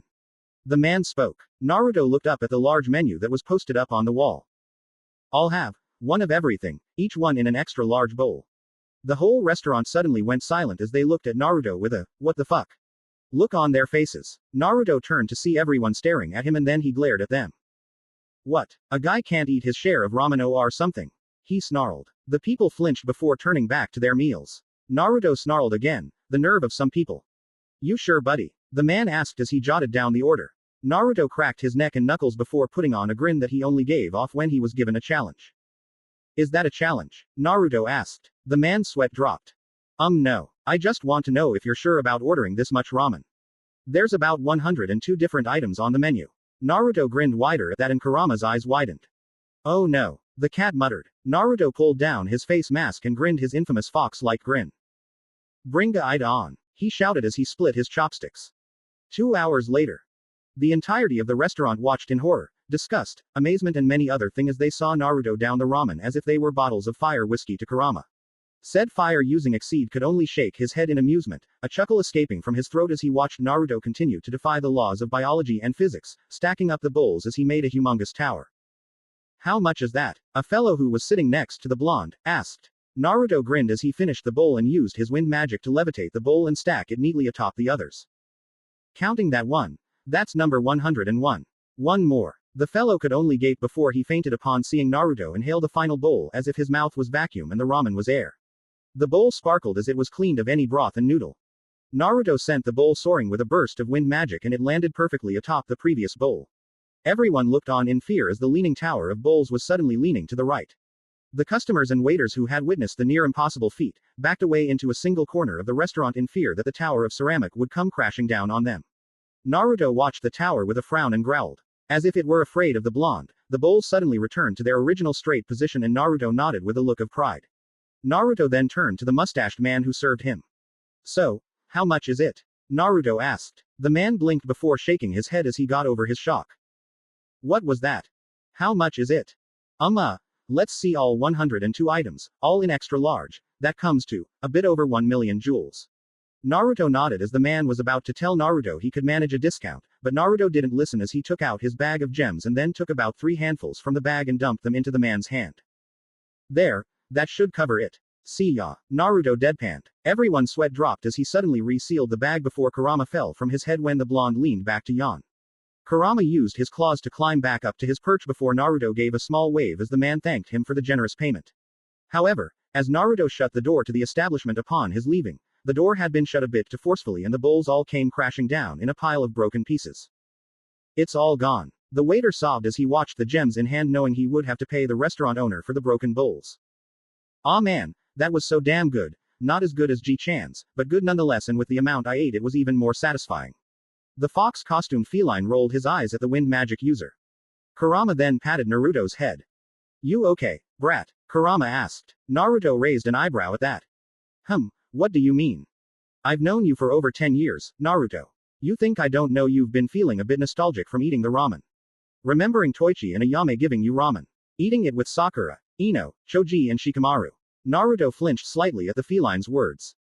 PFF'd. I cut off myself from them. I feel nothing. Naruto said with a monotone as he continued to walk through the town. Insert music. Naruto Shippuden Nakama. Year X 769. Here you go, she said. Naruto nodded in thanks. Acknowledge had always told him that females, no matter what the species, expected males to be polite. Human females tended to be the most violent when not shown the proper courtesy and Naruto never chose to ignore the words of his reptilian parent. Naruto looked at the chopsticks in his hands before noticing they seemed to split. He then gave them a small pull and they snapped apart causing his eyes widen. Ah, Gomen, I didn't mean to break them. He exclaimed. The girl giggled before shaking her head. No baka, the chopsticks are meant to be broken. Look, she took the sticks from him and positioned them in her right hand. The left chopstick was positioned between her index finger and thumb while the other stick was held between her middle finger and index finger. She then picked up a few noodles, blew on them so that they would cool before holding them up in front of Naruto's mouth. Say. Ah. Naruto looked at her with a, are you kidding me? Look, he was the son of a frickin' dragon, he wouldn't dare take orders from this female. His dragon pride keeping him from denying what his stomach truly wanted. Naruto turned his head. I'm ain't talkin'. No food from strangers, Naruto said. The girl's eyes narrowed at the little boy before she raised her other arm and flicked the boy's forehead. Naruto tuned back and opened his mouth to yell out and ask as to why she did that, only to suddenly have ramen noodles enter his mouth. Naruto instinctively swallowed and the food became a bolus before traveling down his esophagus. Naruto froze at that. The brown-haired girl smirked in triumph and her smirk became a smile when she saw the look on his face. Pure disbelief. This is the best thing I have ever eaten in my entire life. He looked at the girl. What is this stuff again? Ramen. Year X 771. Naruto, come on, Sakura said as she dragged the young 8-year-old Naruto to the ramen shop. Alright, already, Naruto said with a smirk as he neared the shop. They entered the shop and Naruto smiled when he saw Ino, Shikamaru and Choji standing with Ayame and Toichi. There's my number one customer. Toichi grinned as Naruto jumped atop his reserved chair. The ramen shop was celebrating its 12th anniversary and the old ramen chef was having a small party with the children to aid in the celebrations. After the initial morning and afternoon rush hours of people coming in to eat during the shop's special day and now that it was night, the children were invited to come and have a little fun with the ramen chef. This is troublesome, I'd rather be watching the clouds. Shikamaru said as he laid his head on the cool, granite countertop. Now Shika, don't be like that. Ino scolded, it's rude. You'll make Toichi-san and Ayame-san feel bad. Yeah, Shikamaru. Choji agreed with the blonde. Naruto chuckled as he saw the smirk form on his lazy friend's face.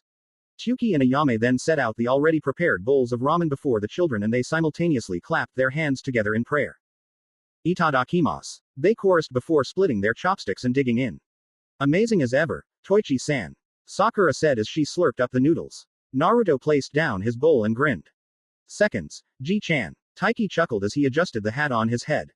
I swear Naruto, you're going to eat out my entire shop if you keep this up. Oh, you know you love me, Ji-chan. Besides, you get to retire early if I keep coming, right? Ayame giggled at the blonde. Ototo has a point there, too, san. The young teenager told her father. The ramen chef laughed loudly as he ruffled the boy's hair. The boy was like the grandson he never had. After eating a few more bowls, Naruto and Choji both placed their bowls down at the same time. As the sound echoed through the air, Choji and Naruto turned and faced each other. A silent conversation passed between them as they both sported wide grins. Oh, not again. Ino sighed.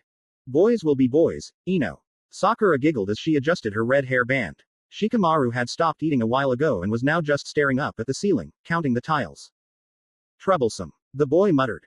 Ramen eating contest. Naruto and Choji chorused. Toichi sighed as he took out his supplies. I'll get the ramen ready. Ayame. Be sure to collect Naruto's money after this. Ayame gave her father a mock salute before laying out the place mats for the two ramen eaters. Go. Ayame yelled as she placed the bowls on the tables and the two dug in. Year X 774. Kurama sat down in front of the steaming bowl of chicken ramen and raised a non-existent eyebrow as the steam rose into the air. You sure this thing is good? The Exceed asked as the 11-year-old children all watched him. It's the food of the gods, Kurama. Naruto and Choji said, unconsciously drooling at the ramen before the fox-costumed cat. It's okay. Sakura and Ino shrugged. I don't care, Shikamaru said. Kurama stuck out his tongue and caught a bit of the hot soup and some noodles with his teeth when he opened his feline jaws. After eating the mouthful, Kurama froze as if he were in a trance. Naruto and Choji gave each other high fives. This is. The children all listened intently to the red-furred cat. This is the most disgusting thing I've ever had. Where's my fire whiskey? Shikamaru, Ino and Sakura began to laugh at that while Choji and Naruto began to cry. Oh, the poor fool, he knows not of what he has done. The two cried anime tears. Suddenly a shadow appeared over Kurama and the cat gulped when he saw the fiery expression in Toichi's eyes. So my ramen is disgusting, huh? Toichi slapped his spatula against his palm in a threatening manner. Kurama's sweat dropped along with the children as they gazed at the angry chef. Ayame giggled as she saw her father catch Kurama before he could run and began to slap Kurama's ass with the spatula. You insult my cooking, cat. Kurama hissed and meowed loudly as he was being physically abused. The children all laughed at the scene before them. I wonder what they are doing now. Naruto thought as he closed his eyes. As he continued to walk through the town, Naruto spied a couple of rune knights putting up a poster. As the rune knight left, Kurama flew from Naruto's head and floated in front of the place where the poster was placed. Kurama's eyes widened at the images on the poster. What is it, Kurama? Naruto asked as he walked up to the costumed feline. Kurama's red eyes turned to look into Naruto's blue ones.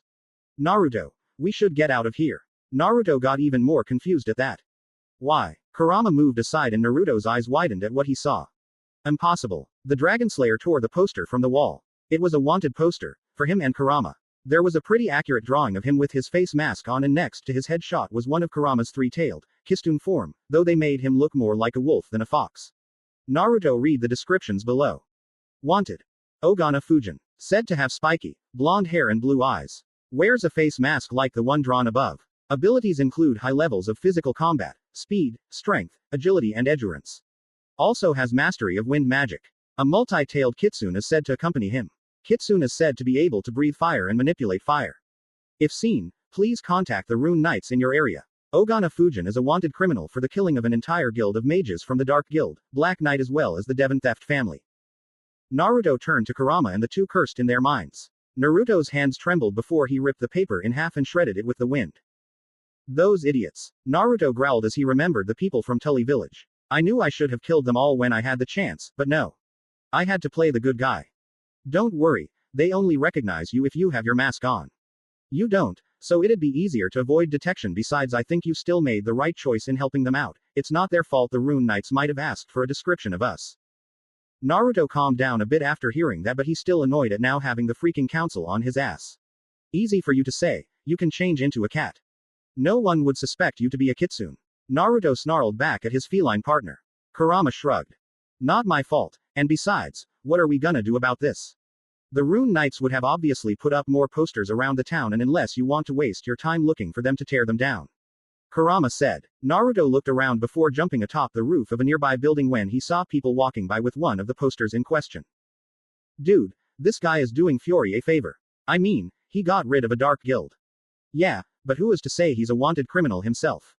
Even if we've now heard of him, this Ogana Fujin could be a serial killer or an assassin or something who goes after guilds and destroys them.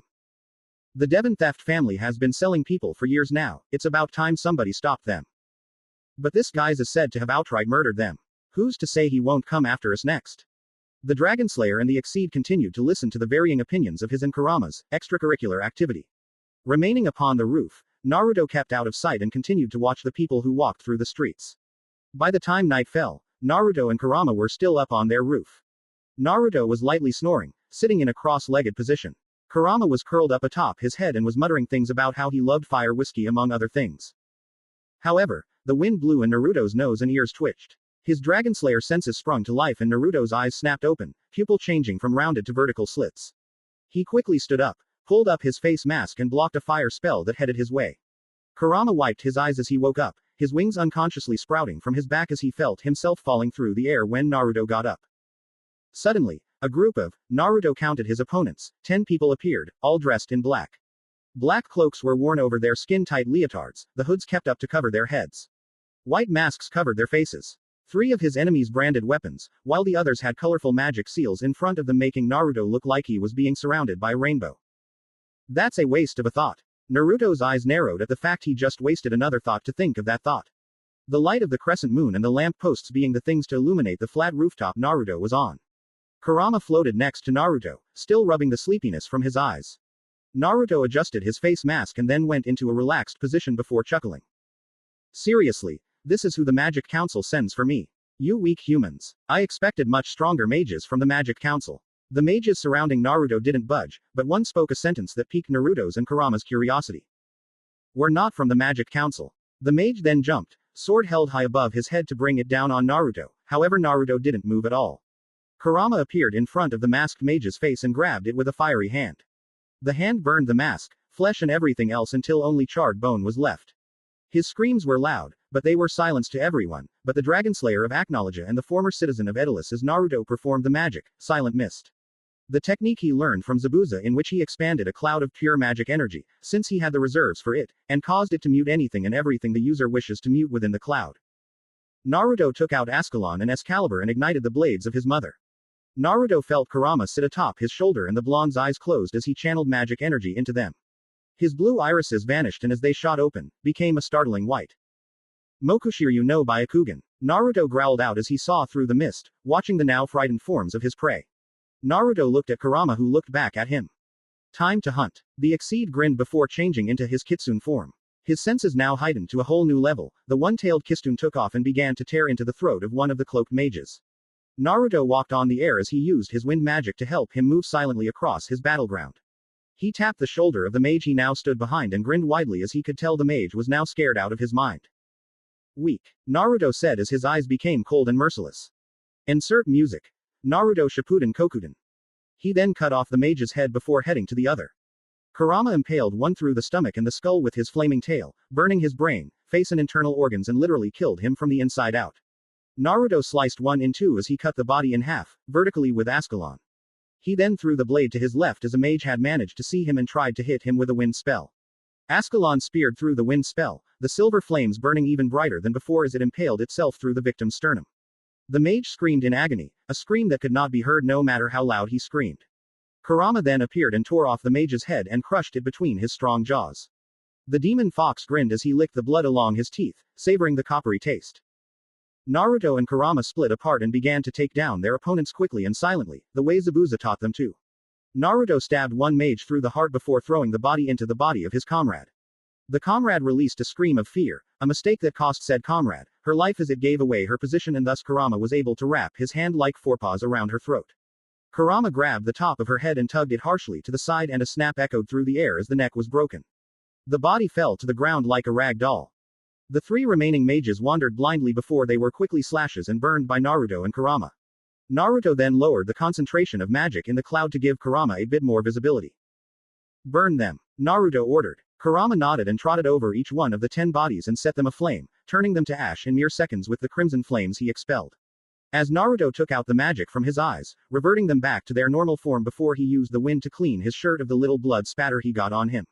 Naruto and Kurama froze as they heard the sound of clapping behind them. Naruto growled and turned, Escalon and Excalibur set ablaze. Kurama appeared next to his partner, 3 more tails sprouting from his rear, and all 4 tails swished behind him. Kurama's jaws opened slightly, a dim, crimson glow could be seen indicating that the kitsune was readying a fire blast. Naruto watched as the figure stopped short of the area of the moonlight, leaving the figure's body and face hidden by the shadows. Who are you? Naruto growled beneath his mask. The figure chuckled and the Dragonslayer and Exceed kept their eyes trained on the unknown before them. I've heard about what you and the fox did back in Tully village. The figure spoke in a masculine voice. The figure then reached into the cloak he wore and Naruto let loose a blast of flame from Excalibur. The figure jumped to the side, effectively avoiding the golden flames before smirking. So the stories are true, you hold power beyond that of a regular mage. A regular mage would be weak, we are not.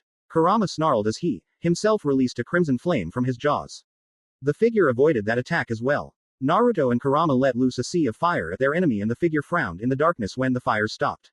His hood hid his face despite the glow of the flames as they began to die out. The figure quickly jumped over the attack Kurama aimed to hit him with before twisting to avoid the slash from Naruto. However, the blonde suddenly bent the wind and a powerful blast of wind crashed into the figure's body. Kurama's tails lengthened and wrapped themselves around the figure's body and the kitsune slammed the figure harshly into the building's roof causing a small crater to form.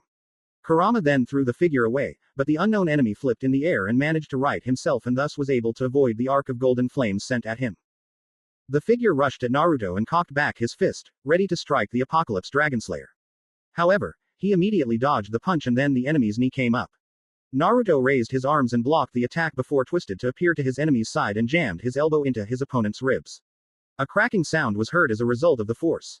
The figure jumped out of the way and a bolt of lightning flew from the figure's fingertips, but Naruto erected a wall of wind and the attack was nullified before he changed the wind wall into a dragon. The wind-made reptile roared as it sped towards the figure, but the figure rolled out of the way only to get hit by a fireball, courtesy of Kurama. The fox immediately leapt after his prey and crashed down on the man, the ground cracking as the figure crossed his arms to take the impact before kicking Kurama in the chin. The fox's head snapped up before he was sent flying by a roundhouse kick. Kurama was caught by his partner and thrown back at the figure who sent a lightning storm at the red-furred vulpine. However, Kurama breathed a tongue of fire and the two attacks collided in an epic explosion, but the sound was nullified due to the silencing mist still being active. The figure dropped down to avoid a kick to his head, but was not able to predict Naruto using the momentum from his mist kick to spin and bring up his other leg, balancing on the right leg he had originally used. His left heel came crashing down on the figure's skull before he was thrown away and rolled along the ground. The figure chuckled as Naruto and Kurama growled at him. You just don't know when to stay down, do you? The figure didn't respond. His hand then removed itself from the cloak and in his hand was a small card. I have a proposition for you, Ogano Fujin. The figure spoke. Naruto and Kurama stared at the figure with a perplexed look. We're not interested. You haven't even given me a chance to. The figure was suddenly hit by a blast of wind sending him skidding backwards, sending him to the edge of the building's roof. The figure looked back, noting the long drop to the ground had he fallen. However, as he turned around, but he suddenly felt pain in his chest. He looked down to see Excalibur was sticking through his chest, where his heart was. The golden flames were suddenly escaping through the slit in his chest and began to engulf him. We're not interested, Naruto repeated with much more force as he twisted the blade within the figure's chest, slicing his burning heart even more. The figure chuckled, causing Naruto and Kurama to raise their eyebrows in confusion as to how the figure was still alive. The figure raised the card in his hand, and threw the card at Naruto, who caught it with the wind, making it levitate. I want you to join my guild. I know you said you're not interested, but just think about it. The figure said before he somehow began to look very papery. The figure's hood fell back and Naruto saw the sclera was pure black. The body suddenly dissolved into dust, dirt and other materials before it fell away to reveal one of the bodies that Naruto had killed earlier before. A type of takeover, Naruto thought as he wrenched his blade from the already dead body. Kurama ran towards the edge of the roof and looked down to see if this was some kind of illusion and the original was below. Seeing no one, Kurama walked back towards the Apocalypse Dragonslayer before a red glow encased his form. Kurama shrunk in size as he changed back into his original form, a fox costume wearing cat. What is that? Kurama asked as he sat on Naruto's shoulder. The card shows me where this guild that idiot wanted us to join is located. The blonde Dragonslayer replied with a serious expression. What is this guild? The Exceed asked with an equally serious expression on his face. Naruto frowned as he looked at the card. On it was an address, but as he flipped it around, the card displayed a dark blue symbol that looked like a stylish version of the letter R. The space in the R was made into the shape of a cross. The left side of the R looked like a wing of some sort at the top, while the lower right was lengthened and curved to look like a makeshift tail. Naruto sneered at the card before throwing it away and then sending a burst of gold fire, turning the card to ashes. Naruto sealed away the blades of Merlin into the pocket dimensions within his wrists before turning around, cloak billowing behind him. Kurama flew back to rest in the golden locks of the Dragonslayer. PFF'd. That human is a fool if he thinks I will join his guild. Naruto said, Raven Tail. Insert music. Fairy Tale Dark Guild. Skies of Fury, unknown location. In the shadows of a gigantic airship, a man sat within the shadows. The moonlight illuminating the room he was in, revealing everything, but his face to the person in front of him. Master. A feminine voice spoke. The female bowed to the master who nodded. Rise, my child. The man spoke with an elderly voice. Ultier rose up, revealing her form. She was no longer dressed in her magic council disguise, but rather she was in a rather revealing white dress that was patterned with tiger stripes which revealed her back. On her back, in dark red, a symbol which was made up of two jagged lines. Intersecting with the two lines were two arcs, one arc intersecting with one line, which curved to look like a makeshift heart, two small spikes jutting out of each arc. Around her wrists were golden bracelets and she wore a pair of black high-heel shoes. Her hair was tied up into two tails which rested on each shoulder. Her deep brown eyes looking at her master with that ever-present hint of mischief. Master, I come to bring you news of a potential candidates for our guild. Ultier informed the master. The master nodded. Speak. You have my attention. The master spoke. Ultier nodded before retrieving the wanted poster for Naruto and Kurama. She walked up to the master and handed him the paper. The master read it over and released a dark chuckle. The Ogana Fujin. He would make a fine addition to Grimoire Heart. He would indeed. Master Hades. Ultier bowed. The time of his resurrection draws near, my child. Return to your post within the Magic Council and keep an eye on them as you were supposed to, but when we find him, I will have you go with Zankro and Azuma to reel him into our cause. If he declines, you have my permission to use excessive force, but not enough to kill him. Yes, Master Hades. Ultier turned and performed a requip, changing back into her Magic Council uniform before she left the Grimoire Heart airship as a magic seal teleported her back to the building. Would see. Fury unknown location. Racer, Hotai and Cobra were sitting amongst themselves within their guild house. Their master, Brain, sat in his throne, stroking the skull-tipped cane he always carried with him. Midnight was sitting in a corner, sleeping atop his magic carpet. Suddenly, the sound of running met their ears, except for Midnight's since he was asleep. Angel panted as she clutched a rolled-up piece of paper in her hands. She looked up, fear evident in her eyes. Angel, what's wrong? Cobra asked as Kubero slithered across the listening magic user's arm. Racer and Hotai joined their surrogate siblings and helped her sit down. What's that in your hand? Racer asked. Angel clutched the paper tighter before tears lined her eyes. She clutched her stomach, a place where the most terrifying mage she had ever met in all her life had nearly ended said life. She unfurled the paper and showed her fellow Orasion Seis members the picture on the wanted poster. Their eyes widened at what they saw and read. Who is this? Hotai asked. I don't remember him, yes. He looks kind of familiar though. Racer commented. You know now that you mention it. Cobra and Kuberos narrowed their eyes as they continued to stare at the picture. Angel couldn't hold in her outbursts anymore. It's him, you idiots. They all looked at Angel. Brain raised an eyebrow as he watched his guild members and managed to watch as Midnight had awakened slightly. Angel's voice was very loud when she made it. Who? The distortion magic user asked. They all looked to see Midnight levitate on his magic carpet, over to them. Angel raised a trembling finger and pointed at the image of the blonde, masked man. The one who nearly 7 years ago, the one from that incident. She reminded them. The other 4 members of Orasion Seis stared harder at the picture and then they all gaped in fear, clutching certain parts of their bodies where the Dragonslayer of the Apocalypse and fire-using Kitsune had hurt them enough to make them remember their rampage. Racer clutched his knee from where Naruto had nearly shattered it and where Kurama had nearly torn it off. Hotai held his thighs from where Naruto had stabbed him with his K's no Yaiba. Angel held her stomach from where Naruto had slammed an energy make. Rasendangan into it. Cobra stroked Kubero's skull while unconsciously clutching an area of his back from when Naruto had nearly killed him with an energy make. Udama Rasengan and Midnight clutched his arms from when Naruto had removed them from his sockets and also touched his ribs from when Kurama had nearly broken them after sending him flying away. Brain watched the younger members and stood up. He walked over to them and took the paper of Angel's hands and stared at it. Who or what are these things that makes you so frightful, especially you, Midnight? Brain asked as he tapped his staff on the ground. They were like demons. Cobra shuddered as held Kuberos close. Nearly killed us all in one fell swoop, yes. Hotai murmured. Master, remember that mission. 7 years ago, you asked us to bring back Wendy, the Sky Dragonslayer, in order to utilize her magic and allow us to use it to strengthen our own. Brain nodded. Yes, and it ended in utter failure with all of you in near-death states. You were lucky enough to even survive. Brain frowned as he tapped the cane on the ground. Why do you bring it up, Angel? Angel gulped as she pointed at the images of Naruto and Kurama. Well, Master, they were the cause of RF failure. The Ogana Fujin and the Fire Fox. Brain's eyes widened as he suddenly felt his old blood beginning to boil as he read the part about Naruto and Kurama destroying an entire guild by themselves. The tattooed Dark Guild Master chuckled darkly as an insane-looking grin appeared on his dark-skinned face. I must acquire this man and the beast. With them, the goal will be realized and Orasion Seis will rule all. Lupinus Town, year X 784. Lupinus Town is an old town said to have been around for over 200 years. Lupinus Town was once a thriving kingdom, ruled by King Lupin, who was said to be a lichen in old stories of the town. Its most noticeable landmark is the historic castle of the former King Lupin. The town was also comprised of a market area, a number of houses which are used as homes or apartments for rent, and also a very large library said to contain nearly every book relating to the history of Earthland. A figure walked through. The figure looked left and then looked right. He looked up and then behind him.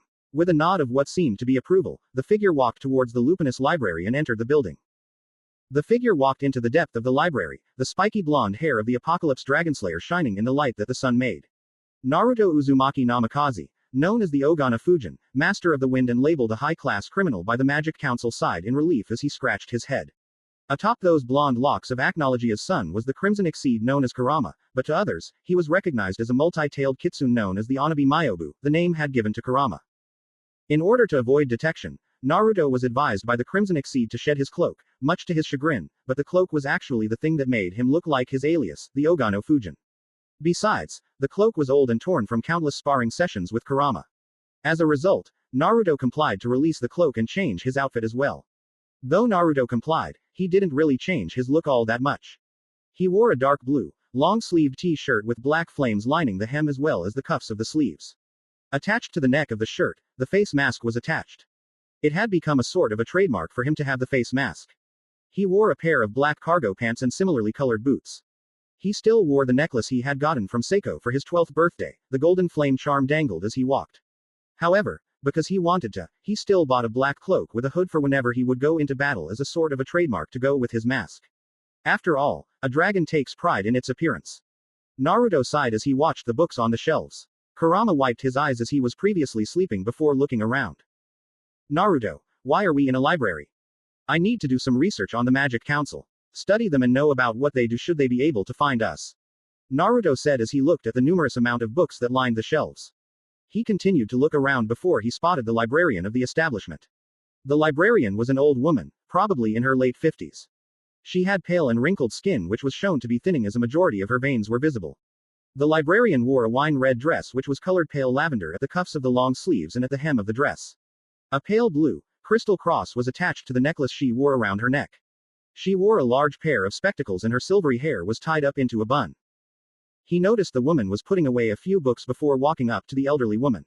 She was currently trying to reach one of the higher shelves, stretching her arm to its limit to place the book in its spot.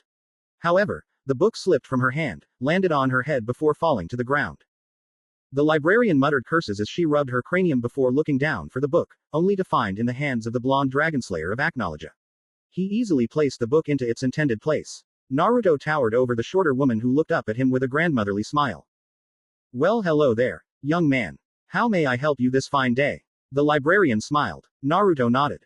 Yes, I would like to know if you have any books regarding the Magic Council. Naruto said. The woman tapped her chin in thought before snapping her fingers. Ah yes, I know just the book, but I'll have to put these books away first. Naruto nodded in understanding as he watched the elderly woman put away the books, helping her for when she had to reach one of the higher shelves. Ah, all done, she said as she clasped her hands together. Now for your book. Right this way. Naruto and Kurama followed the woman. The woman then turned around, walking backwards as she led Naruto to the book. So, and I'm sorry if I come off as nosy, why do you want to learn of the Magic Council? Not many people want to research the council unless they wish to join it. Do you wish to join the council? The woman asked. Naruto snorted at the thought of him in the Magic Council. Please. Those idiots are nothing but power-hungry, old fools who try to hold a position of authority in a world where people wouldn't even listen to them. Fairy tale, I've heard, is such a legal guild that they try to keep under their thumb, but fail to do so. The Magic Council speaks of freedom and equality when they themselves are doing the opposite of what they stand for. They create a hierarchy amongst today's society and threaten with the use of the Rune Knights should anyone try to speak against them. Naruto said. The old woman chuckled at the blonde's response. Does my response amuse you? Naruto questioned. Actually, yes, not many people speak so openly against the council and it warms this old girl's heart to know that there are people like you who see the council for what they truly are, and that's why I left it in the first place. Naruto and Kurama looked at each other with mild surprise before turning back to the woman. You were once a member of the council. Yes, but I was in the Rune Knight division. I was a rather skilled mage back in the day, however one day there was a time that my squad and I were to go come here to this very town of Lupinus. A dark guild had been said to make their base here and so we went to investigate. We proved that the Dark Guild did exist within Lupinus, but the thing was that they kept their members a secret so, the Magic Council came to the brilliant decision of arresting everyone in the town. The old woman spoke with a slight hint of sarcasm. At first, I complied because well, orders were orders. I arrested people with the other Rune Knights. The old woman went silent as she stopped walking. Naruto paused as well, his ears still fixated on the woman's words. I had come to a home where there were children present. The other homes I had entered didn't have children present, so I came to the conclusion that many people here weren't parents and it seemed as if some deity tried to show me the error of my ways. I hesitated to arrest because of those of youngsters. I thought, children shouldn't have their parents taken from them. I watched as they cried, holding on to their father and mother as I went towards them and so when I was about to arrest them, I tried to help them escape, but my commanding officer caught me in the act and thus he still arrested them, the children as well. I was then excommunicated from the Magic Council and now here I am. Just a simple librarian in the town where I had once caused pain. Humanity is a flawed creation, is it not? How can you deal with living such a life? The life of a human. Naruto spoke. The woman nodded. Indeed. But it's the flaws in our creation that make us what we are and it's people who accept their flaws that are able to become one step closer to being perfect. A bit of a contradiction there, but it's the truth. However, you speak as if you are not human, why? The blonde Dragonslayer stared at her with fierce blue eyes. Because I am not. My humanity is gone. Humans are imperfect and thus I live to be the thing my two-san raised me to be. Humans are insignificant worms who do nothing but cause the destruction of their own. You make weapons and laws to destroy and inhibit one another, you are flawed. Naruto said. The woman chuckled at the boy. Well, if you cannot accept your humanity, then that means you are flawed as well, my boy. Naruto's eyes widened and Kurama held the blonde's hair and bent down to his ear. Do not harm the old woman. Do that and the people in this place might realize who you are, since you instinctively use wind magic to attack. The Dragonslayer of the Black Dragon did nothing but look down in thought at what the librarian told him. Humans are what they are, because of their flaws. I am flawed, Naruto thought as he looked down at his hands, eyeing his sharp nails that gave him the image of having claws. Acknowledge Den, year X 770. A 7-year-old Naruto was busy trying to master the Mokushiryu no Kurokiba. Naruto swung his arms upward, the black and blue magic coating his arms. Mokushiryu no Kurokiba. He slammed his arms on the ground and just before the attack met the earth, the attack morphed into the shape of a dragon's head, its mouth wide open to reveal its black fangs. However, Naruto's magic suddenly began to twist and deform before blowing up in his face. Naruto gripped his arms in pain, the magic burns turning the skin a bright red. He looked back and saw the backlash of his attack crushed the earth and formed a rather decent-sized crater. The black dragon shook his head in disapproval. A suitable attempt, however, your magic fluctuates before you hit the ground. This causes your attack to become either weaker or stronger. Remember, Naruto, your magic is yours. It does not control you, you control it. You weak humans are such an imperfect species. Aknolgia growled. What is that supposed to mean? Naruto asked. Humans are imperfect. Your species' weakness comes from the fact that the human race constantly makes mistakes. True that you learn from them, but it would be best if humans didn't make mistakes at all. The humans always create things that bring about destruction, your first and foremost flaw. You create weapons to kill one another. You create laws to prevent one another from doing what the people at the top of your hierarchy can bypass to make them seem as if they are above you when they speak of equality and democracy. You humans are unstable creatures. So what? You're not perfect either. Naruto countered. Aknolgia growled and slashed at Naruto, but the seal acted and the crimson shield protected him from his adoptive father's strike. Another imperfection. Stupidity. Dragons are the epitome of perfection. We know everything, we learn things that regular humans could not even dream to comprehend. Your pitiful human mind is something one such as I will ever be able to figure out because of its feeble size. However, the thing that sets you apart is that you are part dragon. You are my son, thus you are closer to perfection than any other human in the world. I will raise you to lose your humanity and thus you will become closer to becoming a dragon. Humans are the epitome of imperfection, and I will not have my child be an imperfect whelp. Naruto stared in shock as he pondered the revelation Aknolgia thrust upon him. So, my humanity holds me back? Naruto asked. The black dragon smirked at his son. So you're not as stupid as I thought you were. Yes, your humanity is a restriction. If you let go of it all, only then will you achieve perfection. You will be stronger than any other being in Earthland. You will my true Dragonslayer, the Dragonslayer of the Apocalypse. Aknolgia said with certainty. My humanity is my weakness, it is a restriction. That is what Tu-san told me. I let go of my human attachments. Sakura, Ino, Shikamaru, Choji. I let them all go because they were restricting me and yet I broke it when I met Wendy and now I feel guilt when I think about leaving them all behind. Naruto clenched his hands into fists as he began to feel confused. Human or dragon? What am I? He thought. The old librarian frowned as she saw the blank look in Naruto's eyes and then snapped her fingers in front of his face. Naruto blinked rapidly before eyeing the woman. Yes. The old woman chuckled at the blonde's sudden mental lapse before she led Naruto to the book in silence. She handed him a book about the Magic Council's history from the beginning to the present day. That will show you everything you need to know about the council. It's one of the few books that tells of the Magic Council, but that is all it talks about. The history, the laws they've made and the divisions within them. If you want to know any of the dirty secrets. The woman tapped her nose and winked at Naruto, you know where to find me. Naruto nodded as he took the book before the old librarian walked off. By the way, name's Manurva. Naruto was about to reply, but paused. Should he give his name to her? She was a former member of the Magic Council. She could secretly be a spy for them and she might recognize him from his wanted poster. Go with a fake identity. The exceed atop his head said. He nodded in agreement to the cat and decided to go with a fake name. He paused for a few seconds in his choosing of a name before a voice suddenly resounded within his head.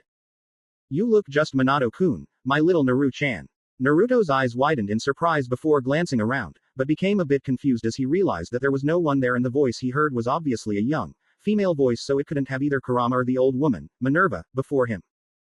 Minato. Minato is my name. He spoke. He and Kurama were impassive on the exterior, but inside they were shocked when he spoke his fake name. Of all the names in the world, he chose the name of his biological father. Why did you choose that as your fake identity? Kurama whispered to him. Naruto blinked.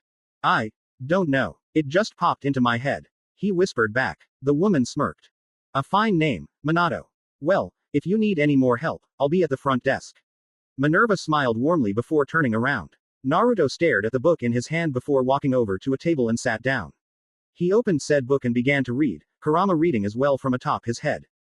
A few minutes into his read, someone watched the young blonde from behind a bookcase. The figure walked over, a book was also in the figure's hand. As the figure neared the table, the figure gulped with slight nervousness. The figure reached out and tapped the blonde on his shoulder. Naruto and Kurama turned around in perfect synchronization. Hello. Naruto and Kurama raised an eyebrow at the figure. You're. Insert music. Fairy Tale Magic Council theme, Hanabara. Magic Council Fury Branch. Within the Technicians' Chamber of the Magic Council building located within Fury, the council members, Org and Bellino, were currently observing the progress that the frog-like technicians were making in their search for the two fugitives, or potential weapons as they like to call them. The technicians had managed to set up a link with the satellite square, Etherian. Though they were using the satellite square, they were not utilizing the giant, magic energy cannon aspect of its design. Instead, they were currently using its telescopic viewing capabilities coupled with its built-in magic signature scanner.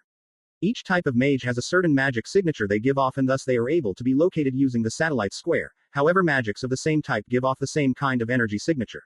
Since Earthland's population only had approximately 10% gifted with the ability to utilize magic, the search in Earthland had narrowed down greatly. Also, given that they only had to search within Fury had reduced the amount of time given into the search for Naruto and Kurama. A numerous amount of green blips marked a large screen within the technician's chamber, representing the mages that were able to use wind magic. Sir, we have managed to find all the mages in Fury that are able to use wind magic. A frog-like technician spoke. Within a matter of seconds, Org and Bellino were flanking the technician and observing the screen. Alright, how many are there? 200 mages are able to use wind magic within Fury, sir. The amphibious staff member of the Magic Council responded. Alright, scan for those with high magic power levels. Org ordered as he stroked his beard. Yes, Org-sama. The technician typed away on the keyboard before a green line swiped itself vertically across the screen. The number of blips on the screen then rapidly decreased to only 20. Where are those remaining 20 located? Bellino asked. The technician typed a few more keys before looking back up at the screen. Alright, Bellino-sama, it seems that there are only 10 mages with high enough magic signatures to be considered as the Ogana Fujin. There are 5 located in Oshibana town, 2 are within Lupinus town, 7 are located in Magnolia town, 3 are in Friia town, while the remaining 3 are in the Akane resort. Where are the highest levels of wind magic coming from? Org asked. Oshibana town and Lupinus town are where the largest amounts of magic are located, Org-sama. The amphibian replied. Okay, good work. The 2 council members nodded to the staff member. Thank you, Bellino-sama, Org-sama. The technician bowed his head. Bellino then turned around. Captain Han. The blonde Magic Council member barked. Insert music. Naruto Shippuden Jinchuriki theme. Suddenly a large, tall man appeared from another end of the room and walked up to Bellino. The man was about 35 years old and he was rather fit if the large muscles he had were any indication. The man was wearing a armored plating across his body with a furnace on the back that emitted small wisps steam. The armor covering his arms and torso appeared to be plated. He had light brown eyes and his armor extended all the way to the bottom half of his face, covering it up. Underneath the armor, covering the bottom half of his face, he wore a white cloth which also covered both sides of his face and the top of his head. Aside from his red armor, he also wore a red, conical straw hat, also known as a casa, over the white cloth, and it seemed to be composed of the same material of his armor and furnace.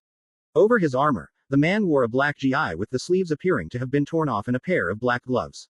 Over the armor covering his neck, he wore a bronze ring of some sort.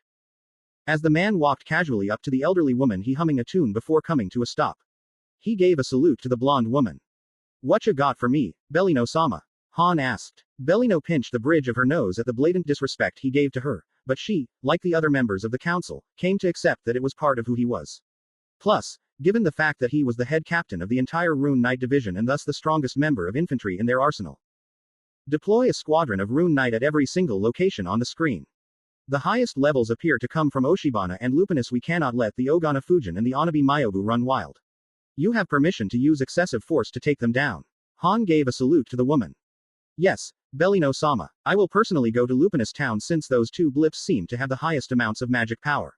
Han said. Bellino and Org nodded before the armored man walked off. He then tapped the large furnace on his back. Kokuo. The furnace rattled for a moment before it expelled a large cloud of steam. The steam then began to solidify, taking on a physical form. The physical manifestation of the steam was shown to be a white cat. The cat was completely covered in white fur with dark brown fur covering its paws. A light brown circle was shown to be on the underside of each paw. The winged cat was wearing a white costume with a hood in the shape of a dolphin-like creature worn over its head.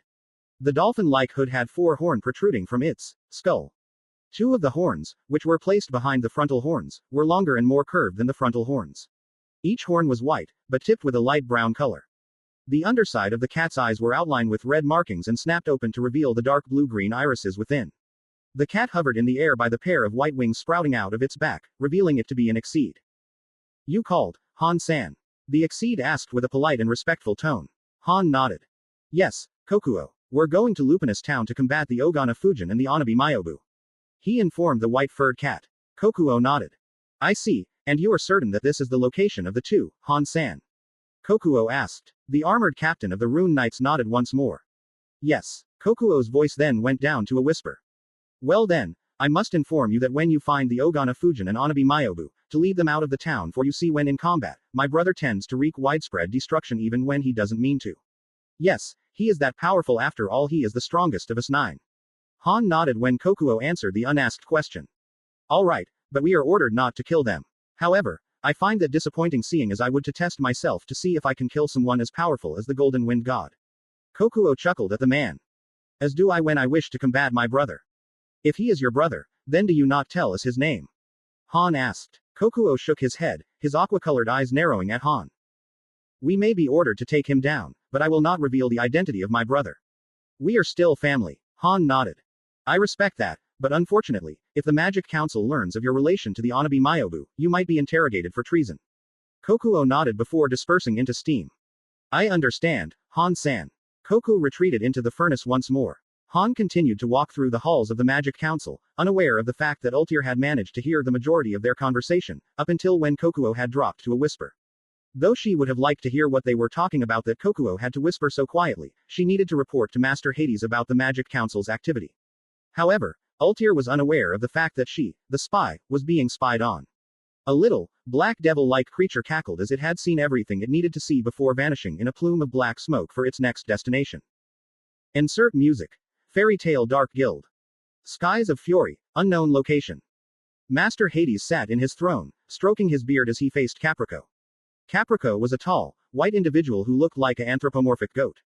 The goat man was wearing a black suit over a white shirt and green tie. A pair of dark sunglasses covered his eyes and a pair of brown horns sprouted out of his head. Caprico was also the strongest of the 7 kin of Purgatory, 7 of Grimoire Heart's most powerful members. Hades smirked as he lay the cards in his hand out on the table, a smug look on his face. Full house. He spoke, revealing his hand to contain 3 10s and 2 4s. Caprico bleated as he saw his master's proud look and it pained him to do this, but it was the rules of the game and Caprico never cheated nor allowed defeat. Even in card games. I'm sorry, Master Hades, but I win. Royal flush. Caprico bleated out the sentence as he lay out the entire set from 10 to king in the suit of hearts. Hades gaped as he saw Caprico rise from his chair before moving aside the card table. Hades grumbled as he contemplated his loss before the dark purple lacrima on the post next to his throne began to shine. Caprico noticed that Hades would require privacy and thus decided to leave the room. As soon as he did so, Hades picked up the lacrima and the image of the purple-haired woman appeared to the one-eyed man. Master Hades. Ultier bowed slightly. The master of Grimoire Heart replied with the same courtesy as he nodded to her. Speak, my child, he said. Ultier cleared her throat before speaking. Master, the Magic Council has begun to make its move. They are sending in the head captain, Han and his associate, Kokuo, to apprehend the Ogana Fujin and Onabi Myobu in Lupinus. Should we continue with the original plan and send myself, Azuma and Zancro or allow the Magic Council to move and wait for another chance to strike? Hades stroked his beard as he contemplated the situation. He remained silent for a few moments, Ultier waiting patiently for his response. Hades turned back to Ultier and replied, continue with the original plan and hope you get there before the council does. You, Zancro and Azuma will go to Lupinus town and retrieve the 2. Then, Grimoire Heart will be unstoppable. Ultier bowed once more. Understood, Master. Ultier cut off her magic to the lacrima and Hades was left with the dark purple lacrima once more. The aged man leaned back in his throne before pressing a button on the armrest. Zancro. Azuma, please come to my quarters, immediately. He spoke with an extremely serious tone. Within the minute, the two other members of the Seven Kin of Purgatory appeared before their master. Azuma was a tall muscular man with dark tan skin, light brown eyes and dark brown hair which was shaped into rectangles making it look like confetti. His sideburns were long and connected his hair to the goatee he had. Said goatee was shaped into 3 triangles. A brown line was shown to pass along his left eye. He also wore a pair of silver earrings in the shape of crescent moons that faced downwards. His attire consisted of a skin-tight green shirt that accented his defined abdominal and pectoral muscles. The shirt had long orange sleeves with a green ring on each sleeve, just above the wrist which was connected to a green stripe that extended to the cuffs of the sleeves. The sides of the shirt were a darker green and were sectioned off from the rest of the shirt by white stripes that outlined it. Resting on his shoulders were a pair of shoulder pads of some sort that were a dark green color and outlined in white. His pants were a dark orange which had green rings with golden circles on them. These rings lay just below his knees and were each connected to a single green stripe. A brown belt was worn around his waist and a series of white patterns on them. Zancro was a pale-skinned young man, around 17 years old. He had long, spiked blonde hair that extended past his waist. He wore an armored skirt of some kind that was a dark blue, almost black, and yellow. It covered his entire lower body, except for a part of legs, and his upper body, except for the entire right side of his torso and his arms. A black shoulder pad was worn on his left shoulder. His left arm had an arm brace that covered his entire left forearm. His face had a wide grin plastered on it, revealing the sharp teeth he had. His crimson irises revealed a wild, if not completely insane, look in them. Ha ha ha. Zancro laughed as black flames encased his hands. Master, is it time to face the Ogana Fujin? I want to show this so-called wind god how it feels to mess with a godslayer. Hades nodded. Yes, Zancro. You and Azuma will accompany Ultier. She is in charge of this mission, so you obey her commands. We are trying to recruit these two, not kill them. However, if Ultier commands it, you have my full approval to use excessive force to take him back here to the airship. However, note that if you do manage to kill him, Zancro and Azuma were forced to one knee as the old master stood to his feet, rising from his throne. You will feel the full extent of my fury, understood? Azuma grinned. He always liked when Hades showed off his large magical power. It reminded him as to why he followed the man in the first place and as a reason for him to get stronger. He turned to Zancro and the blonde teenager nodded. The two rose up and left the room. Hades watched the two leave before his lone eye glanced off to the right. Hades walked over to the area and looked behind a pillar, but frowned, stroking his beard. I could have sworn I felt a source of magic here. Hades' eyes narrowed. Someone is spying on Grimoire Heart, but who? Unknown to him, Hades' assumption was correct as the spy was currently hovering above his head. The little, black devil-like creature gave a silent giggle before vanishing into black smoke. Outskirts of Fury, unknown location. On the outskirts of the Kingdom of Fury, there lay a rocky wasteland where nothing living appeared to be able to survive as there was barely any living thing within the wasteland. However, unknown to anyone within Fury, the dark guild known as Raven Tail had made its headquarters within the area as the master, Iwan Dreyar, son of the wizard saint and third master of Fairy Tail, Makarov Dreyar and father to the S-class mage of Fairy Tail, Laxus Dreyar, had created the guild within a large stony pillar. With the spikes of rock jutting from the pillar itself, it provided the guild with a natural form of defense as well as masking the guild's presence. Within the guild of Raven Tail, one of its members was making his way towards the master's headquarters. The man entered Iwan's room and bowed to the man as he sat upon his throne. Iwan was a rather tall and muscular man. He had black hair, a trait that set him apart from his son and father who were both blonde, and tanned skin. Iwan sported a unique-looking beard which appeared very shaggy. He wore a dark blue shirt and an ornate cloak along in a pale blue ascot. The man remained silent as his round, beady black eyes stared at the man. Ah, Obra, what news do you have for me? Iwan asked.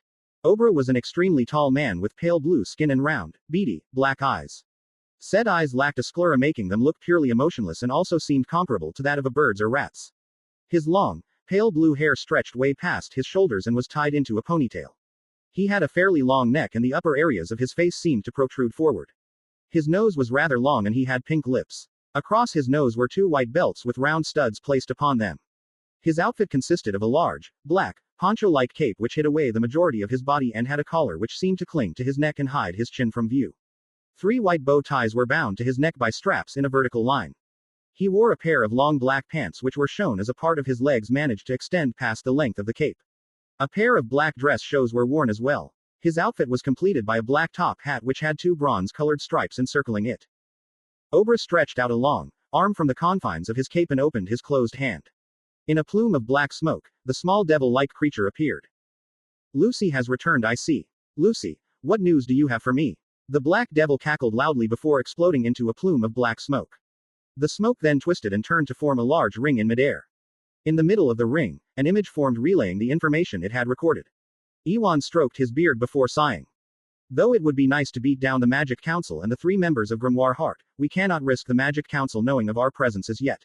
So we will let them play their little game of cat and mouse. However, given the fact that I witnessed the Ogana Fujin's power firsthand, they are most likely unaware as to the fact that they are the mice and are walking into a tiger's lair. Iwan chuckled. I will contact you for your next assignment later on, Obra. Till then, have Lucy rest. Obra remained silent, but nodded before turning and leaving the room. Iwan smirked. The pieces were on the board. And the game begins. Lupinus Town, Lupinus Library. Hi. A familiar blue-haired girl grinned at Naruto. The blonde sighed as he looked up from his book and Kurama was laughing inwardly at Naruto. You're someone I haven't met before. Naruto said, causing Levy and Kurama to sweat drop. The young 17-year-old had grown over the years. She was now bordering a C cup and had a more definitive curve at the hips. Her blue hair was now longer. The orange hair band was still present in her hair since that day the two met 4 years ago. She wore an orange dress that ended just above her knees. She was short as ever, though having only appeared to become a little more than 5 feet tall. Don't you remember me? Levy whined. Naruto raised an eyebrow as he gave the girl a once-over. No. Should I? He asked. It's me, Levy Magarden. I talked to you about seal magic. I'm a member of Fairy Tail. She informed him with clues to jog his memory. Naruto then nodded. Ah yes, the annoying girl who wouldn't leave me alone. The blonde's eyes narrowed as Levy stuck her tongue out at him. So, fairy girl, what are you doing here? Naruto asked with a bored tone. Levy giggled as she sat down in the chair across from Naruto at the same table. Just a simple traveling mission. We're on our way to a nearby mountain range to fight a monster. Where are your useless friends? Naruto asked as he continued to read his book. Levy's sweat dropped as she scratched the back of her head. Well, they're busy glaring at the back of your head trying to burn holes into your skull. The blonde Dragonslayer nodded as he continued to read. So any new seals you've tried out yet? Have you tried out the interdimensional traveling one we had discussed 4 years ago when we first met? Levy asked. Naruto was about to answer when Manurva walked up to him. So, Minato my boy, have you found what you're looking for? Naruto shook his head at the old woman. No Minerva-san, he replied. Minerva bent down to his ears and whispered into them. She's a cute girl. Is she your girlfriend? Naruto's eyes twitched at the thought before he turned to the elderly woman. He clenched and unclenched his hands. Not in this life or any other. Naruto replied darkly. Minerva nodded with a warm smile before leaving him with Levy.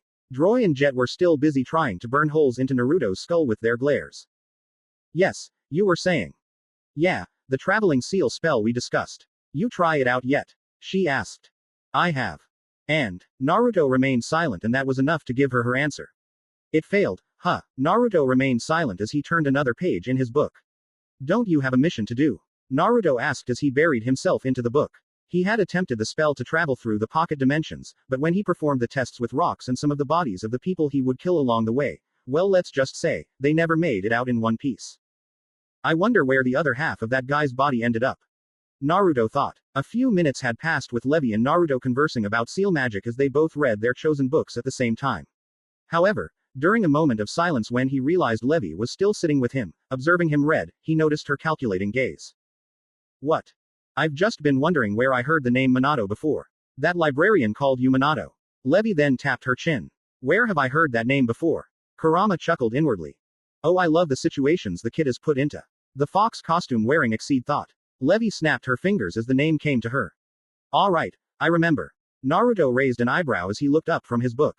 Minato Namikaze, a member of the 10 Wizard Saints. I never thought you would look so young though. The solid script mage said. In the background, Jet and Droy had been busy trying to pick their jaws up off the ground as they thought the man before them was in the same league as their master. The son of the Black Dragon looked up as she mentioned his biological father. I'm sorry to disappoint you, but I am not Minato Namikaze, the Yellow Flash. I am merely someone who bears the same first name as him. He have lied. The brown-eyed girl frowned. Huh, really? Naruto nodded. Now run along now, fairy girl. You have a mission to do. He said. Levy nodded. Bye, Minato-kun. Jet, Droy, we're leaving. Jet and Dory hurried after the object of their affections, turning back only to glare at Naruto. The blonde was oblivious to them as he continued to read. She likes you. Kurama rolled his tongue as he said that. Naruto rolled his eyes. Please, she's not worth my time. You gave her plenty just now. Admit it, you like to talk to her. Conversing with her is amusing, but she is not one I would look to call a mate. Naruto said as he continued to read. Kurama shrugged. Meh, true. Now hurry up and read, I want to feel the sun again. The Exceed whined. The son of two wizard saints rolled his eyes at the cat before continuing to read. Annoying feline, he thought. Once he finished reading, he left the library, thanking Manurva for her help in finding the book. Return any time, Minato-kun. Naruto shook his head at how the old girl had actually bought his lie. The Dragonslayer of the Apocalypse was currently traversing the town, observing the area for anything that would interest him. Kurama rested atop his head as he always did. But it's only been 1 week since we were labeled as the Ogana Fujin and Anabi Myobu. Honestly, they couldn't come up with a better name for me. Kurama complained. Naruto chuckled at the red-furred cat and took him down from his head and scratched behind his ears, causing the Exceed to purr in satisfaction. Who needs a name when your original name is more badass? Kurama purred slightly as he focused on that thought. I guess you have a point there. By the way, shouldn't you buy some new clothes? These ones smell horribly and you should change since people might make assumptions that you are your alias, even though they would assume correctly. Naruto raised his arm and sniffed, his dragon-like sense of smell kicking in. His face contorted into an expression of disgust. You're right, but where am I going to get clothes? Naruto asked. However, as he was walking, something small and blue raced past him, a rushing wind following after the object that flew past him. However, as he and Kurama were busy trying to understand what had just passed them, they felt a force meet them before the owner of that force fell to the ground. Naruto and Kurama, who was rubbing his, now sore, muzzle, watched as a young girl got up from off the ground. The girl was around Naruto's physical age of 20 and hence she had a rather mature body. Naruto raised an eyebrow at that as he looked her up and down. The girl had mint green hair which stopped just below her neck, with an orange hair clip in it. She had deep orange eyes and extremely tanned skin, showing that she was either naturally born that color or she spent a lot of time in the sun, most likely the former. She wore a fishnet shirt beneath a white short-sleeved blouse and a white miniskirt. A pair of black, skin-tight pants that extended past the skirt prevented her modesty from being visible. She had on a pair of white wristbands. The girl wore a pair of white sandals. 2 red pieces of cloth were worn over her chest area which intersected at one point and made an X shape. Ah, sorry about that. The girl said before looking past the blonde and sighing, placing her hand on her hips. Great, she's gone. How many times have I told her to stop running off whenever she smells food? Naruto blinked in confusion at the girl before placing Kurama back atop his head and continued moving along. However, he was stopped by the green-haired girl. Hey, wait, the girl exclaimed as she jogged up beside the Dragonslayer. Naruto sighed and turned to face the girl. What? He said in an annoyed tone, I have no time for your games, girl. Now run along and go chase after whatever it was that you were chasing. Naruto said. The girl narrowed her eyes at Naruto. Oi, who the hell do you think you're talking to? I'm not some bitch you can just tell off, now apologize and I meant let you off with a warning. The girl then paused as she looked over Naruto, her angry expression turning a bit flustered. A slight tinge of pink formed on her cheeks as she took in Naruto's image. Or you could buy me dinner and there won't be any hard feelings between us. The girl winked at him. Could have fooled me. The Apocalypse Dragonslayer said with a shrug as he started walking again. Besides, I'm not interested in having a relationship at the moment and if I was, it wouldn't be with you. Naruto said coldly. The girl looked like she had just gotten slapped across the face, recoiling from the verbal blow. She growled as she held up her hand and clenched it into a fist. Kurama sniffed the air and his crimson eyes that were currently closed, snapped open before turning around. Magic, he thought. Naruto. The blonde's eyes narrowed as Kurama warned him of the incoming attack. He turned around as he felt the sudden gust of wind that impacted with his body. The girl was standing with her arm outstretched, a small trail of wind flowing from her knuckles indicating she was the attacker. Naruto looked at himself before looking up at the girl. That all you got, girl? He smirked. The people in the middle of the town watched the girl with a shake of their heads. Another fight. I pity that boy. A woman shook her head and sighed. Remember the last time a boy tried to hit on her or made her angry? Did those 3 get out of the hospital yet? Nope, and it's been 3 weeks already. Naruto and Kurama's ears twitched as they took in the conversation regarding his green-haired assailant. 3 weeks alone. We could make people stay there for the rest of their lives. Kurama chuckled. Naruto observed his female opponent and smelt the air as he got a whiff of her magic scent. Wind magic, a rare art even among elemental mages. Naruto said as he watched the girl. Now you've piqued my interest, girl. I feel so happy, she said with obvious sarcasm before unleashing another blast of wind from her fist. Insert music. Fairy tale main theme. Naruto's eyes narrowed as he watched as the wind seemed to oddly take on a physical form, even if it was for a second. Are those claws? Naruto wondered as the wind blast finally made contact with him. A large dust cloud formed from the attack and the girl grinned in satisfaction. That should teach you, she exclaimed. However, as she was about to go and look for the object that zoomed past Naruto and Kurama earlier, the dust cloud parted, causing wisps of smoke to form arcs around him. Naruto scratched his cheek as the barrier that the seal his mother and father had placed on him would form, vanished in a flash of red. He looked at the girl with a bored expression. Are you done? The girl gritted her teeth before rushing towards Naruto and jumped, performing a straight kick as she lashed out at the air. The gray-green magic seal formed beneath her kicking leg and it sent a powerful blast of pressurized air. Naruto tilted his head and the attack narrowly missed his body and the blonde Dragonslayer smirked before twisting and grabbing the girl's leg when she tried to perform a roundhouse kick to the skull. Interesting. He mused. However, even the Apocalypse Dragonslayer was not able to foresee his opponent's next move as the girl twisted, freeing her leg from Naruto's grasp and then rotating to go into another spin kick. Naruto ducked underneath it only for the girl to suddenly halt her leg and send it down upon his skull. The axe kicked crashed down on Naruto as Kurama had leapt off of Naruto's head and the blonde fell to the ground as gale force winds followed after the kick, further injuring the son of the Black Dragon. The girl retracted her assaulting leg as the townspeople shook their heads in pity towards Naruto.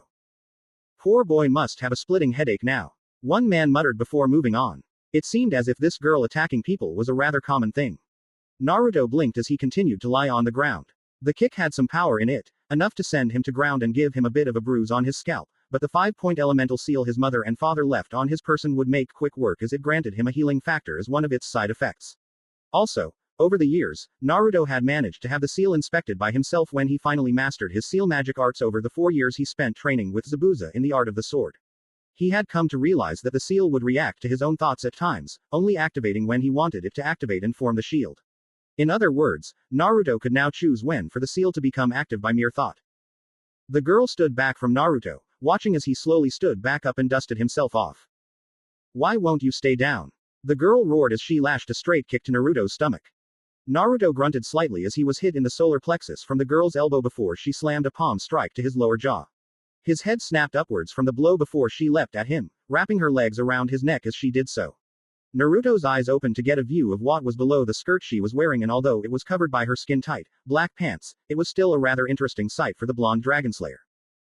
Naruto as he suddenly felt a tug on his body as the girl used the muscles in her abdominals, hips and legs in conjunction with one another to heave Naruto off the ground as she seemed to move her body in a back flip-like movement and slam Naruto head first into the ground. The blonde gritted his teeth as he felt the strain on his neck muscles. The girl was definitely strong, he would give her that, however. If you are done playing around, I think it's my turn. Naruto voiced. The girl was caught off guard when the wind suddenly impacted with her side, sending her off of Naruto's down form. The blonde rose up and twisted his neck, cracking the stiff joints in his neck. Before going after the girl, he sent a wind dragon her way, causing her to fly into the sky as a result of the attack. He then forced her to ground as he caused the wind to increase in the pressurizing aspect and a small crater from the girl's impact with the ground. The townspeople stared at Naruto with looks of surprise at how he beat back the mint-haired girl. Hey, doesn't he look like the man from the poster? One man whispered. Yeah, but he doesn't look much like him. I mean, this guy has slightly longer hair and there is no kitsune by him. I mean, how does one conceal a kitsune? You got a point, but his ability to bend the wind. He must be a strong wind mage. The poster said he had high levels of skill in the use of wind magic. So. The gathering crowd remained silent at that note before departing to do their own thing. So, does she hit hard? As a matter of fact, yes. Naruto replied to Kurama as he scratched the spot where the girl had kicked him once before. The red-furred cat stood next to Naruto, looking up at the boy with a hint of amusement. Is she a potential mate for you? He grinned in fashion similar to his vulpine form. Naruto shrugged before twisting to the side as an arc of wind was sent his way and lashed out with a kick, sending his own arc of wind at the girl. Said green-haired female suddenly inhaled and Naruto and Kurama's eyes widened as the arc of wind was eaten by the girl.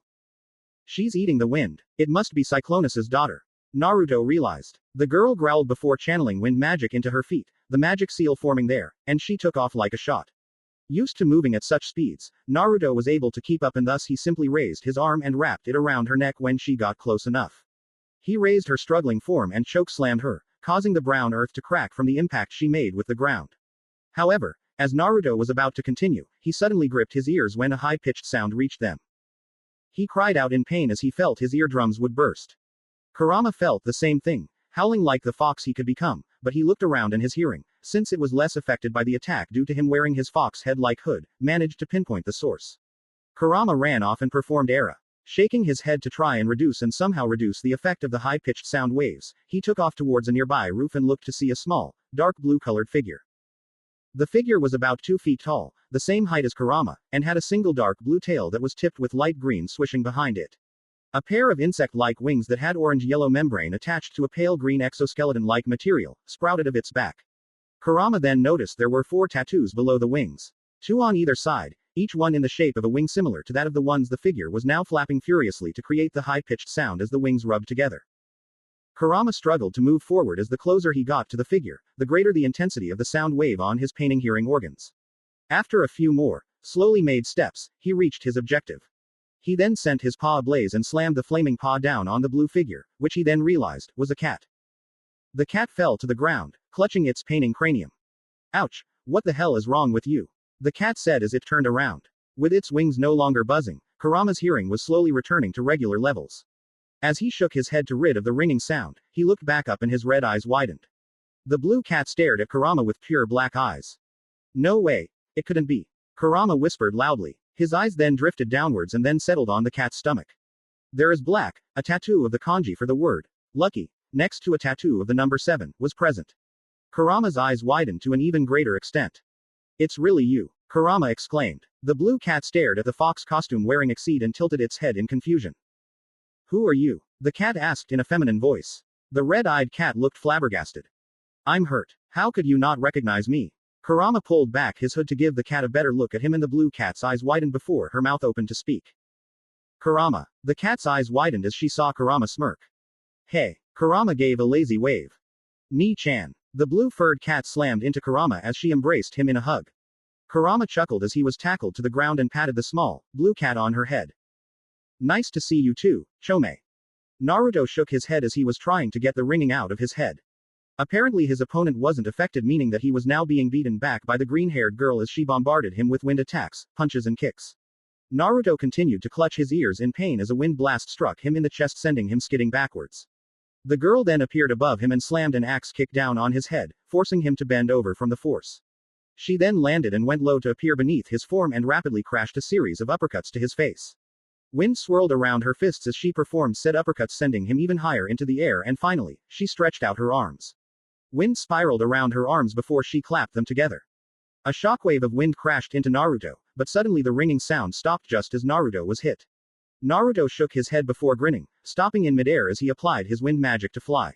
The daughter of Cyclonus could only stare in shock before Naruto raised his arms and suddenly he slammed them down. The force of the wind applied itself in a downward direction and she was sent to the ground, unable to move as the wind continuously forced her to stay face down. Naruto flew down and removed the wind from her body. He clutched the girl by one of the red pieces of cloth as it went all the way around her back as well, and hoisted her up. He stared at the orange-eyed girl, his blue eyes meeting them. The girl snarled at him, baring her sharp canines. Naruto reached out and placed the tip of his finger against it, feeling its sharpness as the girl turned away. What the hell is wrong with you? Don't touch my teeth. Naruto watched the tip of his finger, noting how that even that soft touch had caused the tooth to break his skin and make him bleed. He watched the huffing girl as she tried to free herself, but Naruto used his other arm and his legs to block all of her attacks, and since he was a master of wind magic, her attacks were not doing that much to affect him. Oi, Blonnet, why do you keep staring at me? Are you a pervert? I hate perverts and let me go. These red cloths are not something you can get for a cheap price, you know.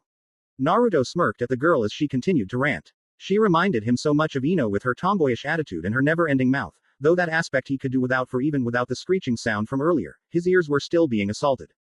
Naruto frowned a bit as he remembered the platinum blonde girl. He then rested the defeated girl on the ground when she stopped talking and dug his hands into his pocket.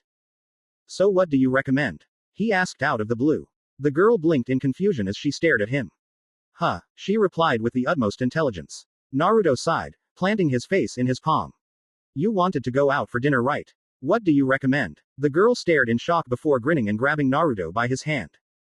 Oh, cool, I know just the place. It's my favorite one in the entire town. Naruto then paused in his walking, causing the girl to stop as well since she was pulling him along. What's wrong? She asked. Where's my cat? He wondered. Naruto scanned the area for Kurama, sniffing the air before catching his scent. Naruto flew up to the top of a building and landed as he spied Kurama with another exceed. This one being a dark blue color with a similarly colored tail that was tipped with a pale green color. As he was staring, he turned upon feeling a presence appear beside him and he looked to see the girl had flown up next to him as a pair of wings made entirely out of wind had formed from her shoulder blades. As she landed, the wings dissipated and she watched as the two cats were hugging each other. Kurama, Naruto asked. The fox costume wearing exceed looked up from the other exceed he was currently hugging and let her out of his embrace. Oh hey Naruto. Did you beat her yet? Naruto nodded, but then pointed a finger at the blue exceed next to him. Yeah I won, but, who is that? Yeah, Chome. Why are you hugging another person's cat? The girl asked. The blue cat, now identified as Chome, let go of Kurama and smirked. Well, Fu, this is my brother, Kurama. Kurama, Fu, Kurama. Chome introduced the two. The red exceed nodded to the girl, now identified as Fu. And you are? Naruto looked at Kurama for advice as to whether or not he should give out his real name to her. Kurama flew up to Naruto and whispered in his ear. She's like you. I think those are the kinds of people you can afford to trust, besides you trusted Wendy with it. Naruto's eyes narrowed before turning to the green-haired girl and sighed. My name is Minato. Kurama rolled his eyes at Naruto's response. The boy was paranoid, but he had a right to be, especially with Raven Tail and the Magic Council both hunting for him and who knows who else could be trying to come after him. Naruto and Fu then left with their exceeds and the two followed Fu and Chome to the place that the orange-eyed girl recommended they follow her to. Fu and Naruto sat down at a table in the small restaurant with Chome and Kurama resting atop their respective partners' heads. The restaurant was a place that had a mixed menu, so it had a lot of variety in terms of things one would want to order. The waiter walked up to the pair and Naruto ordered the chicken platter, which was simply grilled chicken seasoned with different herbs and spices and served with garlic bread. Fu had ordered a bowl of wonton soup and some fried rice with shrimp. 2 bottles of fire whiskey came for the exceeds. So, Minato, tell me about yourself. What kind of mage are you? Wind mage and seal mage. He replied as he took a bite of his chicken. Fu's eyes widened in surprise. Seal magic, huh, that's a pretty rare art, so rare it could almost be declared as a lost magic. Naruto nodded as he continued to eat. How long have you been able to use wind magic? All my life. That's why I am able to use it such a high degree. I taught myself how to use it and made my own techniques. The style of wind magic that I use is my own. What about you? You ate the wind attack I used, so I'm assuming you're a Dragonslayer. One of the wind. Fu nodded. Yeah, but not a lot of people here use magic, so they tend to dissociate me from them. I sometimes feel like I'm cursed to be able to use magic at all, let alone be a Dragonslayer. She said with a frown. Naruto shook his head. And this is why I despise humans. Fu blinked as Naruto looked up at her. You never take pride in what you already have, you're never satisfied. There's always something more you want. The greediness of your humanity is a restraint on your powers. He said as he flicked the girl on the head. Ow, what was that for? She whined. The Apocalypse Dragonslayer stared at the daughter of Cyclonus. I've seen people like you before. You're probably an orphan, and it's sort of a given considering you were raised by Cyclonus. Fu's eyes widened as she was about to ask him the obvious question as to how he knew her adoptive father, but he raised his hand telling her to wait, and so she remained silent. Naruto took a few moments to eat, Fu doing the same, before continuing. But one thing a dragon always tells their student is to take pride in what they are. My 2-san taught me to recognize those with strength. You have the determination, the drive and the power. You are the daughter of Cyclonus and the Wind Dragonslayer. Take pride in your magic and your draconian blood. Having met Grandine's daughter, I know a thing or two about the uses of wind magic. Grandine, isn't that Papa Cyclonus' younger sister? He said how that though she and he share a common element, they utilize the different aspects of the wind. Naruto nodded in agreement. Yes, Cyclonus was said to have focused entirely on the offensive aspects of the wind while Grandine went into the healing arts, also known as sky magic, only knowing a few offensive moves such as the Iron Fist, Wings, Tail, Talons and of course, the Roar. Naruto explained. Your Wind Dragonslayer magic is entirely offensive and so your moveset is much more diverse than Grandine's. But it's because of it being offensive that people tend to fear me. Though the fear has decreased with me getting older and better at using the magic, they still see it as more of a curse than a blessing. From what I've heard from the townsfolk, it's safe to say that you have a short temper and thus when someone tries to flirt with you or makes you mad, you manage to put them in the hospital. Fu blushed slightly at that. Yeah, my bad. I support that level of thinking. Huh. As I have said before, a dragon must take pride in its appearance as well as its abilities. As a Dragonslayer, you have been gifted with the ability to do things normal, human mages cannot even begin to comprehend. The way I see it, humans hate and fear anything that they cannot comprehend or control. That is why the council is after me. Naruto gritted his teeth. He looked into Fu's orange eyes. If you don't like how someone sees your magic as nothing but a blessing, end them. Do not let them decide what is a curse and what is a blessing. You are a Dragonslayer. Take pride in that. Naruto's pupils went slitted for a brief millisecond before becoming round once more. End them. You mean? Fu gulped. Kill. Naruto nodded. Or just injure them really badly, whichever works for you. I kill, he said. Fu and Chome's sweat dropped as Kurama laughed at the blonde's response. Fu and Naruto continued to eat in silence. Meanwhile, Kurama and Chome were communicating through a mental link they shared. It was a trait shared among the 9 to be able to communicate with one another when they wished, but they had to be in range. Said range was rather slim too, so it wouldn't work over long distances. Is your partner always like this? Chome asked. Kurama nodded. Yes. Why? I like this guy. He kills without regret and he can switch his emotions on and off at the drop of a hat. Kurama replied. It's just that he seems so distant. Like he's hiding something from us, and by us, I mean Fu and I. When he thinks you are worthy to know that information, he will give it to you, but until then, do not bring it up again. But. See Homai. I said. No. Chome nodded to her brother before downing another mouthful of fire whiskey like Kurama. So how do you know of Papa Cyclonus? Fu asked. Naruto drank the glass of water he was given before answering. I know many legends relating to the dragons. I'm an avid researcher into the past of Earthland and I managed to learn the names of all the dragons as well as their elemental affinities. But that is all I know. He lied. After all, Acknowledge taught him everything there was to know about the dragons. Fu leaned over the table and flared her nostrils as she sniffed him. The scent of wind magic as well as your pure magic power is overwhelming. She started, but you smell like as if I met you before, your scent seems familiar. Why? Naruto pondered the question. She was obviously detecting his Dragonslayer magic and he cursed his lack at being able to realize she could bypass his wind-natured magic and see through to his Dragonslayer magic.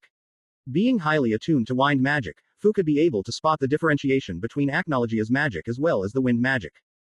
I don't know. He lied. As he finished his meal, he stood up and took out a slip of paper from the backpack he had gotten for his 13th birthday. A gift he had never let go of since the day he got it. He took out a small slip of paper and Fu watched as he performed seal magic, release and unsealed his bag of money. He rested 2 emerald and a silver coin on the table. There, that should cover it. Kurama, we're off. The red exceed nodded before waving to Chome as Naruto resealed his money bag and put it away. See ya, Chome. Chome and Fu gaped at how they leaving. Wait, Minato, I have more questions. Naruto turned to face girl, wondering at the same time just how gullible people were to not realize he was lying about his name. If you want to know about where your father went, then you have come to the wrong person. However, all I can tell you is that the dragons left the world on July 7th of the year X777 to take part in an event that had caused them to leave you and the other Dragonslayers I have met along the way. How do you know all this? Fu stuttered. Naruto dug his hands into his pockets and walked off. When I think you are ready, I will grant you that information. The truth is that you've probably figured it out already, but you probably can't believe it. You've gained the scent of my magic. Elaborate on that. Fu and Chome looked confused before Naruto walked outside and then vanished into the wind with Kurama. That looked really cool. I should learn how to do that. Fu said as she saw Naruto perform Shunko no Kazejin. Chome then tapped her partner on the head. Fu, what did he mean when he said you gained his magic scent and to elaborate on it? Fu remained sitting as she contemplated on what Naruto said. His magic smelt familiar, as if I had met him before. What does that mean? What did Papa Cyclonus tell me whenever that happened? Fu tapped her head and she tried to conjure the memory before it got to her. Unknown location, year X773. Papa. A young, 9-year-old Fu ran up to her father. Cyclonus turned to face her and Fu stopped to bask in the majesty of her draconian parent. Cyclonus was covered with emerald green scales and had an eggshell white underbelly. The dragon was massive and was in fact much larger than Grandine, but that was a given considering he was the elder sibling. He had small spines running from the base of his skull to the tip of his thick, heavy tail. Unlike most dragons, Cyclonus had 2 pairs of bat-like wings. This allowed for the wind dragon to be able to perform much better in aerial activities should be just regular flying or aerial combat. The wings were attacked to the bone and muscle which was covered in emerald green scales like the rest of his body and the membrane of the wings was a lighter green. His teeth and claws were as sharp as any blade and were a startling white. His eyes were a deep golden yellow and a vertically slit pupil bisected the iris. Yes, Fu. The great wind dragon bent down to his daughter's level. I was just wondering, are there any other mages out there like me? Why yes, Fu. There are many wind mages in Earthland. However, he tilted his head in confusion when Fu shook her head. No, Papa. I mean like me, a Dragonslayer. Cyclonus nodded in understanding. Yes, my daughter. There are more Dragonslayers out there in the world, however there are not many, as only a bit more than 10 dragons have chosen to take on a student like I have. Papa, will I be able to meet them? How I can know when the people I meet are Dragonslayer? Will they be strong? Will they be ugly and stupid? I don't want to meet a weak Dragonslayer. Cyclonus' sweat dropped as his daughter bombarded him with questions. Okay, Fu, calm yourself. Your natural hyperactivity will be the death of you if you don't breathe. The dragon chuckled. Fu nodded before taking in a few deep breaths to displace the carbon dioxide in her system and replace it with the sweet nectar that was oxygen. Are you ready to listen to my answers? Yes, Papa. Fu grinned widely, displaying the sharp canines found in a Dragonslayer. Cyclonus nodded before giving off a small growl as he contemplated on how to word his answers. Well, my daughter, yes, you will be able to meet your fellow Dragonslayers, but not until I have finished teaching you. The levels of strength in a Dragonslayer are unknown because they can either be weak or they can be strong. However, due to this it will be based on you judge them. I would not know anything of their physical and mental characteristics, so I will not know if they are ugly and stupid. Cyclonus laughed a bit. Though it was a mere chuckle, to Fu the laugh had resounded through the forest they had made their home in. Fu giggled at her father. I'm gonna beat 'em up if they are though. Fu grinned. Cyclonus gently stroked the girl with the tip of his tail. I'm sure you will. Now as for your final question, how to recognize your brethren. When you meet people that are Dragonslayers, you will get a feeling that makes you feel as if you have met them before, a feeling of familiarity. Their magic power will also give off a unique feeling and scent only noticeable to other Dragonslayers. If you ever have that feeling, it means that you would have met one of your kin. Ooh, so all I have to do is sniff them. But what if they didn't shower and they smell gross? Cyclonus let out a loud laugh at that. You humans say such idiotic things sometimes. The great wind dragon laughed. Fu shook her head as her memory left her. Her orange eyes widened before running out of the restaurant and looked around. Crap, he's gone, Fu said as she tried to see if Naruto was among the crowd of shoppers, seeing as they were in the marketing area of Lupinus town. Why do you want to look for Minato and my brother? Fu sniffed the air, trying to catch the blonde's scent. After a few minutes, she finally managed to separate it from the numerous amount of other smells and she turned to Chome. Chome, fly, I need to find Minato. Two of the tattoos on Chome's back glowed before the insect-like wings sprouted from her back and the two took to the skies as Chome held onto the red cloths wrapped around Fu's body. Fu then gave Chome directions as they began to search for the blonde. Why are we looking for them? Chome asked once more. Fu's orange eyes narrowed as she scanned the area below. Because I think he's like me, Fu said. Chome's eyes widened. You mean, he's a... Yes, Fu replied. He's a Dragonslayer. Unknown location, outside of Lupinus town. Naruto was currently leaving the old town and was hiking up a small incline. He had flown a good few miles out of the town's edge before settling at the base of said incline. Once he had landed, he reached down to the neck area of his shirt and pulled up the face mask before walking up the incline. As he quickly made his way to the top of said incline, he came to the edge of a forest. He sniffed the air along with Kurama. I smell danger, Kurama muttered as he lay atop Naruto's head. The blonde agreed with his exceed partner. Keep your guard up, Naruto warned his partner. The fox-costumed cat nodded as the two entered the crowd of vegetation.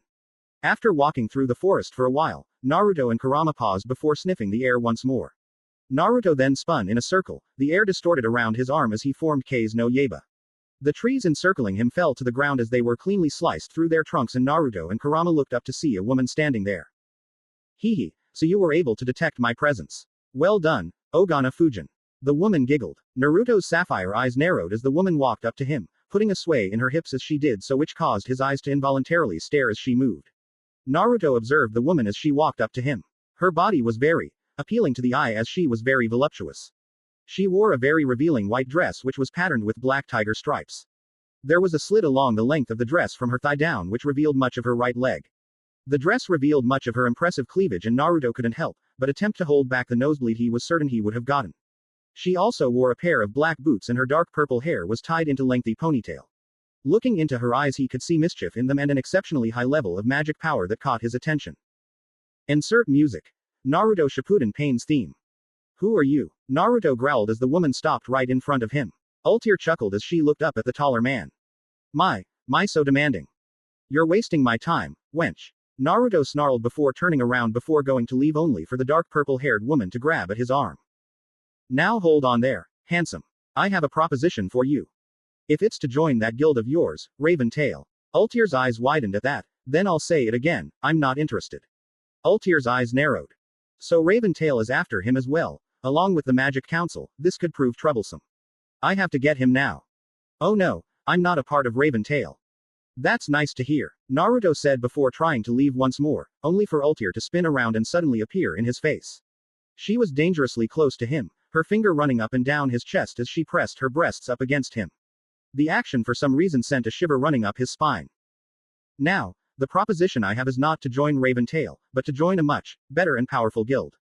Grimoire Heart. Our master has been keeping a close eye on you, Fujin, and he thinks you are strong enough to deserve the right to help him in his plans. Well, I don't give a rat's ass about your master. Now get out of my way before I make you. Ultier tiptoed up to his face and her eyes became half-lidded as she whispered in his ear. You're making a big mistake if you continue to deny me what I and my master want. Naruto snarled as Ultier's hot breath tickled the inside of his ear. Listen here, woman. Fuck off, as I told Raven Tail. I'm not interested in joining any guild. Ultier frowned. Please, Fujin-kun, I'll be sure to grant you a nice reward if you join us. She whispered seductively as she traced her hand on his cheek and a very soft manner like if her touch was a feather. Naruto restricted the urge to shudder as the woman's chest was pushed further against his, but he knew this was all just a ploy to get him to join. He pushed the woman away forcefully and his pupils became slits as he looked at her. What are these plans that your master has? Ultier smirked, thinking she finally caught his interest.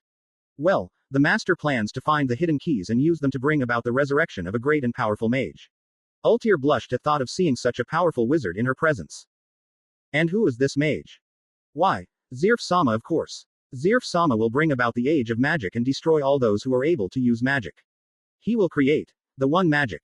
Ultier said with glee. The Dragonslayer of the Apocalypse bared his teeth beneath his mask at hearing that name. Pocket Dimension, Year X 776. San, who is Zirf? Naruto asked. The Black Dragon of the Apocalypse snarled at the mention of the Black Wizard. Naruto, where did you hear that name? Well, I heard you while you were mumbling to yourself in the den. You said something about a guy named Zirf. Is Zirf even a person? Acknowledge growled as he tore up a tree and snapped it with his tail. Zirf is the Black Wizard, the one who was said to have nearly destroyed the entire world of magic with his ability to summon monsters and demons from the very depths of hell itself. He was a powerful mage able to use living magic and death magic. Living magic allows one to summon forth creatures from the earth while death magic does as its name implies. It kills instantly. But what did Zirf do that he makes you so angry, San? I mean, I have seen you when you are angry, but this type of anger seems different from the one you feel towards me when I do something wrong. Naruto said. The Black Dragon stared at his son before snarling, his tail knocking down another set of trees with a single flick. Zirf is a pathetic human, even more pathetic than the Dragon King. He is one of the things that managed to do something to my mind and brainwashed me. Acknowledge paused. He is one of the things that resulted in my exile from Algesia. Fuck off. If you want to resurrect that piece of shit, then you will have better luck than any other cult did. You will fail and you should burn with the bitch. Naruto growled before turning away. His patience was thinning and so he began to walk away from the time magic user. That's a shame. I was hoping we could have done this like civilized mages, but I see you're not one who is convinced by words. Kurama then watched Ultier before he noticed Ultier's hand make a single motion. And that was all he needed to see before he grabbed Ultier by her hair and hoisted her up before crashing her down on the ground. The woman released a cry of pain before he picked her up once more and held her up, hand wrapped around her throat to choke the life out of her, but Ultier slammed a kick into Naruto's gut. Naruto grunted as Ultier caused his grip to loosen around her throat before she continued to strike him in the stomach with the sharp toe of her boots before grabbing his arm and flinging him over her shoulder. Naruto twisted in midair and landed on his feet before sending a blast of wind her way. Fuuton. Daitapa. Ultier was sent careening through the air. She managed to right herself and skidded along the ground kicking up dirt and grass before she sent her teal orb at him. Naruto's eyes widened as Ultier yelled out the name of her attack. Arc of Time. Infinite Sphere. A lost magic. He and Kurama exclaimed before they were sent skidding backwards as the orb crashed into his sternum. Naruto righted himself before the orb suddenly struck him in the back, and then his left side, his right knee and many other locations on his body. Naruto was then sent flying as the orb crashed into his back, sending him forward. He flipped in the air forming a dome of wind around himself as the orb crashed into it, shredded by the high-velocity air currents. Arc of Time. Restore. She cried out. Naruto then watched as the orb seemed to suddenly reverse its movement, its shards joining together before flying back into Ultier's hands. Interesting. So you know a lost magic. The Arc of Time. I've heard about that. It is said to be able to control the many futures as well as reverse the effects done to objects, but it cannot work on living things like humans and animals. Ultier giggled. You're quite smart, aren't you, Fujin-kun? The blonde then saw Ultier wink at him before snapping her fingers. You will come with us to Grimoire Heart, even if force is required. Azuma and Zankro then appeared behind Naruto, both set to punch him, but Kurama turned around and let loose a blast of red flame, sending both of them back. However, as they were sent flying, Zankro opened his jaws and the feline could only stare in amazement as his flames were eaten by the Godslayer. I'm all revved up. Zankro grinned as he finished eating the flames. He's copying the fire dragon's catchphrase. Naruto's sweat dropped. He then turned to Azuma, who had ripped off his burnt shirt. Ultier-san, we will take it from here. Ultier nodded with a serious look on her face. Till we meet again, Fujin-kun. The time mage said before she winked at him and blew him a kiss as she waved goodbye. A purple magic seal then formed beneath her feet and she vanished in a column of light. I have no time for the likes of you two, Naruto said before slamming his hands on the ground. A large twister erupted in front of him and made its way towards the two kin of purgatory. Azuma raised his arms up as if he were lifting something and two tendrils of wood burst forth from the ground and crashed into the tornado. Azuma was surprised when he saw his tendrils were suddenly shredded. Impossible, my trees are invulnerable, Azuma thought before grinning. Finally, an opponent worth my time. Great tree arc. Blev. However, when Azuma conjured up the explosion to end the tornado, but when the smoke cleared, he and Zankro looked to see their targets has disappeared. He got away. The little fucker. Zankro cursed. Azuma placed his hand against a tree before sinking into it. I will find him, and you try to keep up. Azuma then disappeared into the tree's trunk with Zankro using his enhanced senses to follow the great tree arc user. The fire godslayer cackled maniacally. This is gonna be sweet. Zankro howled as his fists erupted into black flames. Naruto and Kurama appeared in another section of the woods within a swirl of wind. Why are we running? We're not running, Naruto said. Then what was it that we're doing, seeing as we're retreating from our opponents? Kurama growled. You are never one to abandon your opponents. You always stand and fight. So why are you not fighting now? Naruto raised his hand and the exceed was silenced. Because there is someone else here, Naruto said before he turned around and clapped his hands together. A gray-green magic seal appeared in front of him before a giant tree trunk that was headed for him became nothing but splinters. The Dragonslayer and Exceed watched as a large man garbed in red armor and appeared to have a large furnace on his back appeared from the brush. On his casa, the crest of the Magic Council was emblazoned in gold. Who is that? Kurama asked. Naruto took his mind back to the book he read in the library. Insert music. Naruto Shippuden Jinchuriki theme. The books described this man as Head Captain Han, the leader of the entirety of the Rune Knights. Naruto informed his feline companion. Kurama snarled before jumping off of Naruto's shoulder and changing into his kitsune form. Han was accompanied by an entire squadron of Rune Knights and the Brown Eyes man raised his head to stare at the two criminals. Ogana Fujin and Anabi Myobu, you are to come with me to the Magic Council as you are under arrest for performing the taboo of all mages.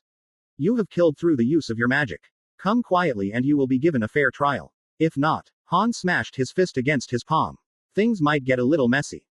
The furnace on Han's back rattled slightly before a cloud of steam erupted from the furnace and took on physical form. Kurama snarled as he watched the white-furred cat float in the air. Kokuo. The kitsune snarled as he allowed 5 more of tails to form, giving him a total of 6 tails. 6 tails. Kurama, who is that? Naruto asked with mild surprise. Never had Kurama had to go more than 4 tails in any fight, but to go 6 tails, it was just unheard of unless it was a fight with him or Acknowledge when he was forced to use all 9 tails. Hello, brother, Kokuo said as the white-furred feline became shrouded in white steam. The costume clung to his body and Kokuo suddenly became the size of a large wolf like Kurama and 5 tails sprouted from the cat's rear. His paws suddenly elongated and became hard, changing into hooves. His body structure morphed into that of a horse's, but his head became similar to that of a dolphin's. Kokuo stamped his hooves on the ground and released a cry that sounded like a mixture of a dolphin's whistles and clicks and the whinny of a horse. Kokuo, what are you doing? Kurama asked, obviously angry with his brother. The dolphin horse stared at his brother and bowed. I am sorry, Kurama ni, but I am a part of the Magic Council with Han-san. We are ordered to bring you two into custody, Kokuo said with a respectful tone. You are asked to come with us. And if I say no? Kurama snarled. Kokuo sighed. Please, Kurama, I do not wish to hurt you. You may be the strongest of us 9, but even if you are, you know that I am able to put up a fight against you. After all, I was very close to defeating Yuki. Kurama remained silent. Han then looked at Kokuo and the two nodded to each other. Insert music. Fairy Tail released power. Rune Knights. Take him down. The Rune Knights charged forth and Naruto raised an eyebrow as they ran towards him, staffs glowing in their hands. They slammed them on the ground and the earth rose up and a large hand rose up from the confines of the earth and flew towards the blonde Dragonslayer and the Exceed. Naruto raised his leg up and brought it downward, sending an arc of wind at the fist, slicing the object completely in half. The attack continued and ended the lives of 4 members of the squadron. The Rune Knight then sent blasts of flame at the 2 only for Kurama to inhale them and then spat them back out as raging spheroids of burning oxygen. 5 more Rune Knights were burnt to ashes before Naruto waved his hand lazily and Han and Kokuo stared in amazement as there was a distortion in the air and suddenly the remaining 11 members of the squadron were easily cut down. Han then felt his armor being hit by the strike, but there was no damage done. His armor was made of the strongest metals and elements and was also protected with a few defensive runes. Han and Kokuo stared at the dead bodies of the Rune Knights before the sound of cracking wood was heard. The Rune Knights, Kokuo, Kurama and Naruto turned to see the trees behind them shatter as a blast of black flames destroyed them. Zankro and Azuma walked out of the flames unharmed, per Zankro's will. You will come with us to Grimoire Heart as Master Hades demands, Ogana Fujin and Anabi Myobu. Azuma said. Grimoire Heart. Kokuo pondered the name. Han-san, they are a dark guild, one that has eluded us for quite some time. Han smirked as he crackled his knuckles eagerly and Kokuo stamped his hooves. Well, what do you know? 2 birds with 1 stone. I might get a big fat pay raise at the end of this. Han chuckled as he got into a battle stance. Zankro's fists became encased in black flames as he cackled. Bring it on. Azuma did the same as Zankro and caused 3 large, whip-like roots to spring forth from the ground as they bent to his will. Naruto and Kurama watched the 2 parties before they sighed. An aura of fire surrounded Kurama and the wind swirled around Naruto. The Dragonslayer raised his hands and the members of Grimoire Heart and the Magic Council felt the increase in magic power in the air. Wind and fire swirled around the 2 fugitives before their eyes snapped open. Naruto's, a shining white and Kurama's were an even more evil-looking crimson. A large shockwave of wind and fire erupted from both of them. Zankro quickly ate the flames, but he was sent skidding backwards as the force of the winds met his body while Azuma shielded his body with his roots. Han slammed his hands into the earth and pulled up a piece of the earth and used it as a shield to protect him and Kokuo. When the flames and the wind died down, Han let down the earth wall, while Azuma moved his burnt roots aside, having turned to ash from the flames. Intensity. Zankro was busy removing himself from the trunk of a tree. They were all staring in amazement as the entire area within a 10-mile radius was burnt to nothing. It was like a forest fire had started and only chose to burn out everything in the area. A few embers were still present, but they were quickly snuffed out by the howling winds. Such amazing strength. Han commented. I told you my brother has a knack for widespread destruction. Kokuo said. Han nodded in agreement with the dolphin horse. I can see why Master Hades wants these 2 in our guild. Azuma smirked before cracking his joints. This man and animal are surely strong. Ha ha ha ha ha. I'll show this little bitch just how it feels to face a godslayer. Zankro howled with laughter. Naruto and Kurama then slipped into fighting stances. The kitsune bared his teeth, his eyes focusing on his 5-tailed brother. Naruto's eyes literally shone as he observed his opponents. Everyone then watched as the images of a dragon and a fox appeared in the air, their killing intent and magic power being manifested in those form. The 2 manifestations snarled as Naruto and Kurama spoke. You want to fight? The kitsune asked. Then we will give you a fight and we will show you why they call us the Ogana Fujin and the Anabi Myobu. The manifestations roared before enveloping Naruto and Kurama in gray, green and red auras, respectively. Naruto's aura of magic power then began to shift between gray, green and blue, black and Kurama noticed this. The sleeping dragon is beginning to stir. Unknown Forest, year X 784. Insert music. Fairy Tale Hagain Hakunetsu. Naruto and Kurama watched the 4 opponents surrounding them, the air blowing gently through the air. Azuma and Zankro looked at one another and nodded. Azuma stamped his foot on the ground and moved his arms as if he were scooping something. 5 large tree roots sprouted out of the earth and Zankro took a deep breath. Engine no Dogo, Flame God's Bellow. Zankro unleashed a powerful blast of black fire from his mouth and the attack enveloped the tree roots that Azuma sent forth, transforming them into flaming whips. Kurama then turned and roared, resulting in a powerful shockwave which tore up the earth and shattered the flaming roots. Naruto then looked up and saw Kokuo in the air, descending upon the 2 of them with his hooves aiming to crush their skulls. Fuden. Datapa. Naruto muttered before a great blast of wind struck the dolphin horse in his stomach and sent him flying through the air. Kurama snarled and jumped after his brother and planted his skull against the 5-tailed beast's chest. Kokuo gritted his teeth before wrapping his tails around Kurama's limbs and slamming him into the ground. The kitsune yelped in pain before growling and unleashing a torrent of flames, allowing the red fire to envelop his own body. Kokuo howled in pain as his tails were burned by the defensive-offensive move before Kurama sped towards him. Fire rocket. The 6-tailed kitsune roared and sent Kokuo flying through the air only for 2 tree roots to appear in his path and try to crush him. The kitsune lashed out with two of his tails, both coated in fire, and sliced through the tree roots as if they were made of paper. Kurama jumped and aimed to slam his tails down on Kokuo as the dolphin horse rose up to his feet. Kokuo looked up and quickly spun, a cloud of steam enveloping him and shielding him from the attack. Kurama retracted his tails, hissing in pain as the steam burnt through his fur. Steam burns were some of the worst ways to be burnt because it literally felt as if you were being cooked alive. Kurama took a deep breath and released a stream of fire, Kokuo countering with a stream of pressurized steam. The two attacks collided, causing an explosion of fire and steam, but Kurama raced through the smoke cloud to try and use it as a cover. However, Kokuo suspected his brother's move and lashed out with three of his tails, slamming Kurama to the left, right and then skyward before leaping and crashing his hooves down on Kurama. Kurama grunted as he felt his spine nearly shatter from the blow, but his healing factor in his kitsune form prevented that from happening. Kurama then fired a barrage of small fireballs and hit Kokuo in the stomach and sent him upwards. Kurama then caused his tails to extend as he landed, wrapping them around Kokuo's body and slammed him into the ground. You should know better than to challenge me, Kokuo. Kurama snarled before holding Kokuo over his head and spinning him around before throwing him over to Naruto. The blonde Dragonslayer caught the transformed Exceed and slammed him into the ground. Kokuo gasped in pain before his tails wrapped themselves around Naruto's arms and legs. The wind mage was caught off guard by the move as he was suddenly heaved over Kokuo's head and slammed into the ground. A small crater formed from the attack and the blonde quickly recovered, though his back was now bearing a slight stinging sensation from the attack, before breaking free of the appendages and leapt at Kokuo. Kokuo got up and rolled to the side only for Naruto to suddenly put on a burst of speed and appeared to Kokuo's right. The dolphin horse's eyes widened as Naruto held a sphere of swirling magic energy in his hand. Energy make. Rasengan. He slammed the attack into Kokuo's side and sent the beast spiraling through the air from the attack. Engine no Dogo. The attack of the Fire Godslayer raced through the air towards Naruto, but Naruto quickly spun around to face the attack and performed Kei's no Yaiba. Raising the wind blade, Naruto brought it down in an arc and a crescent of wind tore through the attack, parting the flames on either side of Naruto before causing a small explosion behind him. Zankro leapt at Naruto and kicked him in the face, causing the blonde to skid backwards before the insane blonde punched Naruto in the stomach before swinging his leg backwards and brought it back for a sweeping, upward kick. Engine no Hojinka Kogeki, Flame God's Volcanic Eruption Strike. Zankro's foot became coated in black flames, allowing the embers to trail behind his leg as it went to strike Naruto's chin. However, Naruto leaned back to avoid the strike and looked in mild surprise as the kick had expelled a powerful stream of flame when Zankro had reached the area where his head had been. Naruto then went into a series of backhand springs before vanishing into the wind and appeared behind Zankro. The Dragonslayer struck the Godslayer with a Rasengan and sent the Grimoire Heart member spiraling through the air, but Zankro managed to turn himself around and held out both hands.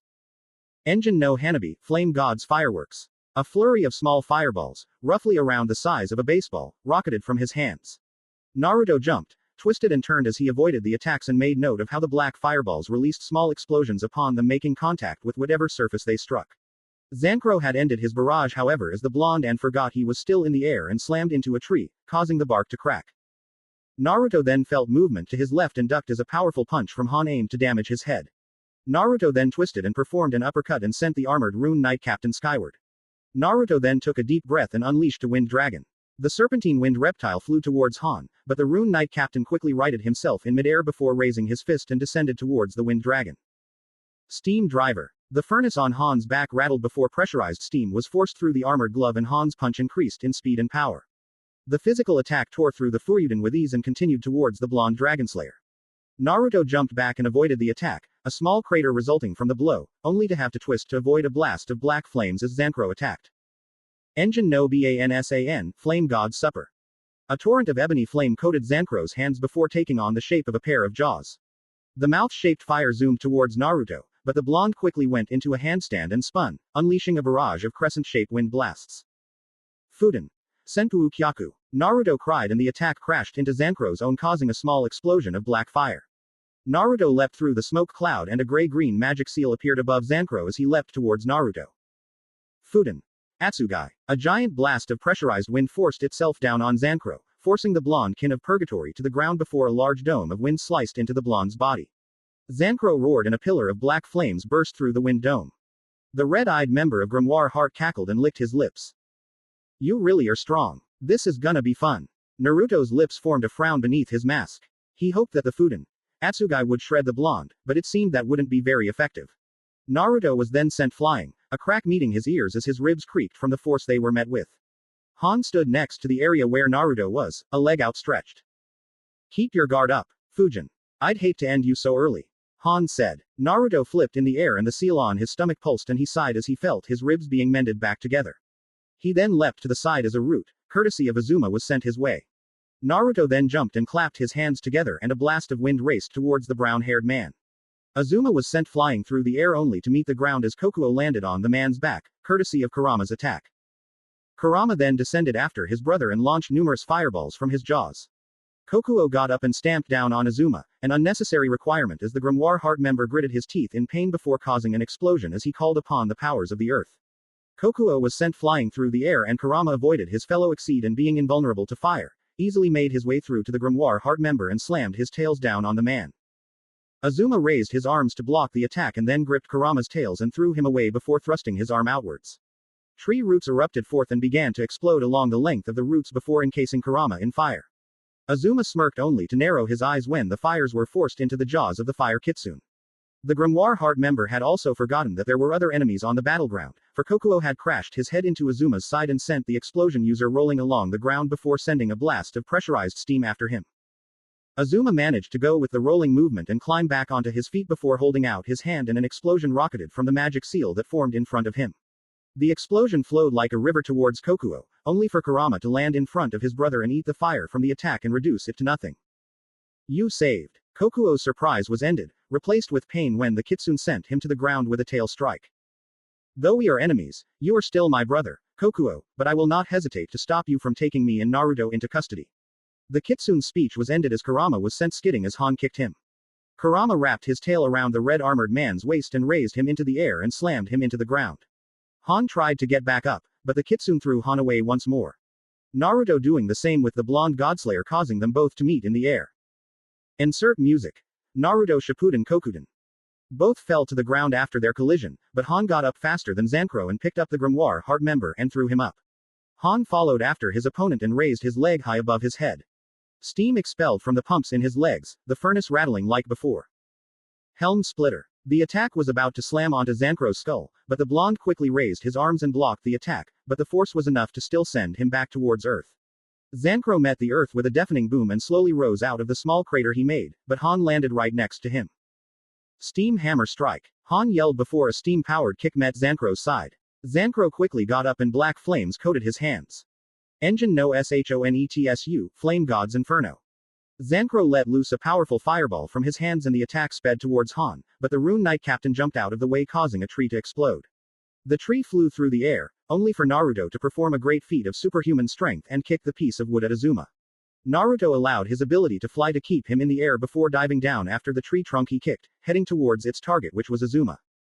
Azuma saw the attack coming for him and quickly caused the tree to explode before 3 tree roots sped after Naruto. Naruto raised his arms out of instinct to block the attack, but it was a mistake as the roots seemed to explode in a straight line and Naruto's eyes widened as the attack met him. Naruto had called upon the seal and the red energy barrier enveloped him before the explosion could take on its full strength. The smoke cleared and the seal vanished before Naruto flew down towards Azuma, the sound barrier breaking on his way down. Azuma quickly got into a horse stance and raised his arm to parry Naruto's punch and slammed his own fist into Naruto's face.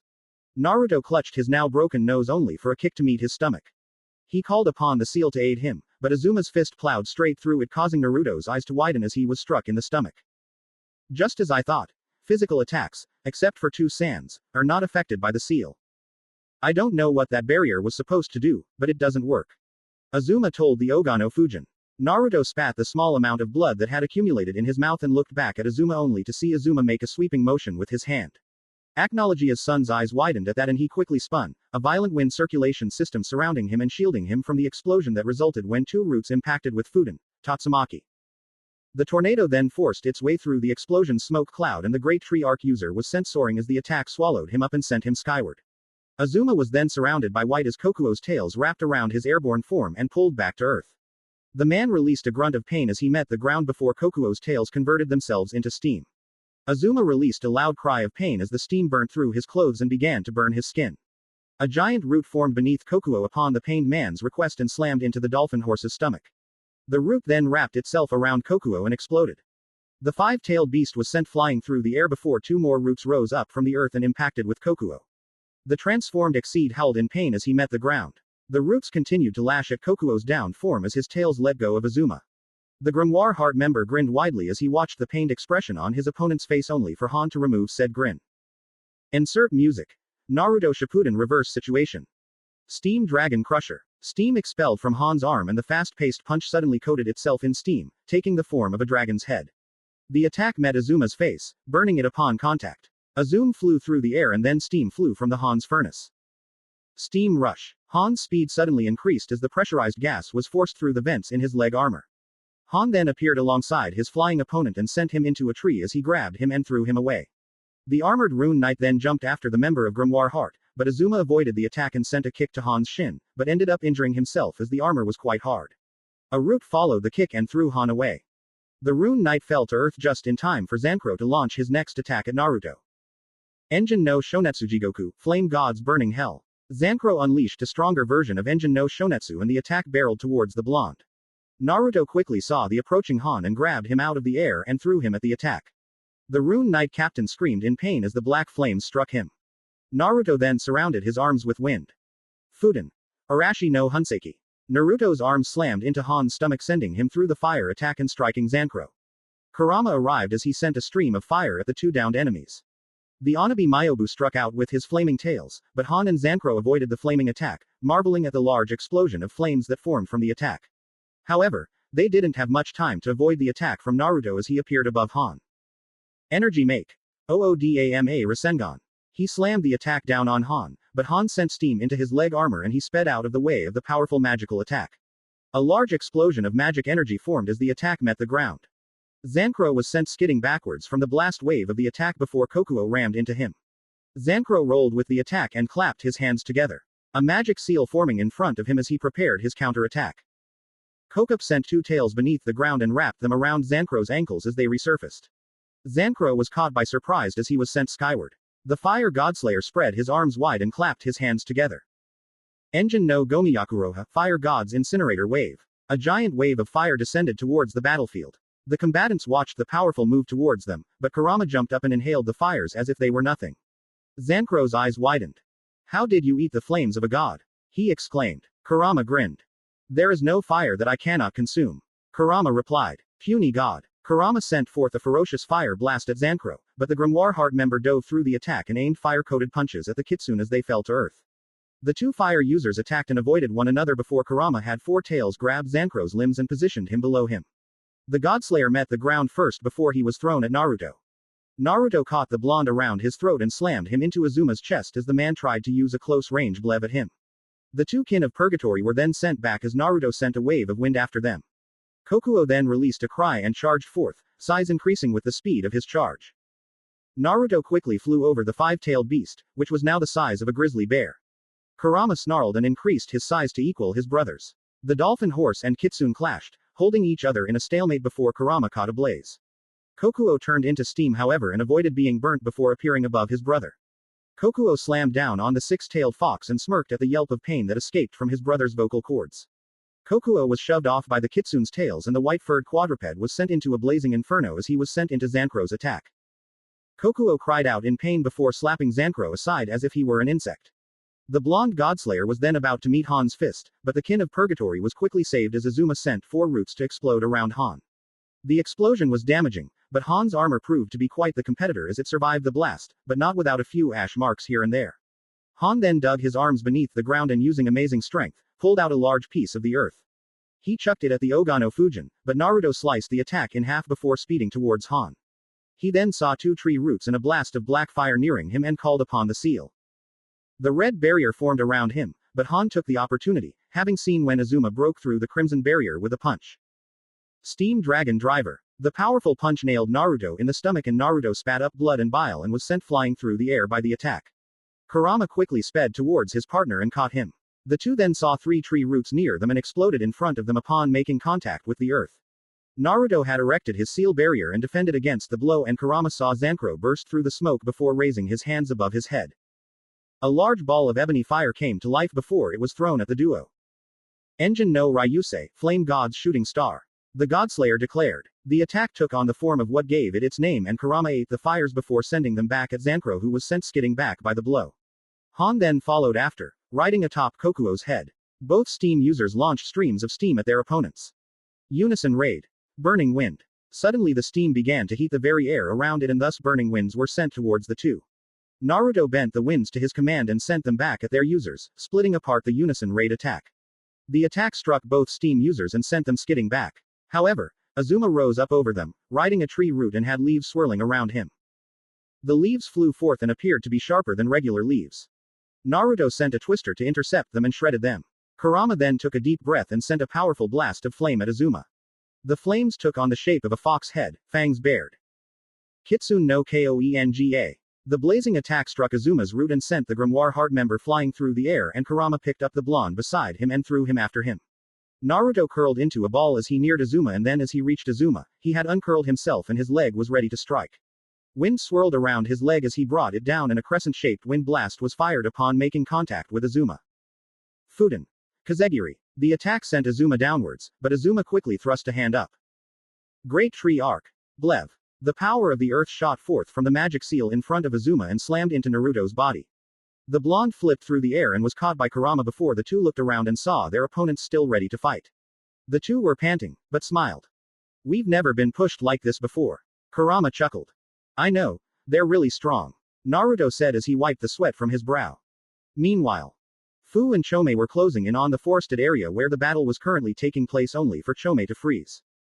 Chome, what's wrong? The green-haired Dragonslayer asked. I feel another one like us. It's a link the 9 of us have. Fu knew the blue feline was making reference to her siblings. Which one is this one? Are you sure you're not feeling Kurama's magic energy? She asked. Chome shook her head. No. It's different, it's Kokuo. The Exceed spoke. Who's that? Fu asked. Chome didn't respond and instead continued to fly towards the area and was shocked when she was suddenly forced back by the force of a powerful clash of magic energies. Amazing. Such strength. She whispered. The daughter of Cyclonus also couldn't believe the strength of the magic power she was feeling.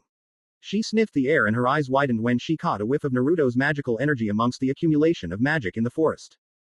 Minato's magic is there, she said, still referring to Naruto by the fake name he used. Quick, Chome, I need to see if what I'm thinking is true. You mean if Minato-san is a Dragonslayer like you? The mint-haired girl nodded and Chome didn't any other directions before continuing towards the battleground. Insert music. Fairy Tale Shishi no Hoshi. He then leapt off of Kurama's head and vanished into the wind as he moved at high speeds.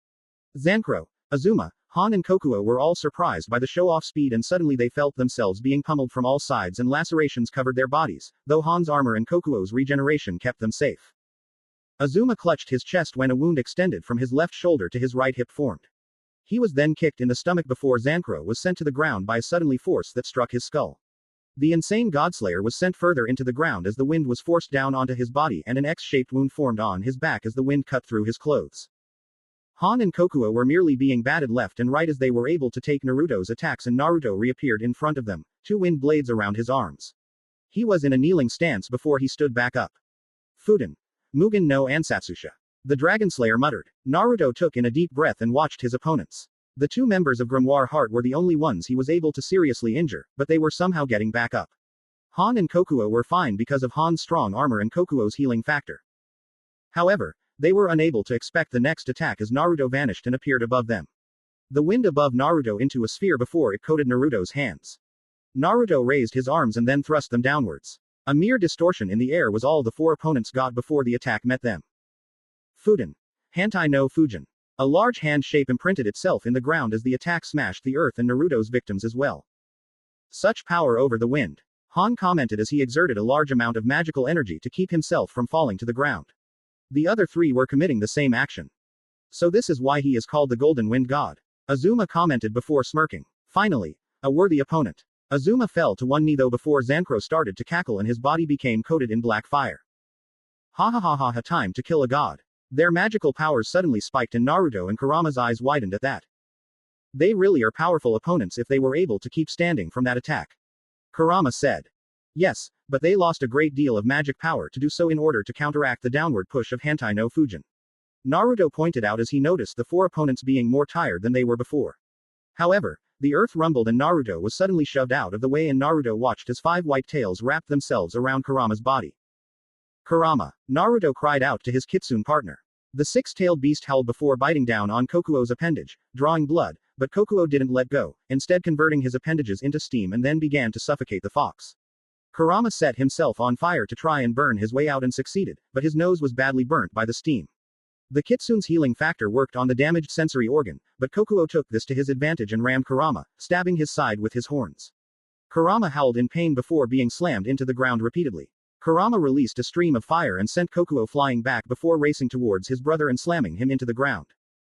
That is it, brother. Kurama roared. I refuse to handle your foolishness any further. The kitsune began breathing fire over the dolphin horse's body. Kokuo released a loud cry of pain as Kurama burnt him. Kokuo kicked Kurama off with his hooves and then as Kurama skidded backwards, his tails arched over his head. Kurama's red eyes widened and the other combatants suddenly faced the two beasts as they grew in size to about the size of an elephant. Red and blue magic energy was pulled in from the Eternano in the air before condensing into large purple orbs of magic energy.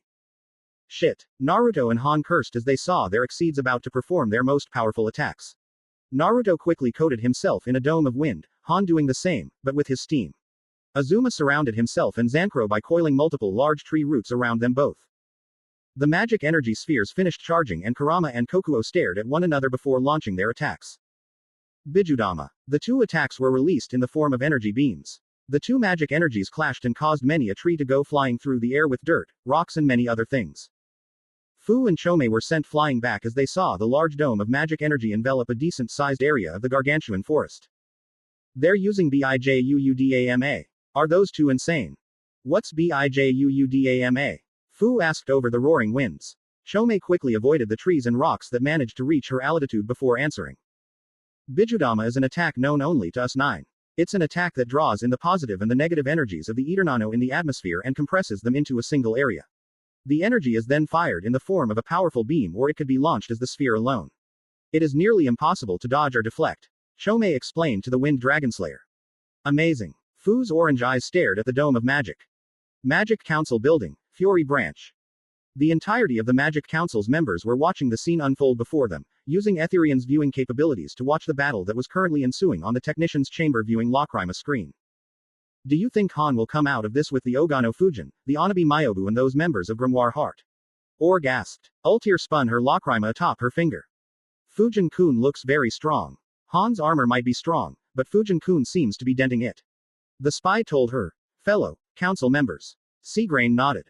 So it seems. Han is supposedly our strongest soldier and with Kokuo down, the Onabi and the Fujin will no doubt be able to gain a bit of an upper hand in the battle. The blue-haired councilman said. I'm disappointed that you people have such little faith in our own soldier. Bellino shook her head. Yujima remained silent as he watched his fellow council member, Michello, who was tapping his cane in anxiety. Hey, wait a minute, what's that?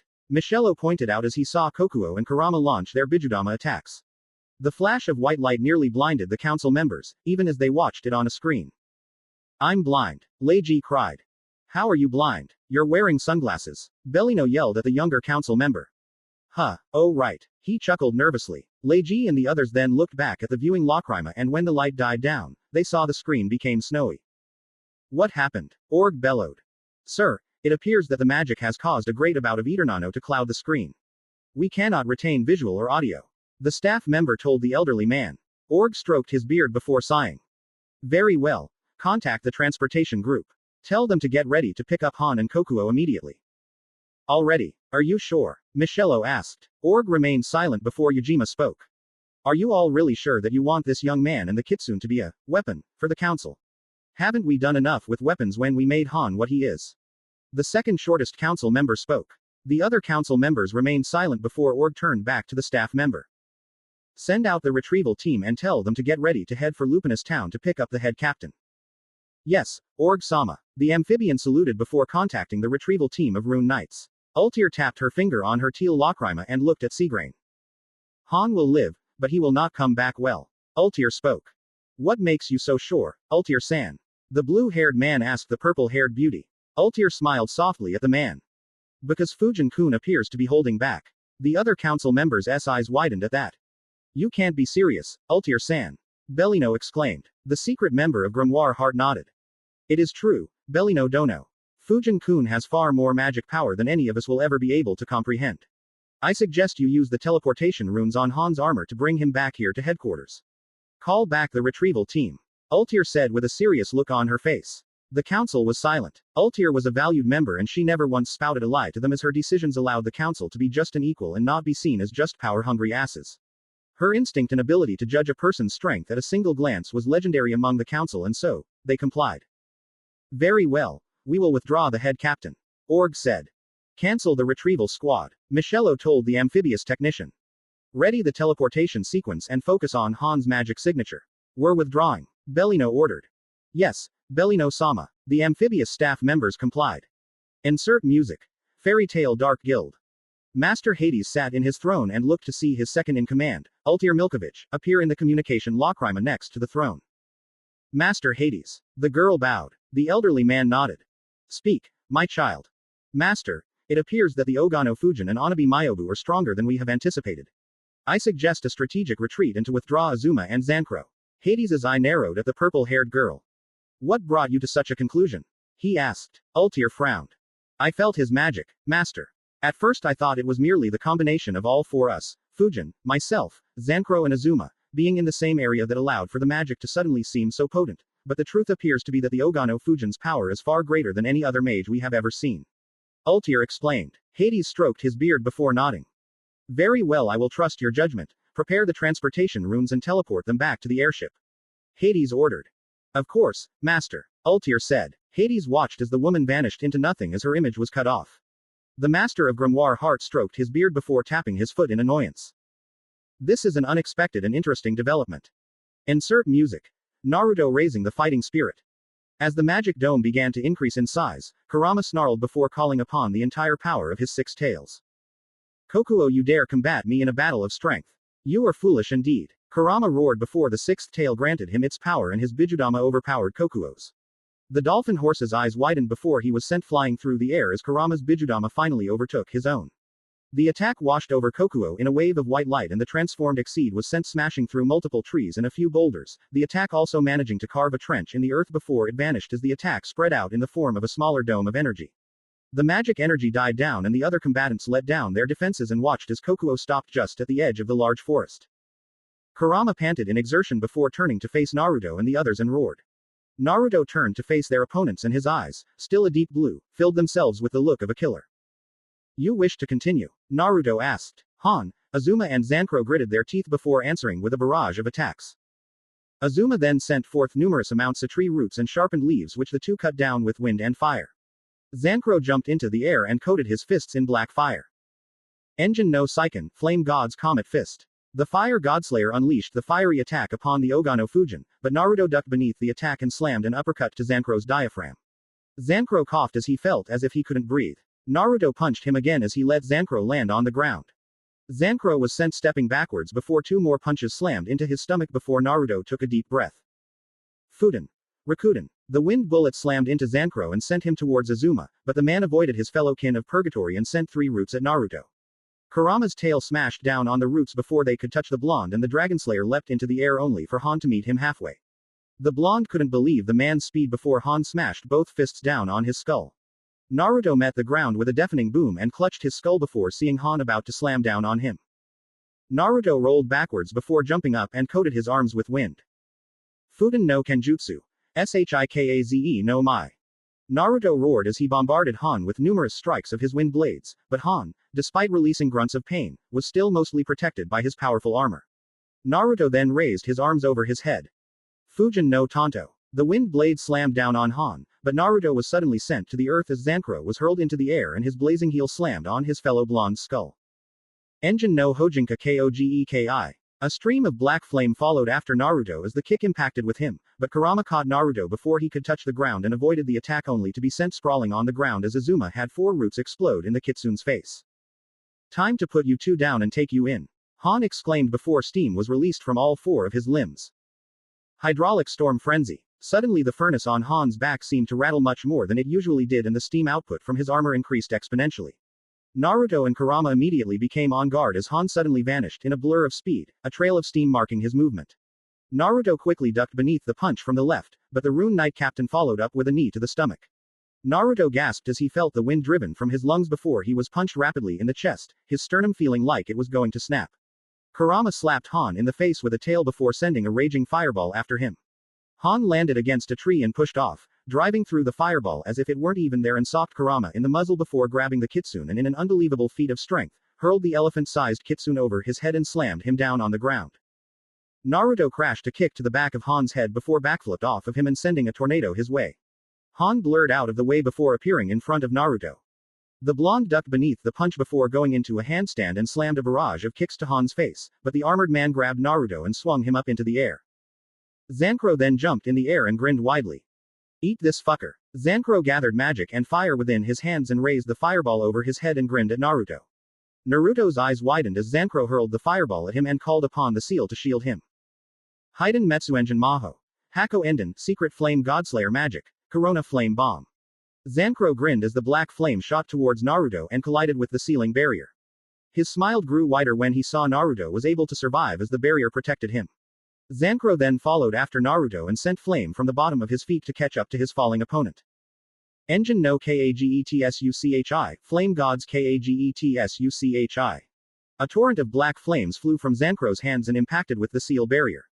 Naruto then let down the barrier for a while before dodging one of Zankro's fire blasts and crashed a foot into his stomach. Zankro was then twisted so he fell first. Naruto then kicked off of him and formed a Rasengan in his hands. Energy Make. Rasendangan. The Rasengan flew from Naruto's hands like a bullet and sent Zankro to the ground. Naruto landed in front of the downed Grimoire Heart member only to suddenly be knocked down by an exploding tree root. The seal had formed instinctively and thus Naruto was protected from the brunt of the damage, but he was still sent flying. Zankro then rose back to his feet. Black flames wrapped themselves around Zankro's form before the fires began to look as if they were receding into Zankro's body.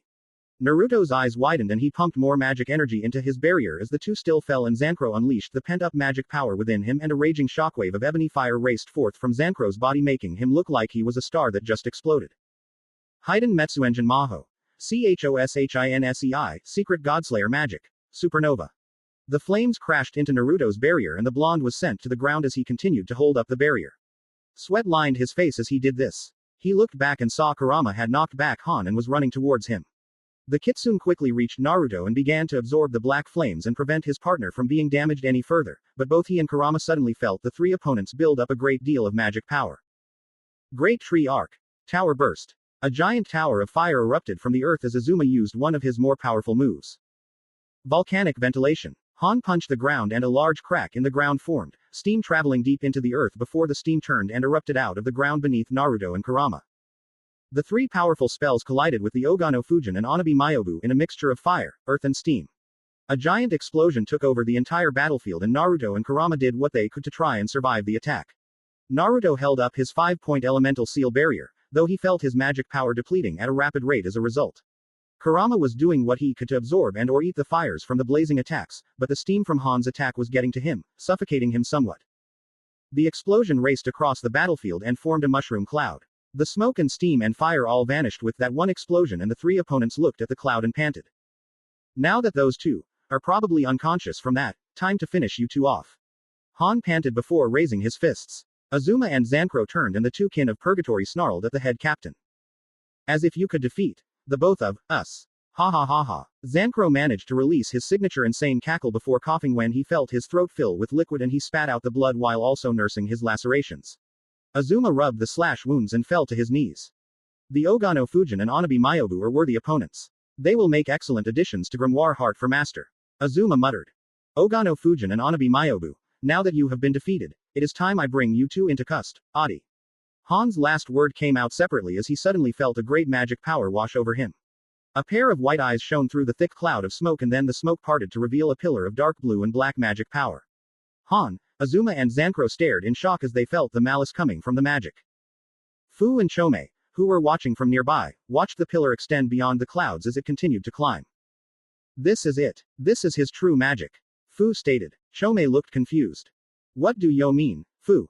This is his Dragonslayer magic power. Whoever Minato is fighting, they're not coming out unscathed. I can barely feel my magic at all, he thought as he looked around the dust cloud and then at himself. His shirt was torn in many places, but his mask miraculously remained intact though there was a large area that was split at the cheek. His pants were covered with burns and had several holes in them, but his boots seemed to be fine. Naruto held the necklace in his hand and smiled when he saw the charm was also safe. It wasn't damaged, however. Naruto turned to see the damaged kitsune. Kurama groaned as he glowed red and reverted back into his Exceed form. Kurama. Naruto spoke. The feline coughed lightly as if to show he was still kicking, and he remained slightly conscious. Nah. Ru, too. The Crimson Exceed wheezed. Don't talk. You've used up a lot of magic power, you need to rest. Naruto. Those guys out there are trying to take us and use us as weapons. Kokuo told me before he was hit with my Bijudama. What? It's an ability we all share. There are 9 of us siblings, Naruto, and when in close proximity, we are able to communicate telepathically. The red-eyed feline explained. But why would Kokuo? Hehe. Naruto, you should know that family does whatever they can to protect one another. Kokuo and I are brothers, and no matter what, brothers look out for each other. The Exceed chuckled as he saw the look of surprise on Naruto's face. Family, look out for one another. The blonde asked. Naruto, I've got no magic left right now. Take them down. Use Acknowledge as magic. It's the only thing that will be able to bring you back to full strength and you will be able to defeat them. But they are not. Naruto paused. They were strong opponents. They brought him and Kurama on the brink of defeat, a feeling Naruto had never experienced before. The Dragonslayer of Acknowledge watched as the smoke cloud was beginning to thin. Naruto grunted in pain as his muscles tried to stop Naruto from moving by filling his body with pain. The Dragonslayer stood to his feet and took a deep breath. He drew upon the hidden magic reserves where his Dragonslayer magic was stored. Naruto then turned and his magic aura flickered. The gray, green, and blue aura that represented his regular magic suddenly morphed, taking on a darker personality. Gray, green, and blue became a dark blue mixed in with black. The magic power then began to climb as Naruto's rage grew. You attack me. You attack Kurama. Naruto began to growl as he felt his draconian side take over. I will show you no mercy. Naruto roared as his eyes snapped open. His blue irises vanishing as his eyes became a startling white. Kurama managed to turn his head and look to see the damaged Naruto standing in front of him. The magic power surrounding his partner was greater than it ever was before. Naruto roared and the magic power skyrocketed, literally, and the smoke cloud they were in parted. Kurama smirked as he felt the negative emotions from his partner. Rage, hate, anger, wrath, killing intent. Kurama chuckled lightly. The people before them were screwed now. They say it is unwise to wake the sleeping dragon. Kurama thought. He managed to see Naruto roar one last time before falling unconscious. Now they will know why. The pillar of magic power died down and the head captain of the Rune Knights and the 2 members of the 7 kin of Purgatory watched as Naruto stood, hunched over.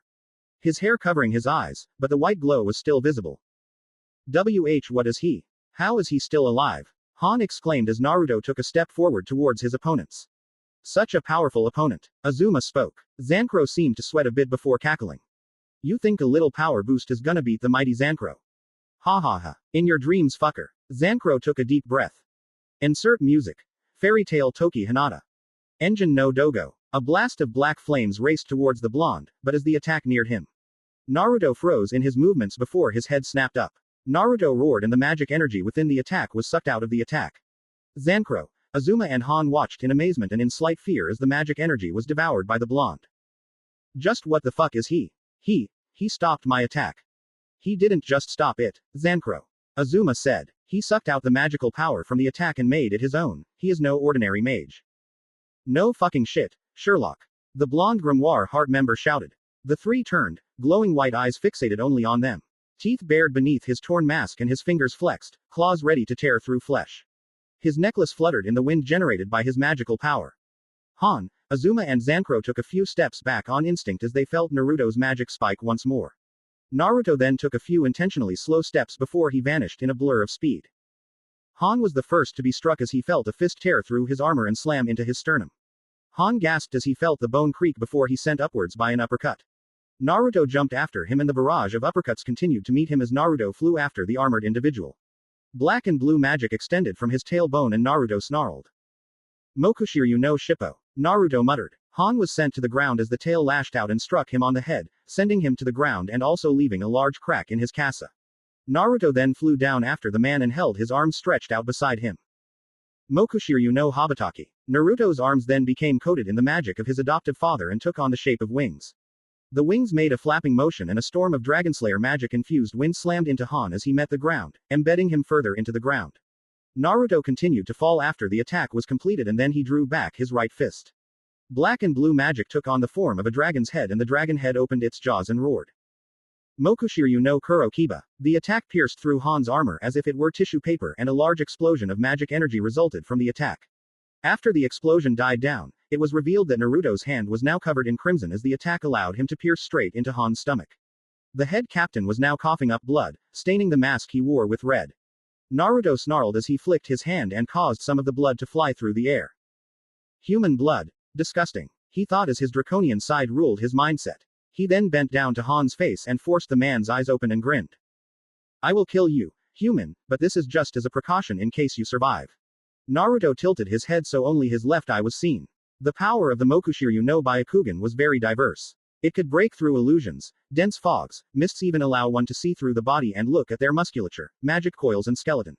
However, when used individually, the right eye was able to project the memories of the user, memory projection. The left eye on the other hand was able to perform memory wipe. A black and blue magic seal appeared in Naruto's left eye before a flash of white light filled Han's eyes. The light tore into Han's memory and wiped out everything relating to Naruto's ability to use Dragonslayer magic, but Naruto made sure to leave behind one little detail. His eyes. His eyes always brought fear into those he met, especially when they were like how they were currently. The son of Acknowledge then stood back up. Great Tree Arc. Tree Fist. A multitude of roots rose from the earth and began to take the form of fists. All of them raced towards Naruto, but the blonde merely called upon his Mokushiryu no Shippo and crushed each and every fist that tried to attack him. Naruto then roared, a shockwave flying towards the two Grimoire Heart members. Azuma stood his ground while Zankro, being lighter, was sent skidding backwards a few feet. Azuma sent forth 4 roots, each one taking hold of one of Naruto's limbs. Great Tree Arc. Linear Explosion. A chain of explosion raced towards Naruto, but the blonde Dragonslayer roared and tore through the bindings and freed himself from the explosive move before landing on the ground.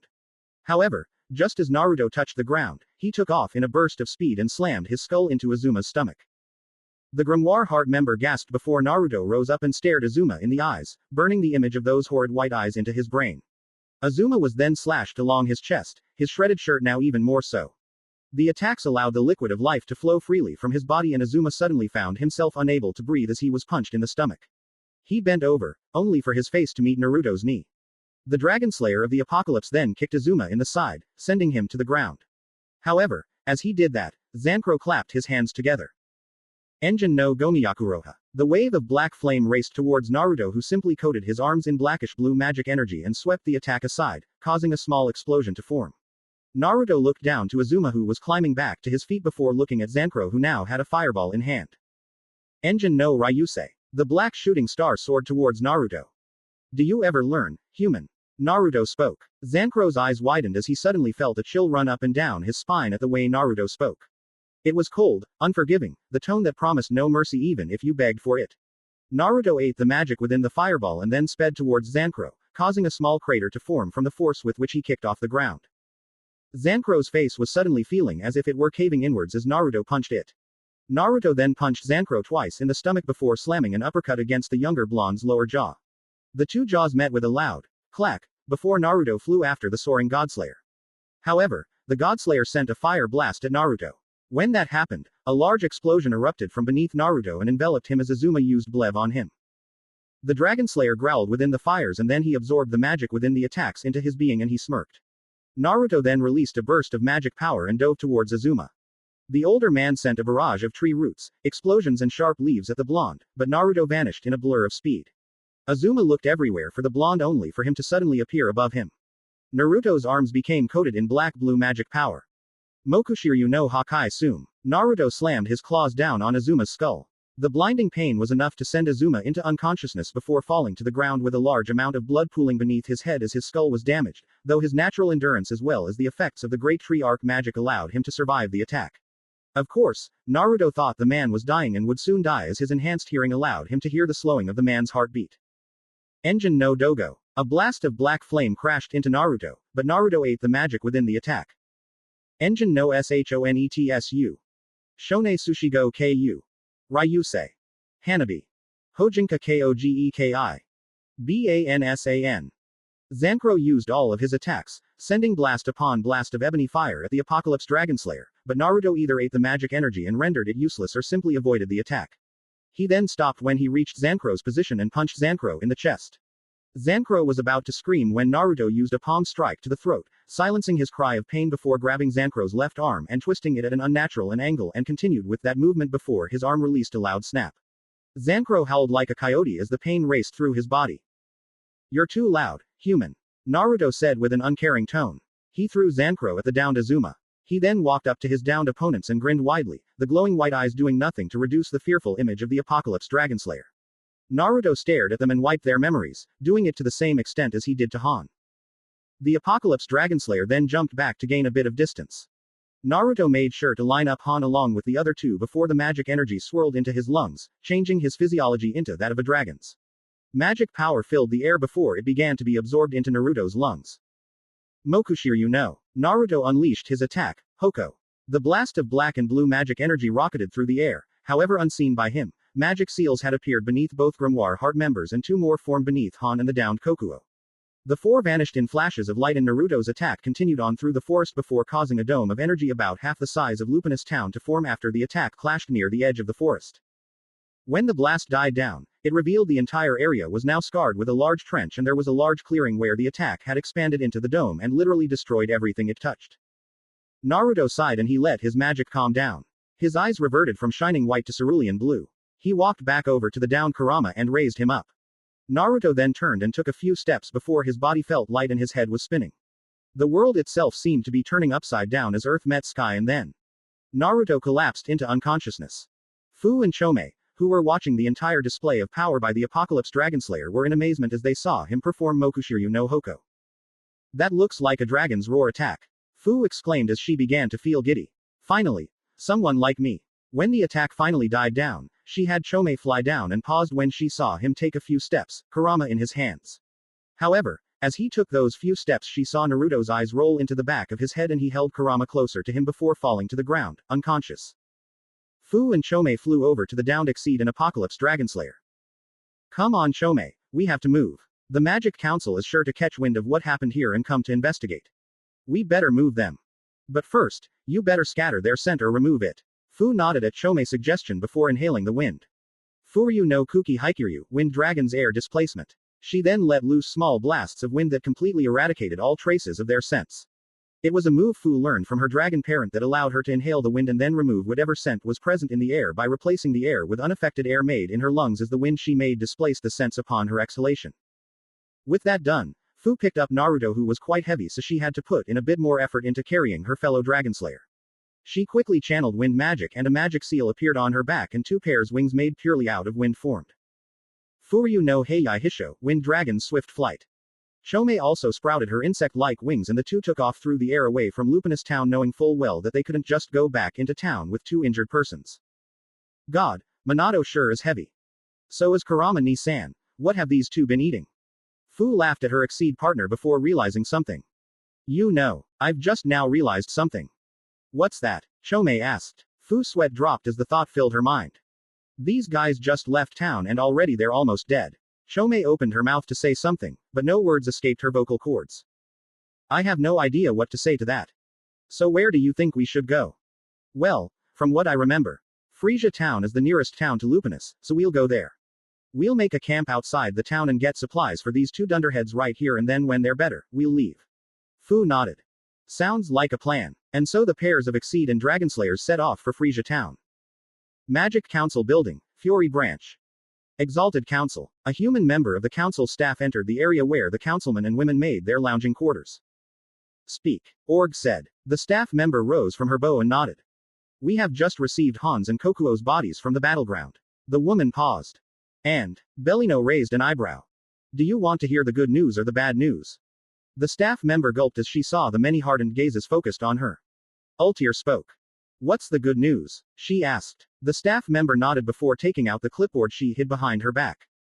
Well, Ultier-sama, the good news is that Han and Kokuo will make full recoveries, Kokuo more quickly than Han. Excellent, that is good news, but what's the bad news? Yujima asked. The bad news is that Han will take at least 4 full months to recover from his wounds. He suffers from massive amounts of bone breakage, minor burns, magic depletion, he has lost a massive amount of blood and there appears to be a gaping hole in his chest from what appears to have been made by a human fist. The council's eyes widened at that. Are you serious? There is no living thing in all of Earthland that can pierce through Han's armor. Mechilo shouted. Though I am surprised by what I'm about to say. I agree. We used the strongest metals and the best engineers in all of Earthland to construct that armor. We have sent Han against powerful monsters and demons that not even some of Fairy Tail's S-class mages could handle alone, and Han took them down with ease. Yujima said. Then it appears that the Oganu Fujin and Anabi Myobu are stronger than they appear, but to be able to pierce Han-san's armor. That is quite a feat. Seagrain added. They turned to the staff member who was now fidgeting upon her being noticed. Yes. She asked when noticed their gazes. 4 months. The staff member nodded. Yes, Org-sama. I see. Well, go to the area where we make our wanted posters, change the one for the Ogono Fujin and the Anabi Myobu. What would like it to say, Org-sama? Increase the bounty on his head or add a few more details or. Org raised his hand and a fierce gaze settled on her when she was silenced. We cannot risk another situation like this. Do not engage them, physically, verbally, mentally. Whatever way possible, do not attempt confrontation. These two monsters are not to be trifled with, as they have managed to take down Han as well as Kokuo. They are to be labeled SS class criminals. Org said. SS class. Isn't that a bit high, Org-sama? The staff member exclaimed. Org shook his head as he looked to his fellow council members, all nodding in agreement with his decision. They are to be labeled as flee on sight. The staff member gulped at that. There were rarely any times when a criminal, despite their power, would be labeled flee on sight. There were not many in that category because of it. Oh, of course, Org-sama. The staff member bowed before exiting the chambers. The council room was silent for a few moments before Ultier stood up. Where are you going, Ultier? Bellino asked her fellow female. I need to visit Han and Kokuo in the medical ward. Then, I'm going for a long walk. I will return soon. The others nodded before allowing the dark purple-haired girl to leave. As Ultier left the council room, she wandered down the large hallways of the building before looking around to make sure no one was around. She extended her sensory abilities for a minute as a precaution, and after she was sure there was no one around, she performed requip magic and requipped into her grimoire heart outfit. Teleportation magic. Grimoire heart. She said. A dark purple magic seal appeared beneath her and she vanished in a small flicker of light. Unknown location. Skies of Fury. Hades sat in his throne. Suddenly the sound of feet against the metal of the airship met his ears. He sat up and saw one of the grunts enter the throne room and he bowed. The grunt remained on the ground in a kneeling position. Master Hades, Zancro and Azuma have returned. What are their statuses? He asked. The grunt shuddered slightly as he remembered what he saw. Sir, we have taken their bodies to the medical ward. They are alive, but they are critical condition. Critical condition, Hades said with his single, visible eye widening. The grunt nodded. Yes, master. They both suffer from numerous lacerations all over their bodies, magic depletion, large amounts of fractured and or broken bones, and first-degree burns from what appears to be made by both fire and steam. Zancro appears to have nearly had his trachea crushed along with 5 of his ribs. His left arm is also broken. Azuma has 6 of his ribs broken along, but while not suffering an equal amount of damage to his body, his wound is far worse as he has suffered massive damage to the upper left hemisphere of his brain. He will take much longer to heal, but we can expect a full recovery before you launch your plans. I see. Anything else? Hades asked. The grunt nodded. Yes, master, you see. Well, I think it would be best to show you. Hades nodded before rising from his throne and he followed the grunt to the medical ward of the airship. As the grunt and the master reached the glass revealing the heavily bandaged kin of purgatory, Hades' eyes widened when he noticed just how damaged they were. Even with so many bandages and the large amount of morphine being pumped into their bodies as humanly possible, it appeared they were still in pain, blood staining their bandages red. However, Zancro was much more vocal in his outburst as Azuma was not one to talk in his sleep. Those eyes. Those horrid white eyes. Zancro howled as the medical mages crowded around him, trying to sedate the blonde godslayer. Hades could only gasp as he saw what he thought was the most fearless member of his army suddenly suffer a mental breakdown. Mental recovery. He asked the grunt. Sir, 5 months for physical, but it may take a few more weeks after that to calm down Zancro. Azuma appears to not suffer from any mental trauma at all, and given his personality I would believe that he would see his opponents as a reason to become stronger. Hades nodded. It was very much like Azuma to continue training to become stronger, however. Hades continued to watch as Zancro was finally sedated. Zancro, what happened out there? The master of Grimoire Heart wondered. Grimoire Heart airship, balcony. A young girl around the age of 12 stood on the balcony watching the clouds. The girl had short pink hair and vibrant green eyes. A stark contrast to her current mood of indifference. She wore a skin-tight, purple leotard of some sort. The sides of her leotard were a darker purple and were sectioned off from the lighter purple by white lines. Over the leotard, the girl wore a red cape which was laced with gold. The left shoulder portion of the cape had the symbol for grimoire heart imprinted in white. The outfit was completed with brown-colored boots that reached her thighs and had white strips on it. This was Meredy, another member of the Seven Kin of Purgatory. Meredy. The pink-haired girl's mood suddenly did a complete 180 as she became all sunshine and smiles. Turning to face the woman who saved her life, Meredy grinned widely. Ul-chan. However, she was suddenly frozen as killing intent and magic power was expelled from Ultier. How many times have I told you, do not ever call me that? The older woman snarled, her eyes full of contempt upon hearing the nickname. Meredy frowned, but nodded. Sorry, Ultier-san, she apologized. After the awkward silence that resulted from Ultier's suddenly dark personality, Meredy spoke. Did you hear about what happened to Azuma and Zankro? Ultier nodded. To be put in such a condition, Fujin-kun must be exceptionally strong. Fujin-kun? Meredy questioned. Ultier chuckled as she remembered her meeting with the powerful mage. Yes, Meredy. Fujin-kun is an exceptionally strong mage, so very strong. Does that mean, Ultier-san is going to try and court the Ogano Fujin? Ultier's eyes widened at that declaration, a small blush appearing on her face. What? Of course not, she said, waving her arms frantically in a comical manner. Contrary to her words, an image of when she had flirted with Naruto out her need to tease the man appeared in her mind's eye.